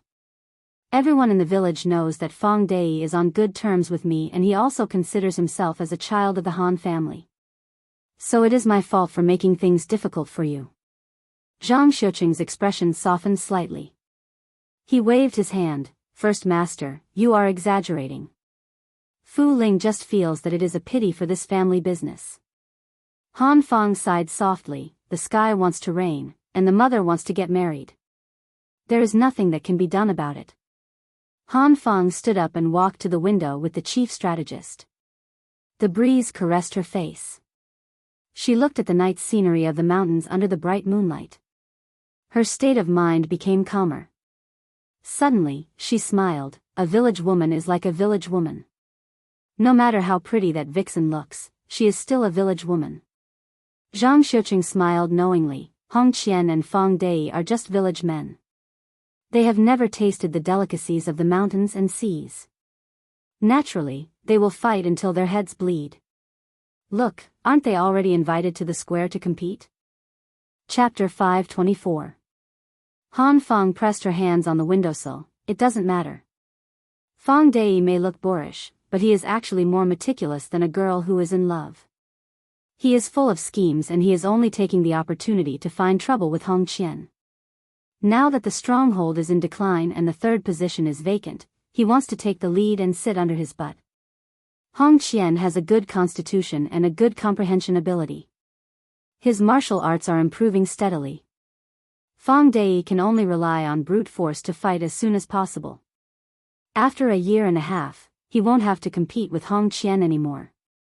This black bull is too clever, but he doesn't know that Hong Qian's ambition doesn't lie here. Actually, if he makes more connections now, he might need to rely on Hong Qian to hold up the apricot yellow flag in the future. Fu Ling, I will teach Fang Dei a lesson later and make him know his place. You should also say a few words to Hong Qian, who is half a disciple. We are really a father and a mother. It's tough. Zhang Xiuqing smiled and said, it's considered good. Compared to those stronghold chiefs who are grandchildren, we are at least considered as elders. The two of them looked at each other and smiled. Zhang Xiuqing frowned and asked, First Master, how should we deal with that scholar from Gusai Prefecture called Su Lang? Han Fang shook her head and said, don't bother about it. Today is different from the past. No matter if he is a scholar who is studying abroad or a spy sent by the government, we can't afford to offend him. The former is still okay, we can treat him with respect. If it is the latter, even if we can't afford to offend him, we can still hide from him. Zhang Xiuqing squinted his almond eyes and was filled with murderous aura. It doesn't matter.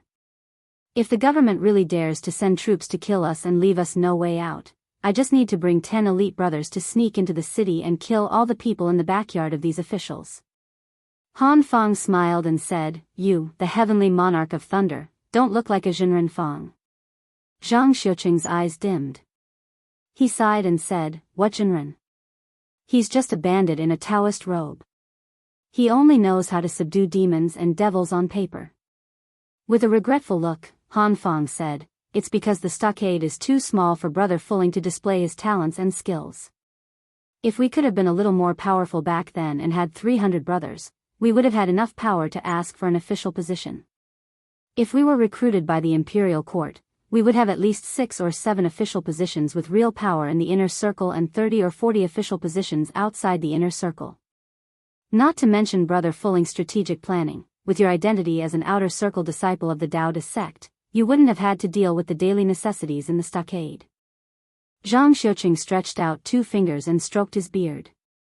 He smiled broadly and said, life and death are decreed by fate. Riches and honor are in the hands of the heavens.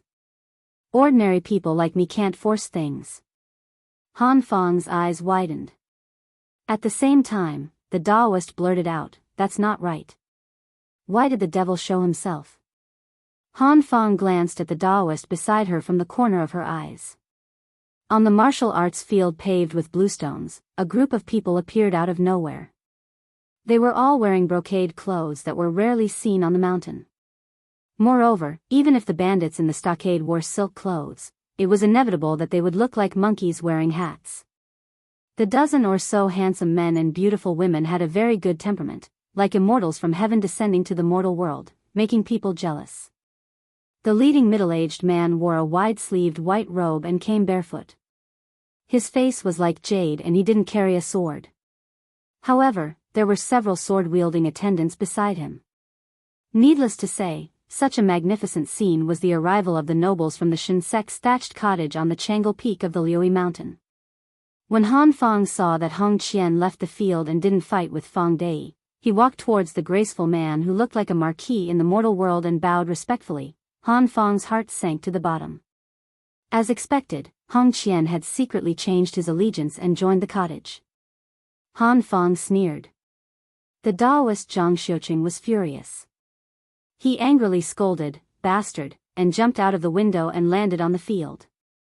Feng Dai and the dozen or so brothers in the stockade who were watching the show were also on guard. Zhang Xiuqing pulled out the pine-patterned peachwood sword from his back and pointed it at Hong Qian. He said in pain, "Hong Qian, the stockade has treated you well. Back then, you killed the soldiers and had no other way out. It was the master who took pity on your abilities and took you in. Why did you do such a disobedient thing?" Hong Qian's simple words made Zhang Xiuqing, who was half a master, speechless. People walk towards higher places. Hong Qian continued expressionlessly, "That's right. It was me who reported to Immortal Zhongli that a strange man tried to get close to Lady Qingzhu. Since Lady Qingzhu had entered the divine residence of the cottage, she should be a member of the cottage alive and a ghost of the cottage dead. She was unscrupulous. What's wrong with me telling the Immortal Master? Master, the Immortal Master has already promised me that as long as you are willing to leave the stockade, the Immortal Master will be merciful and there will be a place for you in the cottage. Isn't such great glory what you have been dreaming of for many years? I built a Qingyun ladder for you out of kindness. What's wrong with that?" Immortal Zhongli's trip this time was on the way and he didn't intend to argue with the stockade. He only went to take the lives of that adulterous couple. The man with bare feet on the ground finally spoke. Squinting his eyes, he said, "I heard that the two leaders of the Zhongli stockade are quite skilled. Otherwise, they would have been impostors like Hong Qian. They would just have changed their original surnames and be given the surname Zhongli. However, before that, I still want to see if they are worthy of my attention. I want to see how you, Zhang Xiuqing, beat the 13 towns at the border with your rod techniques and whether your swordsmanship can really attract thunder. If you disappoint me, I will flatten this stockade tonight and erase its name. This apricot yellow flag has long been an eyesore to the masters of the cottage. They are enforcing justice on behalf of the heavens, but they are actually doing evil. How ridiculous." The man raised his head and looked surprised. A young man with a sword on his back stood at the top of the flag. He was so angry that he laughed. "Little kid, you don't know your place. How dare you show off your insignificant skills in front of me? Hong Qian, go and cut down the flagpole." If he cut down the flag, it would be tantamount to forming a blood feud with the stockade. Hong Qian knew the severity of the situation, but he still gritted his teeth and ran forward, cutting down the flagpole with one strike. Zhang Xiuqing, who did not dare to stop Hong Qian in front of the devil from the cottage, had an ashen face. Zhongyi's stockade was completely finished. The flagpole suddenly fell towards the center of the square. However, the traveling scholar who only dared to fight with a widow at the foot of the mountain did not lose his footing and fall to the ground. His body was still as straight as a spear. When he landed with the flagpole that had fallen to the ground swayed and was kicked out by him. The flagpole was used as a sword and shot towards the carefree devil from the cottage. Hong Qian shouted angrily and slashed down with his sword. Unexpectedly, when the sharp blade hit the flagpole, not only did it not break the flagpole, but a huge force also rebounded into the sword. He almost could not hold the sword. Hong Qian, whose ocean of qi was churning, staggered back a few steps. He looked over in shock and could no longer see the weak scholar. The devil from the cottage, whose surname was Zhongli, sneered. He stepped out and pressed his palm on one end of the flagpole, breaking it inch by inch. There was no doubt that he was an expert. Everyone only saw the scene of him breaking through the flagpole but did not see that he had quietly slid back a few inches. The devil tried to raise his qi several times but could not stop himself from retreating. The fear in his eyes was no less than Hong Qian's. When he saw the young swordsman disappear in a flash, he finally could not hold it in and said in a low voice, "Sword, come." The sword boy hurriedly threw out a simple ancient sword covered with ice cracks. The next scene was that the young man stood in front of the famous middle-aged devil of Mount Liui. One of his hands overstepped his authority and caught the ancient sword for his master. The other hand grabbed the devil's neck and lifted him up. The devil broke a flag, but the young man twisted the ancient sword in his hand and broke it inch by inch. Su Fengnian stared at the ferocious red face and asked coldly, "Do you deserve to use a sword? Do you deserve to use the word sword, come?" Chapter 525. Su Fengnian casually threw away the useless sword that was once known to cut jade like mud and asked again, "Who allowed you to say the word sword?" Normally, if someone dared to be so arrogant and rude, he would be chopped into minced meat and fed to the dogs with his sword. However, this young man, who was even more of a devil than him, was stronger than him. He struggled to gasp and said, "I heard that the sword immortal Li Chungang of the Liang dynasty once said that he was a model for swordsmen of our generation, so I secretly learned and used it. If young master is dissatisfied, I, Zhongli Handan, won't say it again. I won't say it again for the rest of my life." Zhongli Handan's face turned from red to purple as he gasped and said, "I heard that the sword immortal Li Chungang of the Liang dynasty once said that he was a model for swordsmen of our generation, so I secretly learned and used it. If young master is dissatisfied, I, Zhongli Handan, will never say it again." Su Fengnian responded with an, "Oh," and raised his hand. He slapped the side of the head of this immortal from the cottage. Then, his head was pulled out of the body and rolled far away like a watermelon. Su Fengnian threw away the headless body and laughed softly. "Sword and lie are such common words. It must be very difficult for you to keep your promise. In order not to break your promise, I have to help you." When the servant boy who handed Zhongli Handan the sword saw his master die suddenly, he did not care about anything else. He also did not think deeply about why his master died in one move. He only thought that he was tricked by a villain and was careless. He snatched the famous sword from the other servant who was holding the sword. After he pulled out the sword with a clang, he angrily rebuked with red eyes, "You crazy country bastard, do you know that Master Zhongli is the next hut master of Shinmen's straw hut? I will tear you into pieces and let you die without a burial place." In the eyes of Han Feng, Zhang Xiucheng and the others who were not weak in martial arts, the sword boy's sword strike was not to be underestimated. The 5 fingers of Su Fengnian's left hand hooked into a claw, and the head that was dripping with blood flew back out of thin air. Coincidentally, it was split into 2 by the sword boy's sword. However, the splattering blood was all bounced off by a layer of Fata Morgana. On the other hand, the domineering sword boy's face was covered in blood. His sword chopped open his master's head, and it hovered 3 to 4 inches above the sword-carrying scholar's head. Su Fengnian slowly raised his arm and flicked the sword away from the sword boy's hand with a flick of his finger. The sword broke free from the sword boy's hand and slapped his white cheek. Instantly, a long red mark as wide as the sword body appeared. After the ancient sword with a rare cat's eye stone inlaid in the sword guard left Su Fengnian's hand, it strangely pulled back into Su Fengnian's hand and cracked inch by inch. Su Fengnian smiled at the stunned sword boy and said, "I have never even heard of Shinmen's thatched hut. How would I know who this piece of trash with a broken head is? Your master has just gone to hell. Since you are so loyal, why don't you accompany him? Otherwise, with your peerless swordsmanship of splitting Mount Hua, I believe that you will be buried with him when you return to the cottage." Only then did the sword boy realize the difference between the two of them. He had just said a word when his body was kicked like a drawn bow and flew out 5 to 6 feet away.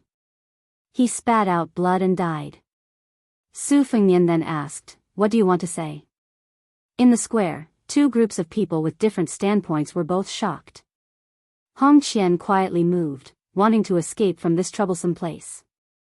After cutting down the flag, he had already cut off all ties with the loyal and righteous stronghold. There was no room for negotiation. The big backer that he had found with great difficulty died on the spot. Not to mention how this bloody swordsman would deal with him, just his master, Zhang Xiucheng, and the leader, Han Feng, were enough to make him suffer. Just as he slipped to the edge of the square, Su Fengnian turned around and stared at this bandit who spared no effort to climb up the ranks. He smiled and said, "Leader Hong, don't be in a hurry to leave. This apricot yellow flag was cut down by you because of the grudge between you and the stronghold. It has nothing to do with me. However, I heard from Qing Zhu's mother that when her husband's manor was broken into, it was also you who hid your identity and became a guest of the manor for a few months. Then, you cooperated from the inside and stabbed that scholar to death. Many of the pretty maids who used to joke with you were also killed that night after you lifted up your belt. Since Zhongli Handan is dead, come, if you are lucky enough to beat me, Qing Zhu's mother will be your plaything in the tent." Hong Qian's face was full of bitterness and regret. He said, "Young Master Su, you must be joking. How would I dare to be disrespectful to you?" The Taoist priest, Zhang Xiucheng, suddenly said loudly, "I beg young Master Su to leave this person to me. After this, if you want to kill me, I, Zhang Xiucheng, will not fight back. Do as you wish." Su Fengnian asked back, "That day at the wine shop at the foot of the mountain, didn't you want to cut off my head with your sword?" Zhang Xiucheng said calmly, "As long as young Master Su is willing to let go of the loyal and righteous stronghold, I, Zhang Xiucheng, kill Hong Qian, and I will apologize with my life." Su Fengnian smiled and spread out his hands, indicating that Zhang Xiucheng should go all out to kill and clean up the place. Su Fengnian looked at the apricot yellow flag with the word, vermilion, written on it and said to himself, "It's not wrong for the government to force the people to rebel." However, after eating wine and meat, they changed from being unarmed to holding weapons. In the end, the people who killed the most were the people like you. Who is the one doing justice for whom? Su Fengnian looked at the group of shivering cottage servants. Since even the king of the mountain was dead, what else could he do? Su Fengnian turned his head and said to Han Fang, "Leader Han, can you lend me 7 or 8 horses to go with me to the Shen men's thatched cottage to see the wonderland on earth?" Han Fang clasped his hands and said loudly, "I dare not disobey." A few bandits from the Zhongyi stockade brought over a dozen horses from the stable with fear. They were afraid that this handsome guy, who was even more devilish than a devil, would think that there were too few horses and that he was not observant enough and would kill them all. That would be really unjust. Hong Qian was already entangled by Zhang Xiucheng. A few strong men stood still and formed a circle. Against the famous anonymous disciple of the Daoist clan, Zhang Xiucheng, Hong Qian originally had no chance of winning. Moreover, most of his martial arts were taught by Zhang Xiucheng. His shortcomings were exposed and he was targeted everywhere. Fang Dei, who was eyeing him covetously, saw an opportunity. He waved his axe and cut a big wound on Hong Qian's back. Hong Qian no longer had the strength to scold this black bull for not following the rules. At this moment, Su Fengnian, who had just pulled the reins and was about to jump on the horse, flashed past. He grabbed the flag with the words, "Justice for Heaven," in his hand and rushed behind Fang Dei. He slapped his back. Before the strong man fell, his head was wrapped up by the flag. Like a dumpling, he was slowly suffocated to death. A cool breeze blew in the square, but it made everyone fall into an ice cellar. After Hong Qian's chest was pierced by Zhang Xiucheng's sword, he laughed and said, "It's good to die. All of you died happily. I will still be a man in my next life.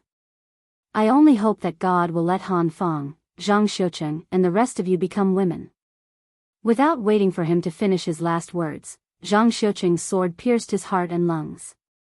Su Fengnian glanced at the apricot-eyed Taoist and said calmly, "Since Lady Qing Zhu said that you still have some sage-like demeanor, I will spare your life. As for what to do in the future, wait for me and Leader Han to come back and make a decision." Chapter 526.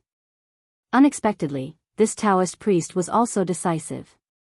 He waved away the blood on the tip of his sword and held a peach-wood sword upside down. He bowed and said directly, "There's no need for such trouble. Zhang Xiucheng is willing to go to the cottage with Mr. Su." Su Fengnian ordered the cottage attendants coldly, "Bring Zhongli Handan's head with 2 parts." The group rode to Tranquil Peak, which was 2 hours away. There was actually a luxurious carriage outside the Zhongyi village.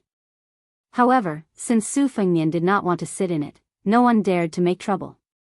The sects that had the right to occupy a mountain and call themselves kings were mostly rich and powerful. The ones that were far away were like Dragon Tiger Mountain and Wuxia Xianxia, which were opposite each other across the river. The ones that were closer were like Qingyang Palace. They all had thousands of followers. Not to mention the clan leaders, even some small fries were high up in the sky. In the eyes of ordinary people, they only felt like they were covered by clouds and mist. Naturally, they would be in awe. The Shin family thatched cottage was the king of the Liui mountain. However, the devil in front of them, who was grabbed by the neck like a wild duck, liked to call himself an immortal. His strength was among the top 5 in the cottage. A few years ago, it was rumored that he was close to rank 2. According to the details that Su Fengnian learned from Jianghu, the cottage had about 2 rank 2 masters.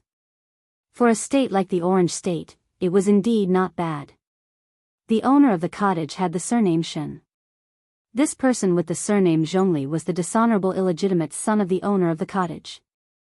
However, he was quite talented in martial arts and had the chance to reach rank 2 before the age of 40. Whether he was an illegitimate son or not, it did not matter. The reason why the Shen family thatched cottage was labeled as a devil's sect was because they were good at sex and tantrism. In the end, as long as it was related to sex, the cottage was good at it. When the disciples of the Shen family went down the mountain, they either killed their parents or kidnapped their young tripod furnaces. They also escorted mature tripod furnaces to high officials and dignitaries. They even had business dealings with some relatives of the 2 surnames in the Beimang imperial tent. This was also the reason why the thatched cottage could be so wealthy.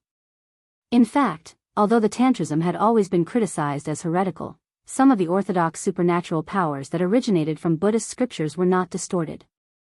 This was probably the key reason why the Shen family had so many pillars of martial arts. Han Feng did not say anything. She rode beside this scholar at night. However, her thoughts were running wild. Since he was traveling with his sword, he had slapped the devil Zhongli's head without using his sword. Didn't that mean that he had reached rank 2? How many years had this scholar, who called himself Su Lang, been in his 20s? However, she was not optimistic about Su Lang going to the Shen family's thatched cottage. He was forced to go because he had no other choice. He could not be like the servant boy who died on the spot after saying no. However, she had a headache about how to weigh the pros and cons after arriving at the cottage. Not to mention other things, the cottage had 2 elders from the Shen family who had been in the 2nd rank for a long time. Would Su Lang not care about his life when he had not even drawn his sword out of its scabbard behind him?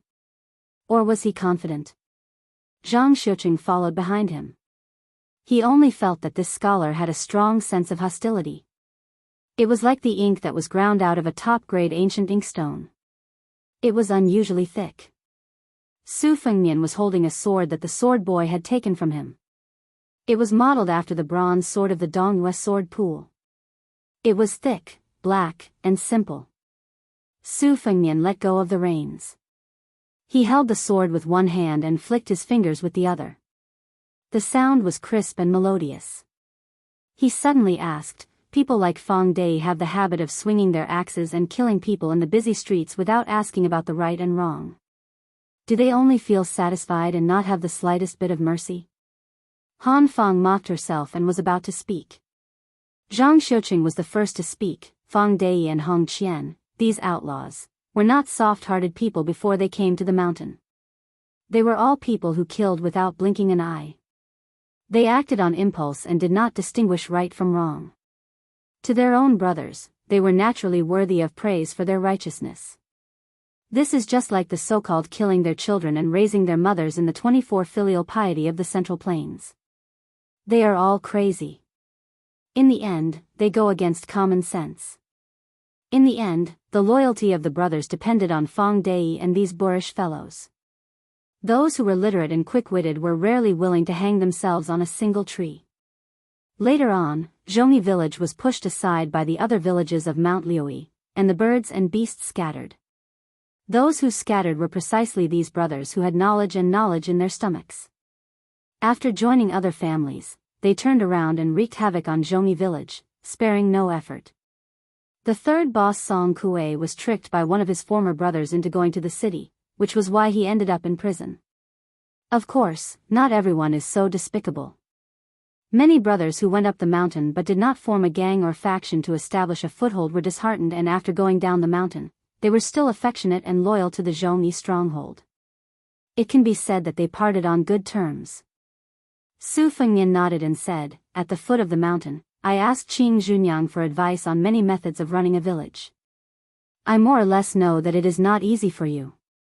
Zhang Xiuqing couldn't help but curse in his heart. "I beg you, this great devil, to stop asking for advice. You already have such fierce and unparalleled skills and supernatural powers. Could it be that you want to learn from us and build a stronghold for fun?" Zhang Xiuqing's heart was heated. Could it be that Mount Liuyi was going to change? Han Feng also had a telepathic connection. The two of them knew each other. Their gazes met and then flashed away. A sword boy who picked up the luxurious sword inlaid with cat's eye stone from the square came riding over. He anxiously reported, "Young master, someone is sneaking away." In fact, Su Fengnian had already known the truth from the sound of the horse's hooves. However, it was unnecessary for him to turn his head and look. The ruthless sword boy, who had probably learned most of his skills from his master, used the sword as a dagger and took the opportunity to stab Su Fengnian's neck. Even Han Feng and Zhang Xiuqing did not expect this sword boy to be so daring. His unyielding character was even more obvious. Su Fengnian gently threw the bronze sword in his hand. It stabbed into the back of the escaping cottage servant and he fell off the horse. 2 fingers easily pinched the tip of the sword. The 2 horses were still riding side by side. Su Fengnian did not immediately kill the servant. He only pulled out the valuable sword and then smiled. Go to the corpse and pull out the sword. As for whether you want to escape or not, it's up to you." The sword boy was stunned on the spot. Then, he broke down and burst into tears. Su Fengnian turned the sword around and kicked him. The sword boy, who had just come back to his senses and was about to pull out the sword, flew out like a kite and hit the mountain wall. He stopped breathing and died. Zhang Xiuqing was as silent as a cicada in winter. How could this devil's character be more unpredictable than his methods? Su Fengnian, who was sitting steadily on the horse, threw the sword to Han Feng. He put his hands in his sleeves and squinted his phoenix eyes to look at the road in front of him. He remembered the harsh days when he saw thieves armed with knives and sticks as his mortal enemy. Every time he crossed over a mountain, there was a young girl who was determined to be a heroine who would happily shout that the king asked her to patrol the mountain. She would patrol the South Mountain and the North Mountain. At the end of each sentence, she would not forget to make incessant moans. Su Fengnian said calmly, "If you, a heroine, knew that you were going up the mountain just to kill people, would you still call me your good brother?" There was another chapter at around 2:00 in the morning. It was to thank the new top scorer on the 13th, Grey Shepherd, v. Gale Altar. As for the new top scorer on the 14th, young Master Fu Shu, his outburst came later. Chapter 527. Su Fengnian went up the mountain because he wanted to learn from Li Chungang and kill thousands of soldiers by himself. Although he did not bring spring thunder with him, he was still nourishing it. Su Fengnian had already noticed that he had accumulated too much killing intent and hostility. If this continued, he would go crazy sooner or later. When that happened, Bailiang would lose a hereditary king of Bailiang, and Beimeng would gain a new demon who would kill without batting an eyelid. After asking about the family background of Shen Men's cottage, he learned that other than the 2 old men who were above the common populace, there were 4 or 5 masters who were as strong as Zhongli Handan. For the Orange province, where there were many military towns, they were already bold enough to survive in the cracks. Beimeng ruled the Jianghu with an iron fist. Among the 5 major sects, Tibing Mountain, which was no different from a military town, was ranked 3rd. The chess and sword music school was ranked last. Because there was Hong Jingyan, who was on the Wushu rankings, holding the flag, as well as the master of the sword mansion, Jian Qi, and a few other hidden masters, no one dared to look down on them. With these 5 beasts who absorbed the resources of the Jianghu like whales swallowing whales, there was an insurmountable gap between the superclass sects and the first-class sections. Su Fengnian did not find this strange. Beimang only used such methods so that they could gather the strength of the Jianghu at the start of the war and integrate it into the army to deal a heavy blow to the Liang dynasty. Looking at it this way, when Su Shao entered the Jianghu on horseback and broke the Jianghu, there were pros and cons. For the imperial court, it was a headache. However, once the backbone was crushed and the backbone was broken, the Jianghu would lose its vitality. Su Fengnian shot a glance at Han Fang. This stick-wielding hero who sat at the head of Zhongni's stronghold came from a prestigious family. The Han family was the cornerstone of the strategic border region, Ji province, for 100 years. It was unknown just how many waves of northern Mang invasions they had withstood. The old man of the Han family had once led 800 elite cavalry to charge at 60 to 70,000 northern Mang soldiers. After identifying the location of the royal flag, they directly slaughtered their way over, their military achievements illustrious. This was not an exaggeration in unofficial history. It was always recognized by the internal court historians who were strict with history, and was written with rich ink and color. With the Han family controlling a few key passes in Ji province, it caused the Beimang's cavalry to go south for the first 40 years. Countless times they hit a wall, they were so hurt that they simply took a detour. Because of this, the Han family had always been regarded as a big problem by the Beimang imperial tent. The Han family could be said to be fiercely loyal. Interestingly, in the past 100 years, no matter what the emperor's surname was, as long as you sat on the dragon throne and wore the dragon robe, the Han family would be loyal and devoted. They would do everything they could to guard the border for you. The Han family members of the Han family would not hesitate to die again and again, and the number of direct descendants who died on the battlefield was countless. Until 10 years ago, Zhang Julu and Gu Jiantang took the initiative to rotate the border towns. The two Liao provinces, where the Beimang army started, especially Jinzhou, rebelled fiercely and almost caused the first mutiny after the spring and autumn period. Next was the Han family of Ji province. Although the Han family did not express any dissatisfaction and even started to move, for some reason, there was a mutiny in Ji province overnight. This gave rise to a famous saying from Zhang Julu: "The emperor is not anxious, but the eunuchs are." The emperor? This was tantamount to setting the standard for the turmoil in Jizhou. The Han family had 100 people, but they were all executed. Afterwards, they were transferred to the border army. Han Fang was listed as a traitor on the Han family's genealogy. However, the Liang dynasty was too far away to reach. It was unlikely that they would come to the hinterland of Juzhou to kill this traitor.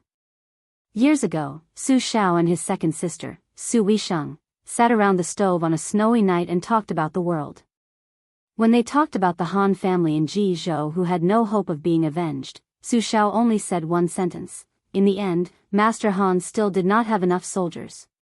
His second sister lightly added, the imperial court was certain that the Han family would not rebel because of the burden of loyalty and righteousness. Therefore, they deserved to die even more. One needle to the blood, two needles to the bone.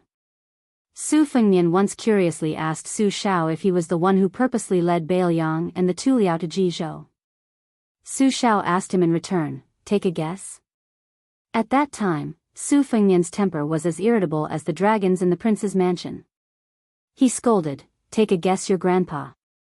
Su Shao only had a good temper with his children. He still smiled and replied, "Am I not your father? Take another guess." Then, the young Su Fengnian was completely speechless. At that time, his second sister, who had not yet gone to the Shangyin Academy to study, held her belly and laughed for the first time. Finally, they approached the Shen family's thatched hut. One servant of the Shen family was kicked to death, another stabbed to death with a sword. Those who survived no longer had the arrogance they had when they came down the mountain and entered the stronghold. Even when they were about to enter their own territory, they did not dare to show any emotion. They still kept a straight face and rode behind the scholar carrying the sword. On Changla Peak, there were rows upon rows of bamboo buildings. Thousands of large red lanterns were hung high up. The decorated archway had the 4 words, 6 Fakian peaks, hanging on it. The 2 pillars were made of incomparably expensive golden-threaded cedar wood, which was the wood that needed to be wrapped around. Golden-threaded cedar wood was originally purchased by the government for the imperial family. The construction of the main hall and the pillars of the mausoleum were all made of high-quality jiangnan, and the golden-threaded cedar wood was the best quality. During the spring and autumn period, the Central Plains, Western Shu, and Southern Tang, and a few other countries, every few years, there would be 1 or 2 cases where dozens of heads would fall to the ground. In the current dynasty, there was even a comical scandal where the emperor of the Zhao family stole precious jiangnan wood under the guise of repairing West Chu's imperial mausoleum. Because the golden-threaded cedar wood itself had the effect of a sea of clouds, it did not need to be carved to dazzle people. Su Fengnian rode past the decorated archway and turned his head to look at the golden-threaded cedar pillars. He clicked his tongue and said, "What a wealthy family." It was the first time that Han Fang and Zhang Xiuqing personally came to the Shen family's thatched cottage. Apart from the eye-opening experience, they were also very worried. The richer the Shen family was, the more likely they would be buried with them. How could they smile? Su Fengnian looked at the 2 groups of people rushing out from the 2 sides of the main building and said to himself, "Su Fengnian, remember, don't treat a level 2 master like a joke." Su Fengnian turned around and stretched out his hand. He said calmly, "Give it to me." A cottage retinue hurriedly threw over the bag that was soaked in blood and rode forward. The horse's hooves stepped on the white jade square, which was exceptionally loud.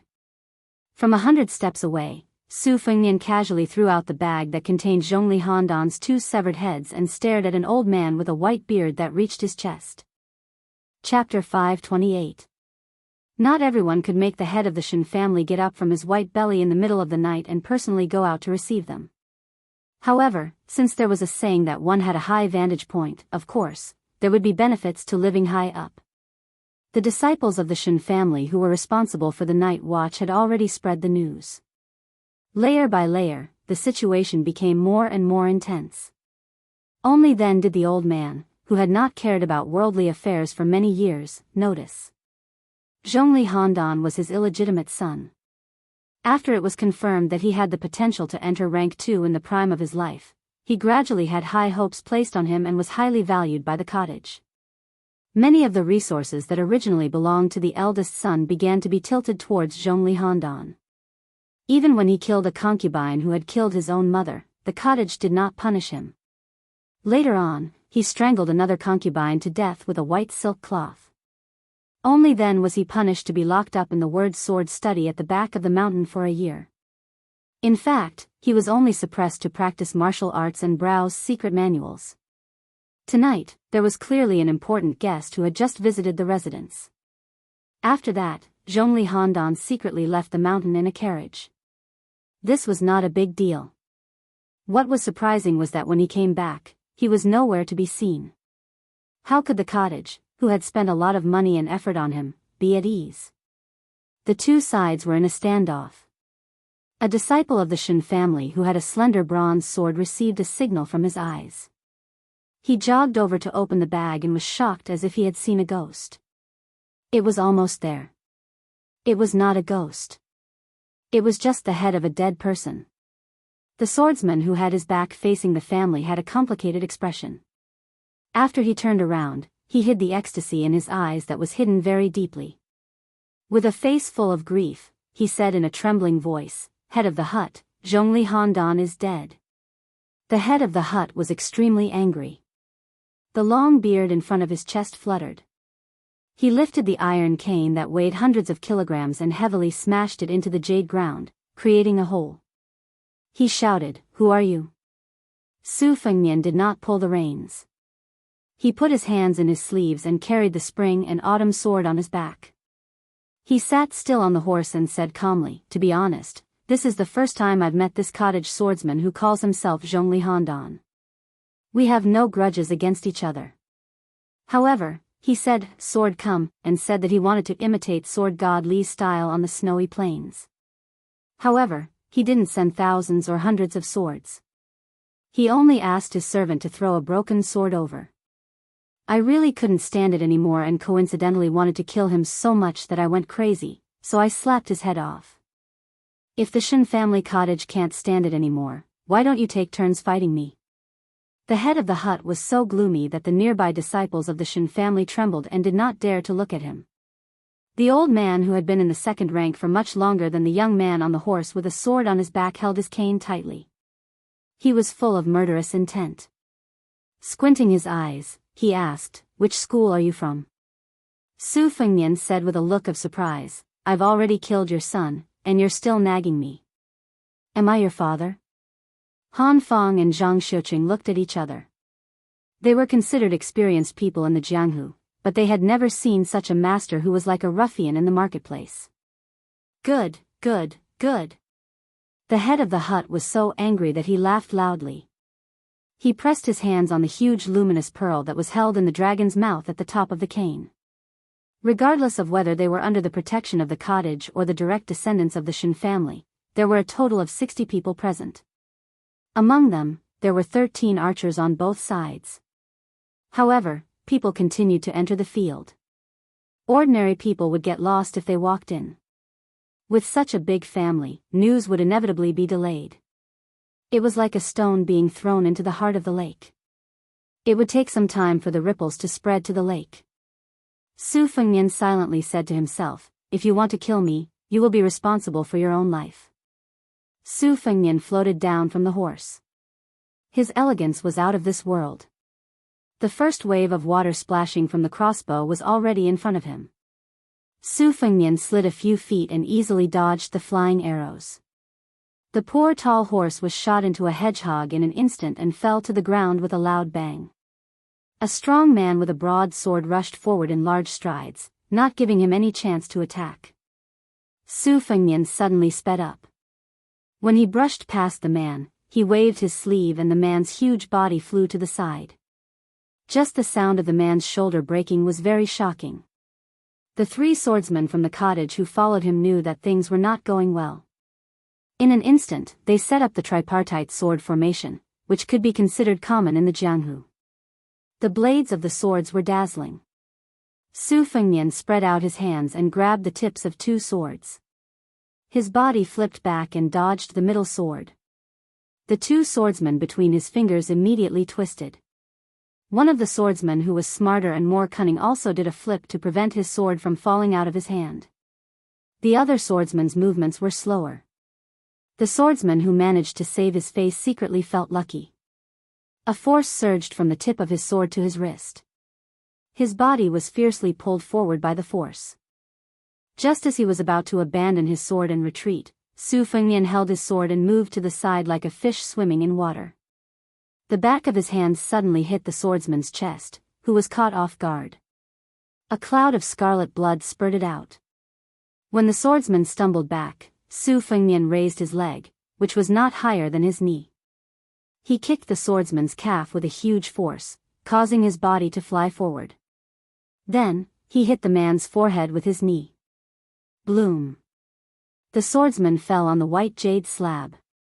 He only twitched twice symbolically before he quickly died with the ups and downs of his life. Su Fengnian flicked his sleeves, and the second wave of arrows shot by the crossbowmen fell into 2 treacherous vortexes. In the end, they were stabbed in the opposite direction. Only those who were quick enough to dodge were able to escape, but there were still 3 crossbowmen who died. Most of the people in Shenmen Cottage were swordsmen. 7 people, 7 swords, and 7 swords were released instantly. Every sword carried a strong momentum that did not care about life or death. It seemed that these Jianghu heroes were also stimulated. Every sword attacked the enemy's vital points. Su Fengnian was not in a hurry to kill the enemy and break the array. He glided like a fish, as if he was taking a leisurely stroll. The slender figure with the sword on his back dodged elegantly. Except for a few swords that pierced his lower body and moved a little, the other dozens of swords that were released in 7 or 8 breaths could not make his feet leave the ground. This scholarly young man's body rose and fell like the tide, but he did not fall. No matter how many swords attack, my feet will take root. A man in purple with a golden crown who was calmly watching the battle stood beside the master of the cottage. After seeing his father nod, he unsheathed his sword like a dragon's roar. The sword aura was faintly lingering. In the gap between the 7 swords, he stabbed viciously towards Su Fengnian's heart. Su Fengnian formed a circle with his hands and covered the long sword. The green sword aura that was close to his heart could not pierce forward. His palms drew a circle again and the sword followed. The man in purple who looked like Zhongli Handan frowned slightly. He did not forcefully hold the sword. Instead, he pushed his palm on the sword hilt and finally pushed it forward a few inches. Su Fengnian floated back and dodged the attack and the 7 swords. The crossbowmen who were watching the situation immediately released the 3rd wave of arrows. They did not want to kill the enemy, but they did not want to give the swordsman a chance to breathe. The moment of breathing was like the moment of yin and yang. Those evenly matched life and death battles competed on the exquisiteness of breathing. Of course, there was also the degree of vigor. Both sides strangled each other like needles pricking each other. It was a matter of who leaked more slowly. Back then at the riverbank. In the blink of an eye, an old man wearing a sheepskin fur coat killed 600 iron armors with a single breath that circulated for 800 li. Su Fengnian, who had entered the initial stage of the Great Vajra realm, did not advance. Instead, he retreated, causing the arrow rain to miss again. The man in purple's expression changed slightly. He used his chi to control his sword and retreated with the sword. The mirage expanded and resisted 6 swords. His 5 fingers formed a hook and pressed down on a head. The majestic vigor at the tip of his fingers caused the head to explode. His hands rolled up his sleeves and tied his hair. The remaining 6 swords completely lost their aim. After a series of messy collisions, they no longer had their original order. Su Fengnian used the half-baked Wuxia's 18 slaps that he stole. In the blink of an eye, he killed 6 swordsmen who died with their eyes wide open. Su Fengnian, who was standing among the corpses, raised Kunlun with both hands. He closed his eyes and said softly, "Old manly, why don't you open your eyes and watch me kill a few people in one breath?" Chapter 529. 6 corpses that had been slapped to death by Hu Shao lay on the jade square with the scholar in the center. Blood flowed everywhere. After this battle, the archers were all stunned and forgot to shoot the next wave of arrows. The long-bearded hut owner shouted angrily, "Disciples of the Shen family, go first." 2 encirclements were formed in an instant. The small circle was made up of more than 20 members of the Shen family, mixed with the men of sacrifice cultivated by the cottage. The outer circle was made up of more than 40 guests of the Tranquil Peak. As the battle became more and more intense, more than 30 people rushed into the white jade square. The small circle suddenly shrank. More than 20 swords and knives combined. Su Fengnian's left foot moved about an inch, his hands raised to break the river and shake the Kunlun mountains. Together with the knot of black hair that the blind Guqin player had learned by imitating Hu Zhao's rhythm, he had the demeanor of a great grandmaster. His body swayed and his chi flowed east like a long river. The disciples of the Shen family had been practicing martial arts since they were young. They were blessed by nature when it came to training their bodies. They also had superior secret manuals and masters to guide them. The 20 swords and knives attacked in a strict manner. Although they were defeated by the mighty chi, the small circle recovered and spread. Only a few people's swords and knives left their hands and were destroyed. Most people were safe and sound. The few who lost their weapons almost simultaneously caught the upper-class swords and knives thrown by the people in the big circle behind them. The circle shrank and stretched, showing the power of the Shen family cottage. West Shu had the largest dragon wall in the world. It was even bigger than the current 9-dragon wall in the Liang imperial city. When Li Chungang used 3,000 streaks of sword chi to roll across it, it was called the opening Shu style. Su Fengnian, who had fought against more than 60 martial artists alone, silently said, "Sword, rise." Su Fengnian used Wudong Wang Zhongluo's one-finger Kanglan style to start. The spring and autumn sword on his back was unsheathed.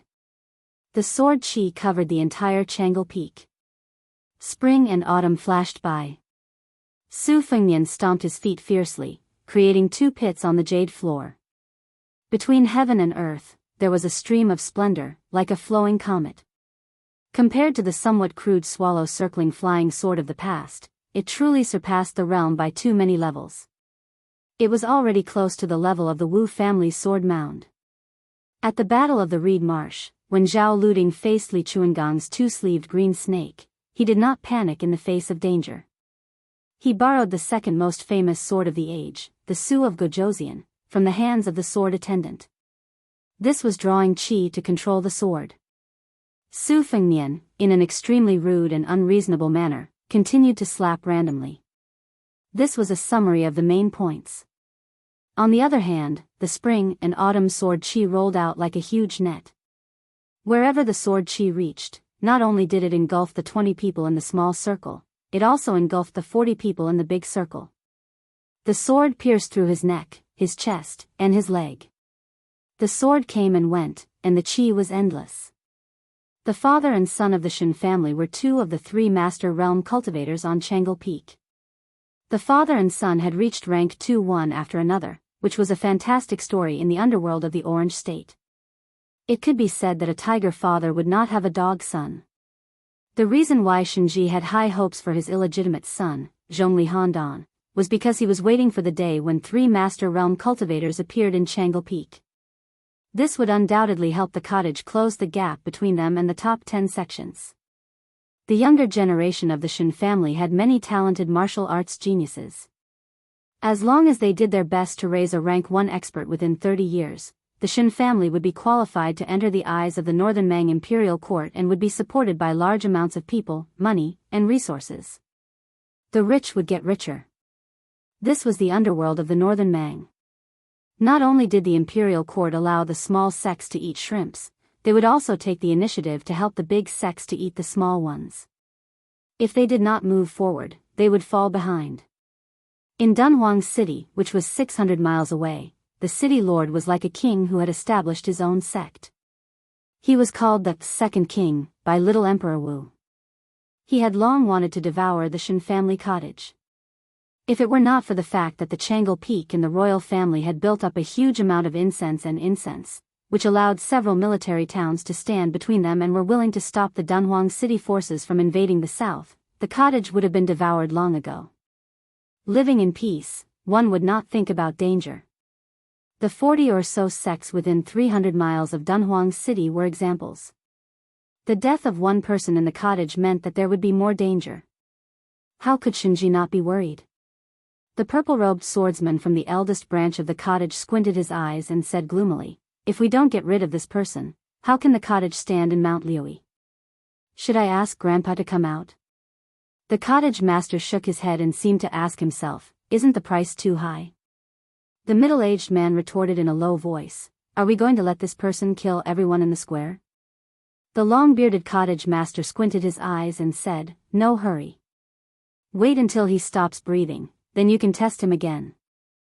The next cottage master, who was more elegant than Zhongli Handan, said angrily, "If we still can't take him down, what should we do? If we lose face, we will be hurt. Those bastards in Dunhuang City love to take advantage of every opportunity. Won't the cottage be in danger? If the cottage is destroyed, how can the descendants of the Shen family live a peaceful life? We can't learn from those filthy village leaders and take the Dunhuang City lord as our godmother and be her slave, right? The messenger from Dunhuang City on the mountain has a seductive face and a plump body. She is like a concubine in the palace. However, her heart is vicious and her tone is lawless. She just came and already said that she wants the entire Shen family of the cottage to be the fake sons of Dunhuang City. How can I tolerate that?" Shenji frowned and said, "Don't try to goad me. Nobody knows my son better than his father. Do you really think that I'm old and dim-witted for all the tricks you've done in secret all these years? You blame me for not being willing to rely on Murong Baoding and not paving the way for you in the military world. So, you secretly made friends with the henchmen who hold the decree. Shen Kaihe, do you still think that I am your father?"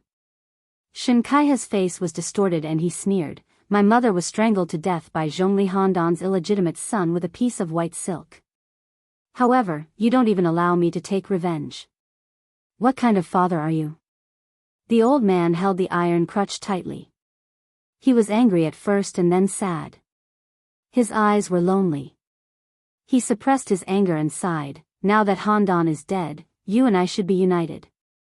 Looking at the sword in the square, the owner of the cottage felt that he was old. A scholar who had become a crown could ride a sword, which was hard to find for ordinary swordsmen. The old man said slowly, Murong Baoding is a man of great talent and bold vision, but he has a disloyal heart. Even if he can fight against Her Majesty, who is from the same clan as him, can he fight against Tuoba Bodhisattva who has military power? Can he defeat the other 7 people who will sit on the mountain and watch the tigers fight? If I kneel down and show my goodwill to Dunhuang City, even if the Shen family is struggling at death's door, it is better than being executed one day. Shen Kaiha said coldly, let's talk about the future. Right now, we still have to rely on people.